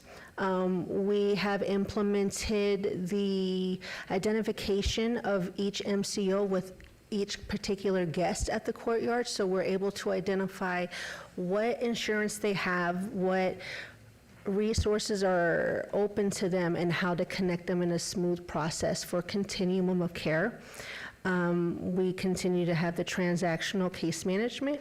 We partnered with housing problem solving and saw great success with that, and we continue to focus on social determinants of health such as hygiene, laundry, storage, notary services, which is a huge, huge one, and then the Aero Shuttle. We listed just some direct. 1 second, if I might I'm sorry. ask. Yes, ma'am. Why is the notary such a huge piece of this? When I first started with MBH, what I've noticed is that this particular population is unable to obtain a birth certificate or social security card without having those initial documents. So most notaries that you go to, they're gonna ask for an ID. I'm gonna ask for a clarity card, if even that. And if they don't have it, they don't have it. But to me, it's our job to crush that barrier so they can get the identifications they need so they can get a job, move forward, get housing and things like that. Excellent, thank you. No problem. So as you can see, Title I, just one project, Lima, Fresh Start. I'm the MCOs, Department of Veteran Affairs, MTM, SOAR practitioners, the Giving Project with Annie Wilson, and an immigration lawyer. These have all been integral parts and community partners with us that have helped get those that are in literal homelessness back into, transitioned into whatever they find as success, moving back with family, obtaining employment, things of that nature.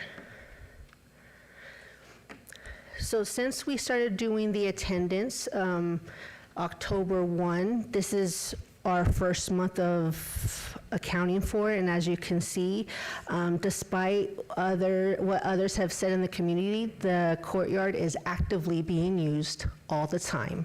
We're averaging about 860 members a day. So that is not overnight stay, that is averaging, again, 860 people coming through the front door every single day at the courtyard and receiving services of some sort or another.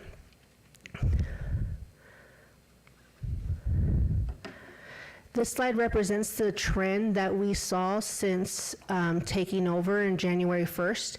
What you'll notice is that the blue line represents last year at this time with the services being rendered to guests, and the red represents MBH.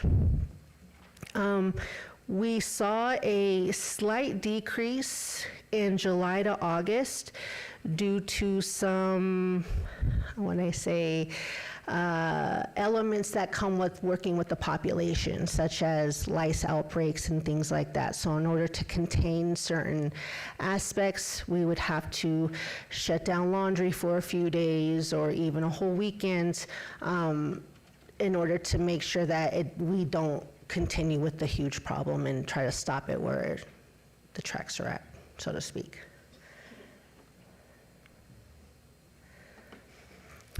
So starting on January 1st, I had a co-occurring therapist, meaning that he is a mental health therapist and a substance abuse therapist there at the courtyard. And from January 1st to July 31st, he had 732 engagements with guests. Out of those 732 engagements, 140 of them were considered to be crisis. In crisis in the field of being clinical, that could mean somebody being newly homeless or going through either suicidal ideations, suicidal attempts, homicidal ideations, homicidal attempts. And we've been able to really bridge a lot of mental health gaps that have been down there at the courtyard. We're hoping to see this number skyrocket throughout the rest of the year. But the old saying, if you build it, they will come, really sets the tone with this slide, as the courtyard hasn't had any therapeutic involvement, and as of now, the guests there are thriving with it and really participating in it. We recently started. If I could interrupt you then, Yes, ma'am. because we've been dealing with this for over 13, 15, 18 years. Have you been able to document how the individuals get to the courtyard? I know for a fact they come in from different parts of our larger, greater community, and sometimes they're escorted down at the request of other parts of the community. So very important for us to get the funding if in fact we continue into the future providing all this excellence and support in the variety in which we're doing it. The communities that are sending their clients to us need to participate in funding. Absolutely. I couldn't So agree are with you more. able to document how did you get here? I know I had asked city management back a couple of years back, but we had change in leadership, not at the management, but more in the field, to put up cameras so we would know what vehicles are dropping off your clients to us. And not that that makes that wrong or bad, but there needs to be not only the model replicated around southern Nevada for other areas, but most importantly for us to have the funding to be able to provide these services. So I don't know if the cameras are up and if they're reporting yet, and if in fact you are able, any part of the intake that can assess where the client comes from. Yes, ma'am, that's usually one of the first questions we ask is like, what brought you here? How did you get here? Like physically, how did you get here, not metaphorically? And we've been able to track that as well. Excellent, Yeah. excellent. Our case managers have also been tracking hospital drop-offs that have been inappropriate, things of that nature. So we keep a pretty close eye on it. And carefully at the right time in the right manner to have the report open for the public, because I do remember that incident in the, on television that was picked up of somewhat elderly lady, in comparison to me, she's probably middle-aged, but an elderly woman that was put out of the hospital, and how horrible that was. She had no place to go, but the reality was the hospital had been providing her a type of residency because she had no place to go and nobody to pick her up, and there it was. So I think that data, as it gets shared with the public before a different truth is shared, is very, very important going forward. So I don't know how, Arcelia, you plan to do that with this, but just putting that out there. The public needs to know the truth. Thank you. I'm sorry. I just wanted to mention that. No worries, no worries. We've even employed a medical case manager for night times to address that as well, because it's one thing when we're all alert and paying attention, but when our backs are turned, things can happen. So we've absolutely put something in place for those particular guests to still receive adequate services at any time of the day and night. Thank you. So 2025 is what we're hoping to expand into our sophomore year, so to speak, at the courtyard. As a clinician, the psychiatric services is really, really needed down at the courtyard, or the corridor Hope in general. We're hoping we can assist in bringing a psychiatrist that can help us build out programming for MAT treatment, so medicated assisted treatment for those that are suffering from SUD disorders, basic skills training, and psychosocial rehabilitation services, so BST, PSR, which helps people build the life skills that they need in order to move forward into self-sufficiency. Targeted group therapy. The courtyard has seen a influx of families and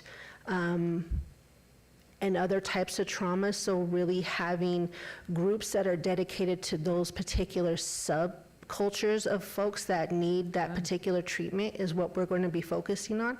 Intensive case management, not necessarily transactional, how it's historically been at the courtyard. What I'm looking for is people that will be followed and really, for lack of a better term, have hand-holding done with them in order to meet all their medical needs, their mental health needs, and then moving forward into whatever self-sufficiency looks like for them. And then last but not least, substance use treatment disorder groups. So that's one of the ones that we had already started this past Sunday, as a matter of fact, at the courtyard.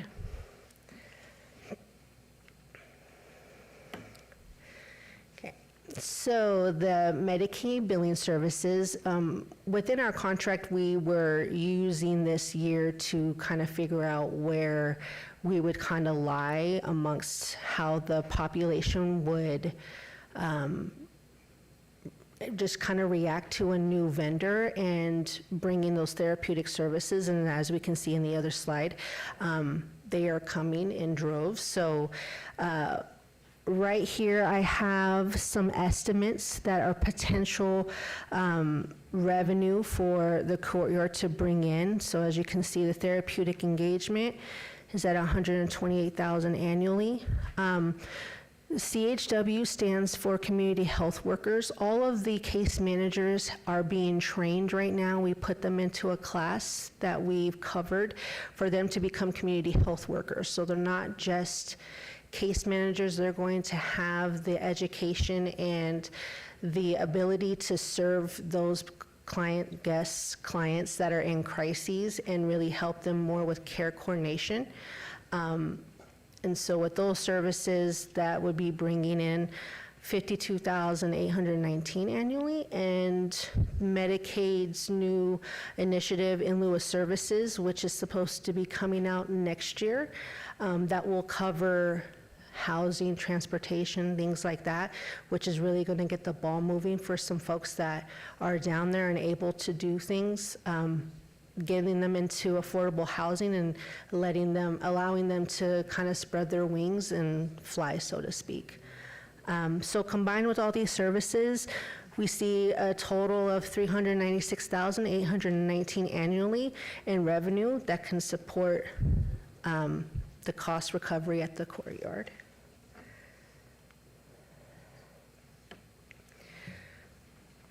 So with the in lieu of services coming out in 2025, there's so much more services that we're going to be able to bring to the community.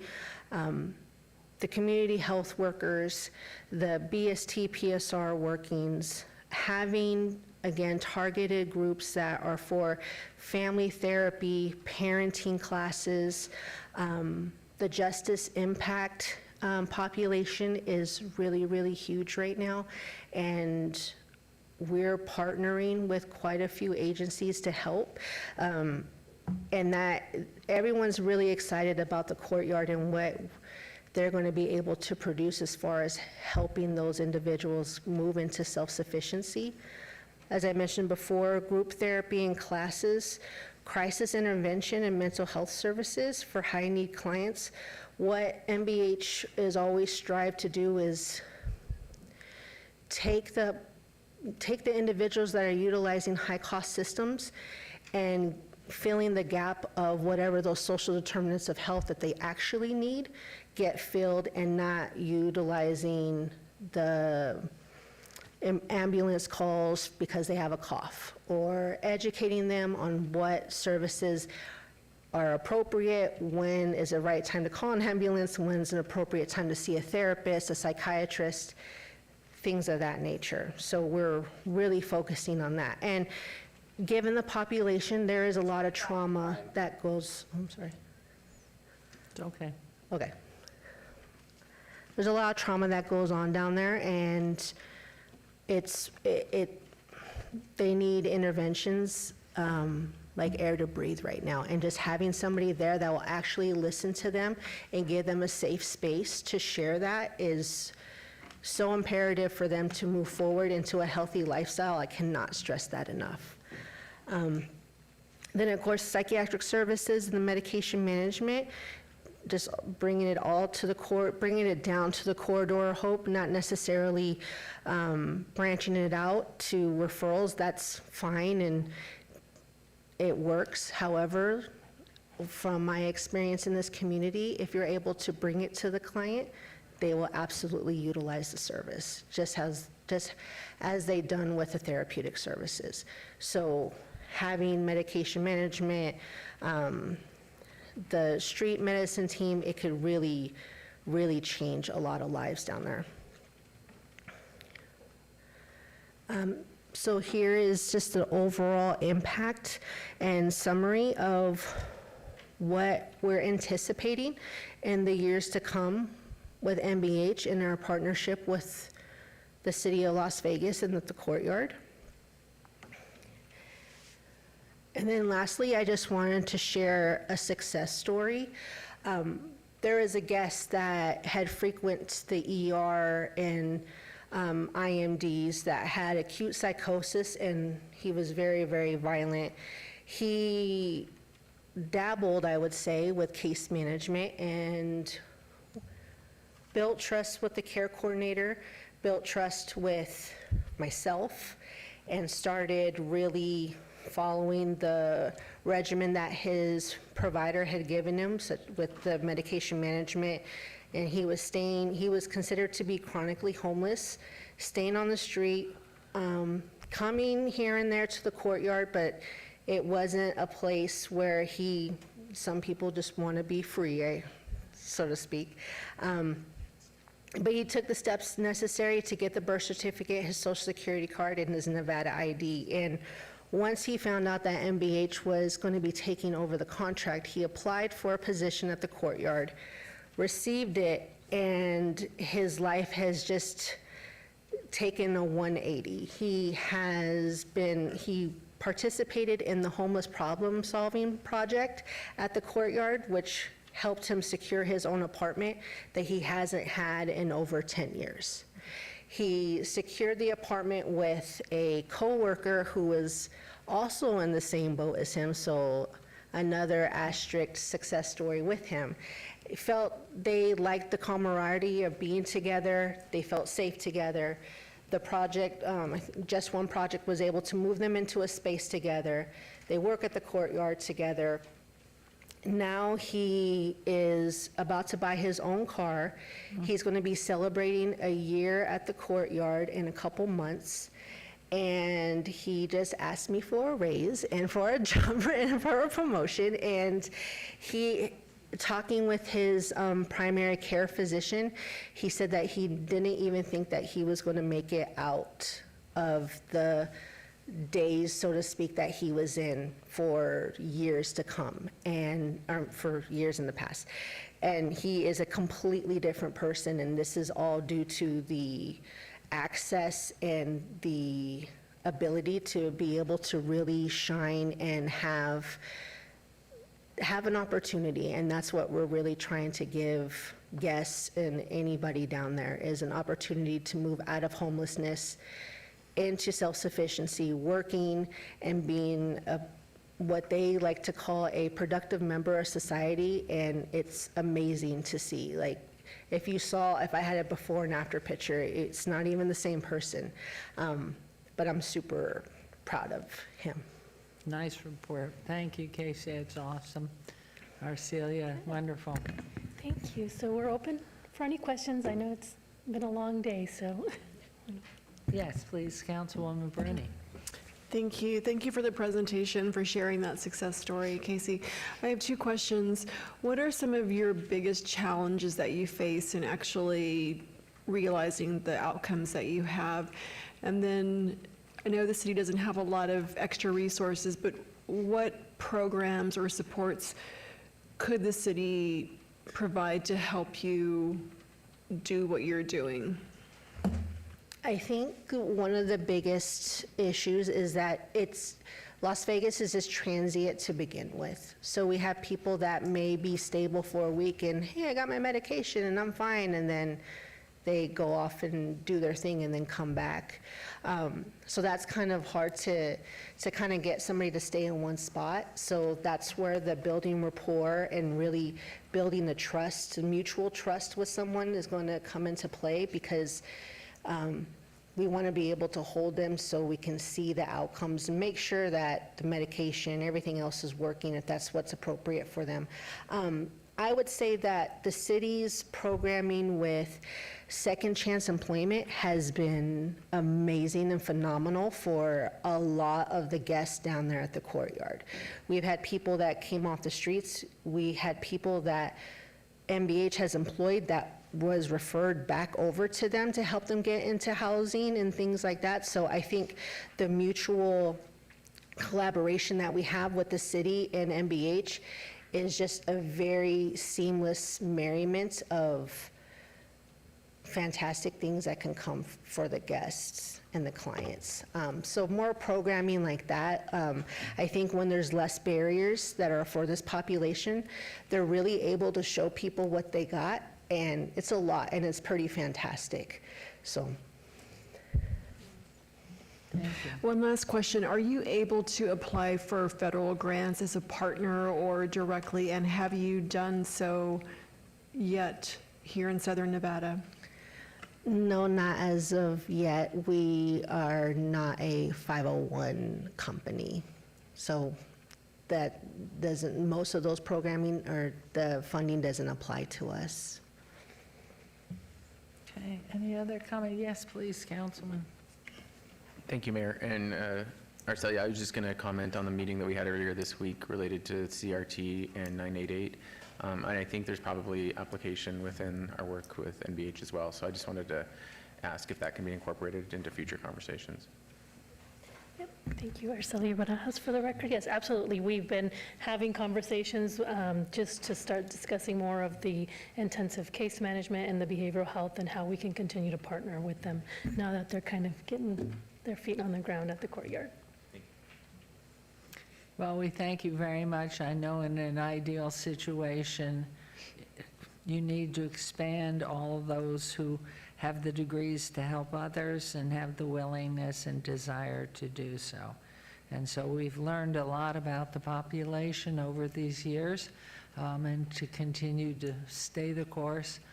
Maybe from your perspective with your company, reach out, I don't know, but maybe it is time to reach out for a 501c3 to make your eligibility there, because Medicaid, people come from around the country to open up new help items here because they know Medicaid's out there. And the main thing is to service this clientele and make them productive members of our community. And that's something, it's been a long time. And I know during my husband's term, there was nothing. And they would open up city council and bring in the social services and nobody would come. And it was providing that courtyard initially as a respite with 24/7 safety, which was number one. And then, so each of these, and I always remember Dr. Thomas Gibson, Kathy Thomas saying, and we know that you do it one person at a time. As many as those starfish that were on that beach that little boy was throwing back one at a time. You're dealing with a population that is one at a time. So we thank you, and this looks extremely promising, and I couldn't be prouder to have seen this begin and grow and have people travel around the country looking where there's successes. We have to stay the course and make sure that what we're doing is transparent and we get the word out, because we do everything so well because we're a family of people who care. So thank you, and thank you, Arcelia. You've just done great, and I don't know if anyone else, I know we're all committed, so thank you. Thank you, Mike. Thank you. Thanks. Okay, we're going to ask, wow, we're not going to be here. We are going to ask our clerk to set the public hearing dates and appeals from the City Planning Commission meetings in dangerous buildings or nuisance litter. Change. How are you? Jackie? Will do. Couldn't Thank see. you. Thank you. Okay, so now we're into our final citizen participation during this portion of the agenda. Must be limited to matters within the jurisdiction of the City Council. No subject may be acted upon by the council unless the subject is on the agenda and scheduled for action. If you wish to be heard, please come to the podium, give your name for the record, the amount of discussion on any single subject, as well as the amount of time any single speaker is allowed may be limited. It's your opportunity to address council, but they will not engage in dialogue or respond. So please, hello. Hello. Todd Kessler, 6994 Glencoe Harbor, Las Vegas, Nevada. I sat here for 4.5 hours just to say goodbye. I was on the agenda earlier today, and I said, wow, this is going to be the last time I'm going to ever have to say the word Mayor Goodman. You have been an incredible person in my life and others. It's a day for men crying on the podium, by the way. The guy, the fireman that left, he walked up, he said to me, just don't cry on there. I said, well, you don't know what I'm about to say. So it's going to be a day of crying, so bring your tissues out. But anyway, it's been an honor to be here. 20 years I've been standing here. I've only said Mayor Goodman, so it's been incredible. I didn't know what to say, so I wrote down 20 words that describe Carolyn. Regal, elegant, refined, graceful, sophisticated, classy. Tasteful, exquisite, radiant, shrewd, sincere, courageous, diligent, persistent, kind-hearted, empathetic, devoted, considerate, diplomatic, and most important, inspiring. So those are the 20 words I came up with. Now I'm going to share 3 stories. 2 are funny and 1 is I've never gotten through without crying. So I don't think it's going to come today. 2 stories. First story, Oscar, first time I meet him, I don't have a tie on. Oh my God. He says to me, he calls me Kessler. He goes, Kessler, come here. Pulls me up. Why don't you have a tie on? I said, you're not going to believe this story. He goes, I don't believe you. And he said, next time I'm going to hurt you. And that's what he said to me. Have you ever come before me without a tie? So then another story about Carolyn. So at the time I was running with Tony, and I was the head of the alliance. And so I'm standing in the back next to Mr. Stevens, who I ended up coming to work with and partner with. But I had to dress like I was with Tony. I'm like, Tony doesn't wear a suit. Tony doesn't wear a tie. So I'm dressed in a button-down shirt and some jeans. And she's speaking at the podium, and she looks in the back and she goes, Todd, you look like a schlub. I do remember. I was standing next to Derek, who's all suited out. And then now I hang out with Derek, and all I do is wear a suit. So that's the 2 stories. So here's the 3rd story. I came here for 2 reasons to say goodbye. First of all, let's just talk about the city homeless thing.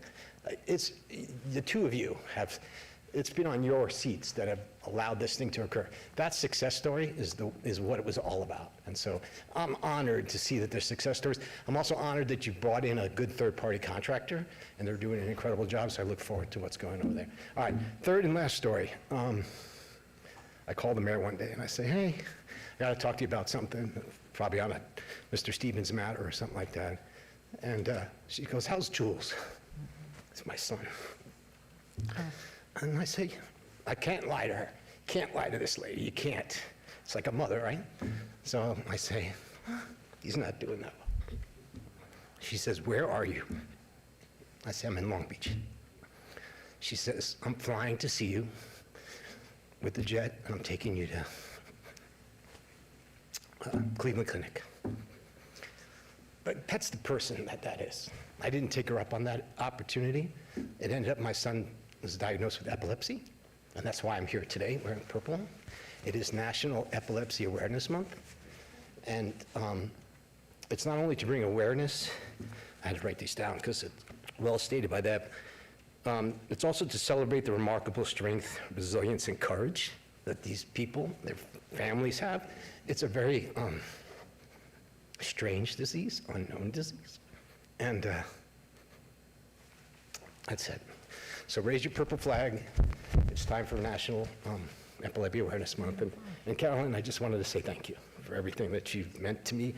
Say thank you to you too, Cedric. 6 years, I wish you stayed a little longer. Carolyn, you can't get any more years, so we're done. And 25 years of Goodman has been the best part of my life, and it's been an honor to bring some incredible projects before you. My projects are really small in comparison to things that you have brought forward, such as new libraries, the homeless center, and other things. So I just wanted to say goodbye. And so, Thank you. as It's you know, I not care goodbye. for you We're not very- going anywhere. You're not going anywhere. And Jules forever on the piano.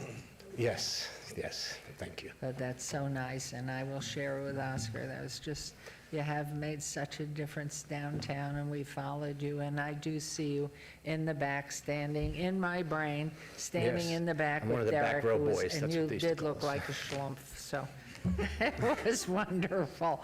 But just love you and appreciate everything. Stay the Thank you. course, and we're forever, our hearts and souls are Same here. for you, Your Honor. Thank you. Thank you, everyone. Thank you. That was beautiful. And to Jules, a hug and a kiss.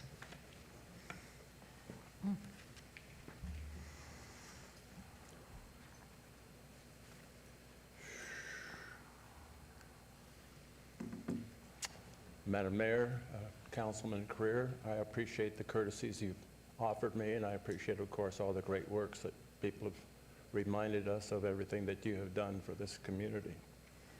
My name is Daniel Braisted, B-R-A-I-S-T-E-D. I want to acknowledge that the ugly elevator sign in front of the parking garage has been replaced. I want to acknowledge this individual, Tyler Williams. He's a city employee.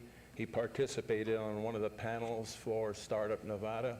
It was a five-day event, and it wasn't mentioned at this council at all. It was free, helping people. I just don't know why, with all due respect, I don't know why you don't bring it up.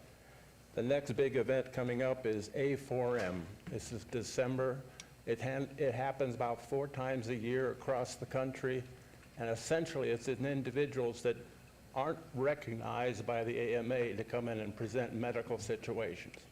One of the individuals that spoke last time was an individual, was 10X Health, and that's the group that Dana White got involved with, and they got him off all of his heart meds.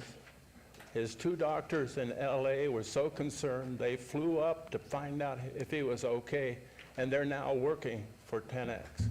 The whole point of this medical situation is we keep putting money out, and answers are out there, but for some reason, no one wants to go to A4M, pay the money, and find out if any of it's valid. I don't understand.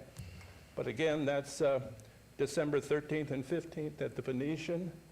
And then, of course, we got CES coming back up in January 5 and 8. And again, I ask entities to come up with some grant to allow people just to attend. It's about a grant of maybe $500. 2 individuals could go and then have them come back and report. But this is information that's coming to our city, and we don't use it. So don't worry about it. We'll work with the next group. Thank you, ma'am. Okay, thank you. Okay, anyone else? All right, there is nobody else, and so now we are going to go on to our emerging issues.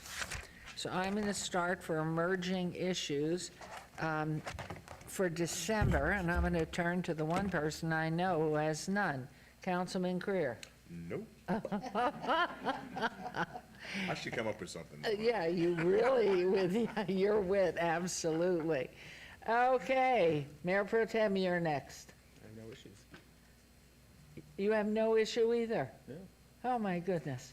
Okay, Madam Diaz, no, yet, wait till January. Councilwoman Seaman, none, okay. And of course, I have none. So now we move right along to council member recognition. And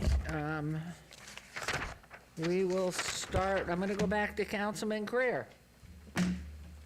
You did your thing, though. Yeah, I'm gonna start my speech over again. Back by popular demand. It was a pleasure to attend the topping off celebration for the AC Element Hotel by Marriott coming soon to Symphony Park. This is the first hotel at Symphony Park by Jackson Shaw, and I look forward to celebrating the grand opening, which will be announced soon. Halloween in 89106 was a very big success. I attended the Halloween trick-or-treat with students at Mabel Hogart Elementary School, my alum, and then attended the Halloween Safe Night celebration in coordination with Clark County and the Doolittle Community Center. Special thank you to all the community vendors who participated in making this a very fun and safe, happy Halloween experience for our families. I also had the honor of participating on a panel for the Urban Land Institute Fall Conference at the historic West Side School. I was invited to talk about the 100 Plan in Action. Other topics we talked about were infrastructure improvements, affordable housing, economic development, workforce development, and much more. That's all we have. It was an honor to serve as councilman for the past 6 years for Ward 5. Thank you all once again. God bless you, and look forward to the next chapter. Thank you. Thank you very much. All right, to my right, Mayor Pro Tem. Men first.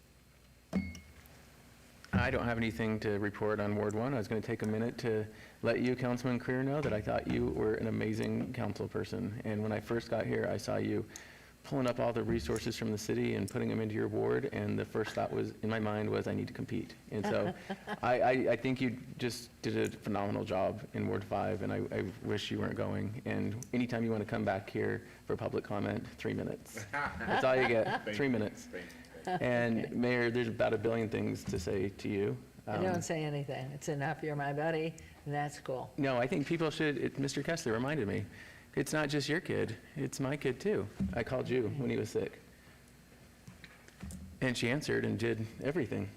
And so the world should know, because I get asked about 100 times a day, what is she like? What are the Goodmans like? And I'm always very honest, is like, it is exactly what you think it is. You are a mentor. You taught me how to be a parent to my kids. And you're great. So that's it. Thank you, thank you. Councilwoman Seaman, and I have to say, I have to take this moment, first of all, to congratulate all candidates. But your candidacy, as this gentleman next to me, shows the heart and soul about how you care for this community and making it better. And I thought every piece of everything that I was able to watch and see, read and learn, you did a superior job. And Councilman Creer, I loved the ads you had, but life goes on and there are always other opportunities, and the beauty is to have the dignity and the passion and the love for this city that's exemplary. So before, I am now going to turn it over to you. Proud you did a beautiful job, and there's always tomorrow. Thank you, Mayor Goodman. I've been so busy campaigning, I didn't even have a chance to think that this was my last meeting with the two of you. So before I go on to my slides about what was happening in Ward 2, I want to say that I campaigned with Councilman Creer, and we remained friends, and it was remarkable. And I'm going to miss you. I'm going to miss our laughing on the dais. Which drove me nuts. I'm trying to concentrate and talk to the public and do something, and all the time you try and multitask with the laughter and the conversation over here. I'm so surprised you never separated us. So I will miss you, and I will miss you, Mayor Goodman. I've learned so much from you in 5 years. You mentored me in such a way that you never told me I was doing something wrong. You called me in your office and you made me see it for myself. So thank you. Anyway, I don't want to get emotional, so I'm going to move on to my slides. We had an amazing anti-human trafficking event last month. Time is going on so quickly, I don't even remember when everything happened, but it's since the last council meeting. And then we had an amazing 30th anniversary celebration for this wonderful woman who was working with Atria. Her name is Flora Constantine. And Get Outdoors came in to Ward 2 and planted their trees and did an amazing park cleanup in our little desert park, which is always so welcoming. And then we had the Youth Leadership Authority graduation right here at City Hall. And it was an amazing event to see the youth and how they go through such a program and come out different people. Our document shredding and medication disposal will be Saturday, November 9th, 10 to noon at Veterans Memorial Parking Lot. And our Adopt a Pet, we're featuring Queen Bee, an American Pit Bull Terrier, female, 46 pounds, 5 years and 3 weeks, and Mr. Munster, I don't know how he got that name, domestic short hair, about 4.3 pounds, 4 months old. If you are looking for a pet, please consider adopting through the Animal Foundation, the Nevada SPCA, our local rescues. If you like any of these pets, phone number for Nevada SPCA is 702-873-7722. If you want to get the word out about your business in Ward 2, please call my office, 702-229-2420. We are happy to feature your business in our Small Business Weekly. If you have any issues, my staff is available to answer any questions at Ward 2 at lasvegasnevada.gov.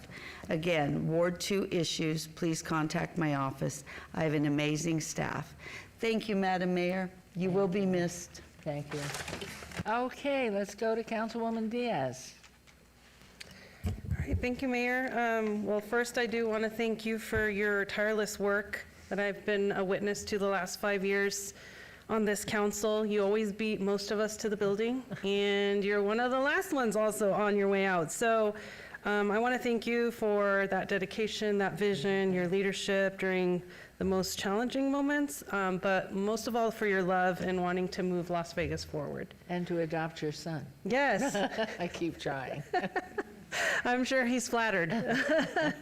And I also want to thank my colleague and fellow Las Vegas native, Councilman Cedric Creer. Your 20 years of public service is commendable.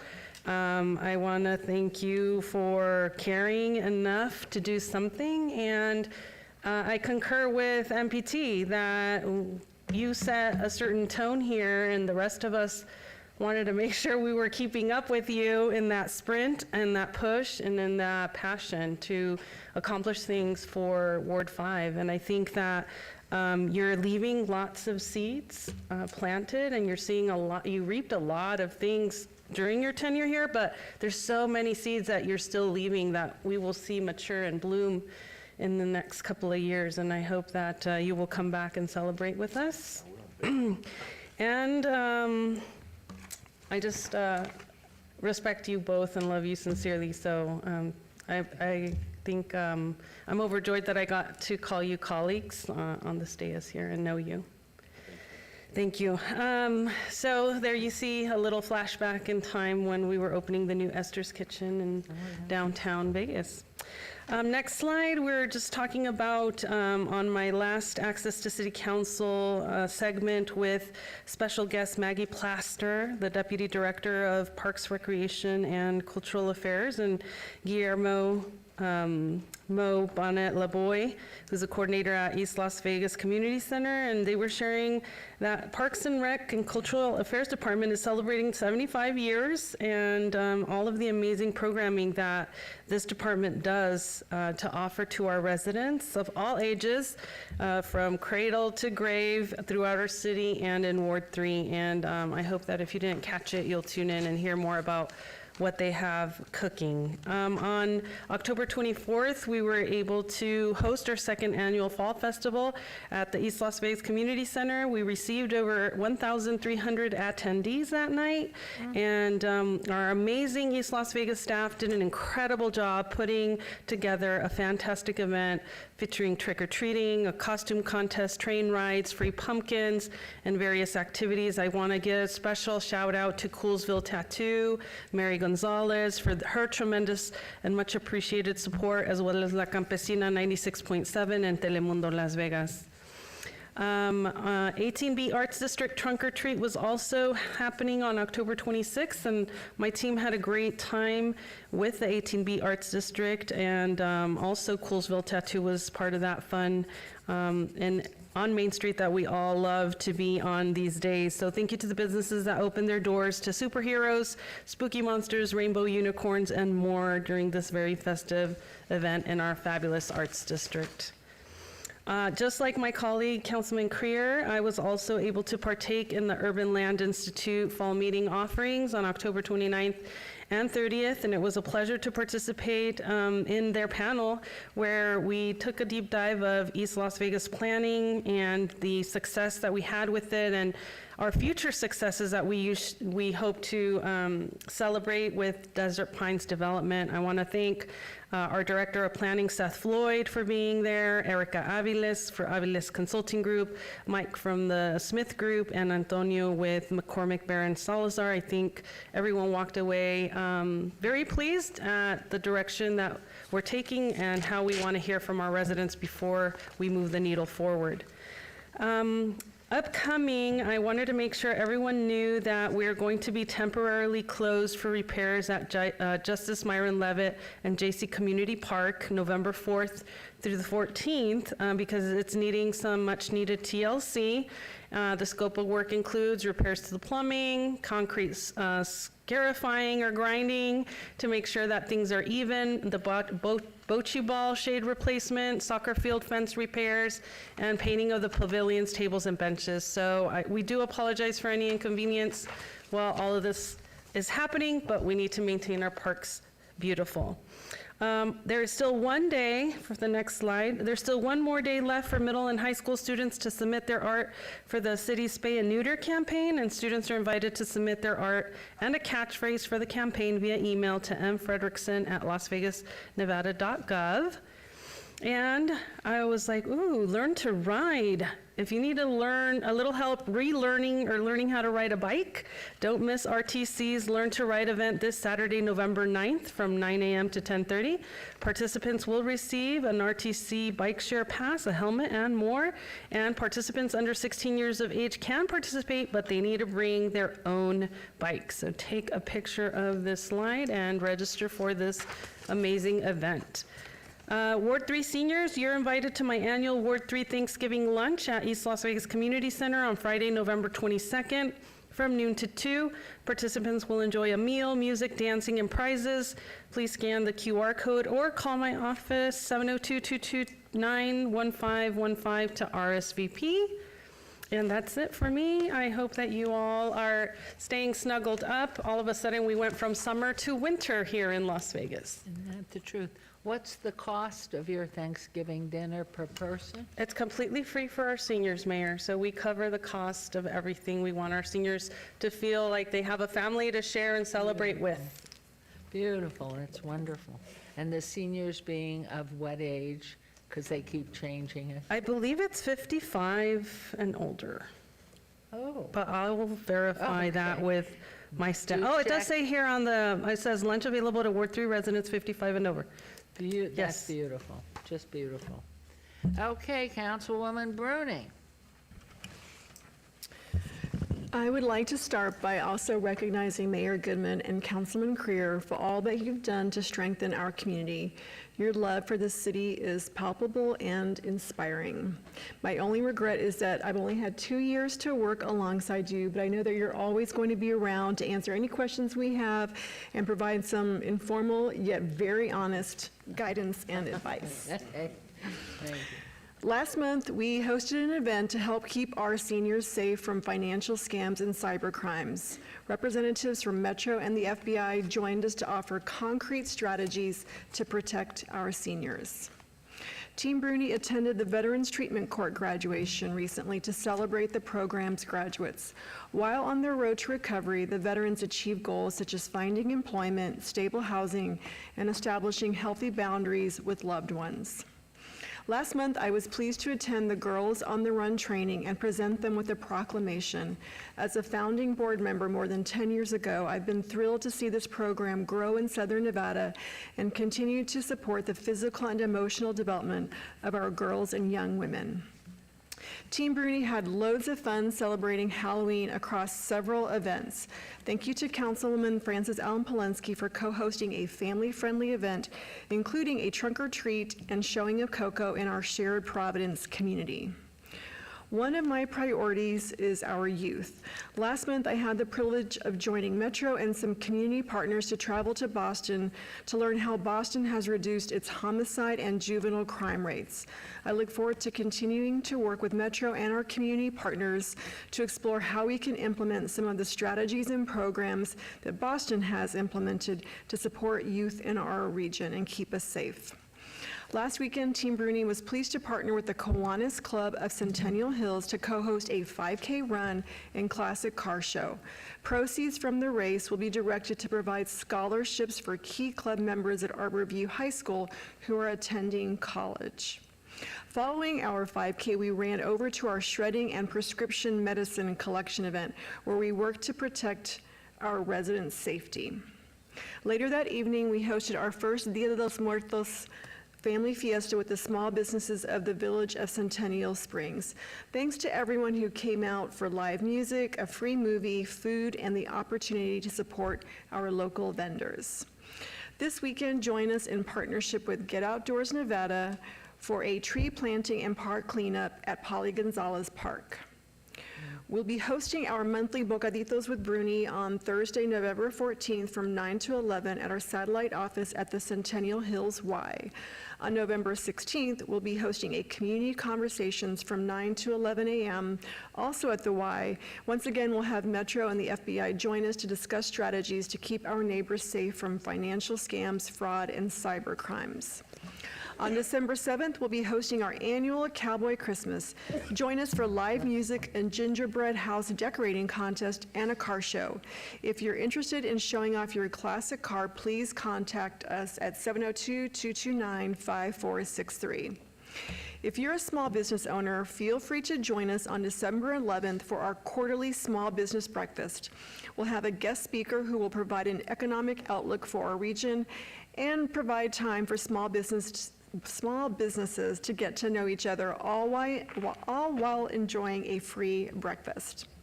Finally, Ward 6 wants to hear from you. Please reach out by phone at 702-229-5463 or email us at ward6@lasvegasnevada.gov. Thank you, Mayor. Thank you. And Councilwoman Polensky, you did your 66, 67, you've been hard at work. Yes, ma'am. Thank you, Madam Mayor. Councilman Cedric Creer, you and your family are woven into the fabric of our community, and you have left your own unique, indelible mark on our city's history. You have the wit and charm of 100 men, and it has been my honor to serve with you for the past 2 years. Thank you. Mayor Goodman, we all collectively thank you. We thank you for your courage, for your wisdom, for your relentless passion that you've poured into our city. You and Oscar have created a legacy that will inspire leaders and residents for generations to come. Las Vegas is forever better and forever stronger because of you. Thank you. Thank you. Okay, on October 24th, I had the honor of attending, speaking, and installing the Mark Carey Elementary School Student Council. We will need strong leaders in the future, so it's great to see our kids like these stepping forward to make a difference in their school. The same afternoon, under the supervision of Judge Harmony Letitia, 11 veterans graduated from Veterans Treatment Court. This court, which is designed for the distinct needs that can arise from military service, boasts an over 90% success rate. On October 25th, my staff and I participated in the LVPPA Trunk or Treat. We had such a fun time with this year's theme, and all the kids and families who attended had a great time. We can't thank Christy Garnis and her entire event staff and team enough for their work in putting together our display. You truly outdid yourselves, and we are so grateful to all of you. The next evening, Councilwoman Bruni and I co-hosted a Coco movie in the park at Huckleberry Park in Providence. Once again, this was a great event with tons of families, food trucks, and fun costumes. Last Wednesday, I had the unique opportunity to welcome CSN adjunct professor Amy Hutchinson and a delegation from South Korea here in City Hall. We were able to share information about the election process and even visit one of the on-site polling locations here at City Hall. A big thanks to Chief Deputy City Clerk Jackie Miller and the Clark County election folks for making this impromptu visit possible and memorable. On Saturday, we participated in the Get Outdoors Nevada tree planting and cleanup event at Durango Hills Park.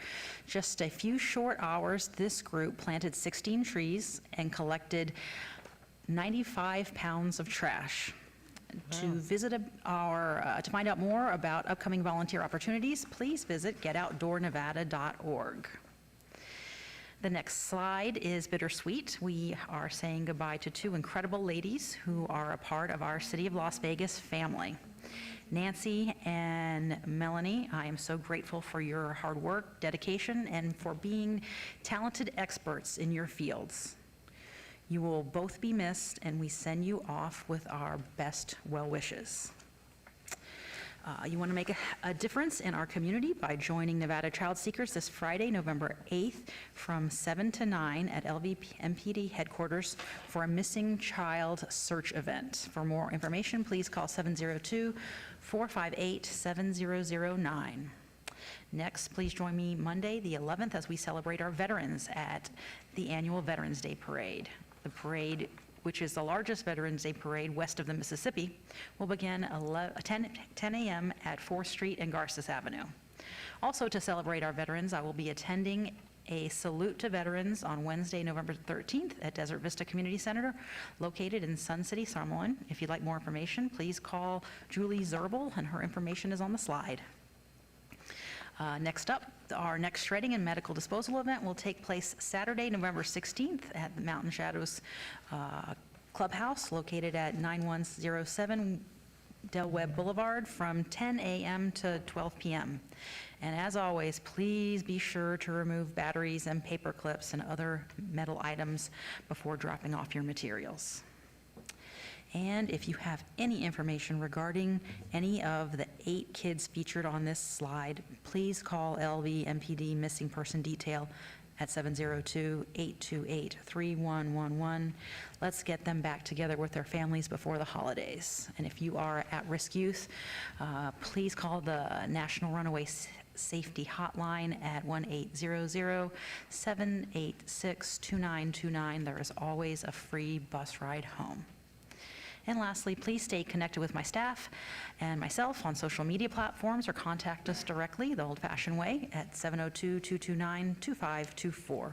We are always here to provide any assistance that we can. Thank you. Thank you.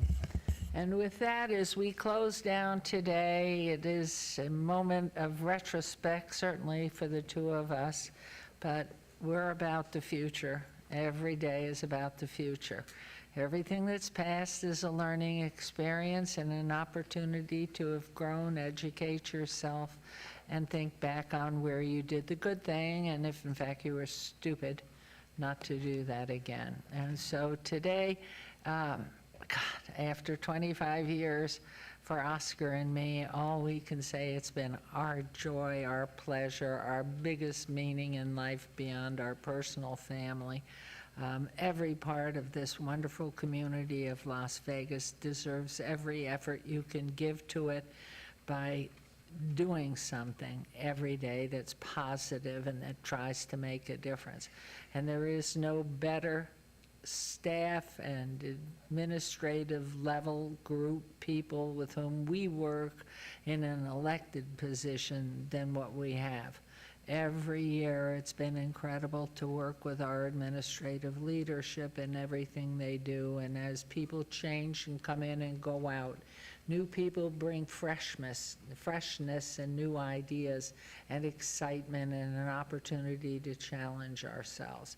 And so in particular today, I'm sure this is Christy Garnis, but it could be other people who have put these celebratory balloons that, thank heavens, haven't popped during the session. They're remarkable, and Christy Garnis always special in every council ward. You're out there, you're building, you're serving all hours of the day and night. But to our marshals, our first responders, our tech, our public information, it's all about thank you very much for keeping us safe, keeping us engaged, keeping us inspired to do more and get up and do something new again. So the future looks bright, and every day, just thank you. Thank you. I can speak to this fine young man on your right, my left, all these dedicated council people who've been elected to serve you. Life is truly great, but you have to help make it so. And from Oscar and me, it's been a glorious quarter of a century. I can't believe how old we've gotten. It happens very fast.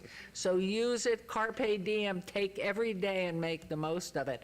Time goes by and you don't realize it till you look in the mirror and you see all the wrinkles or the gray hair or no hair.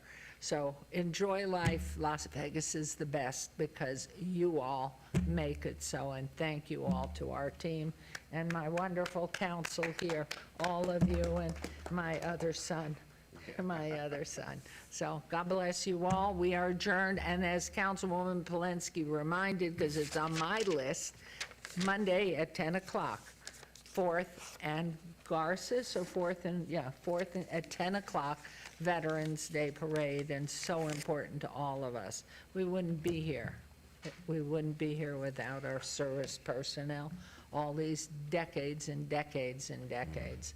So thank you to our veterans, thank you to those in service, and thank you again to our marshals, law enforcement, first responders. Stay well and have a good time. Life is good. We are adjourned.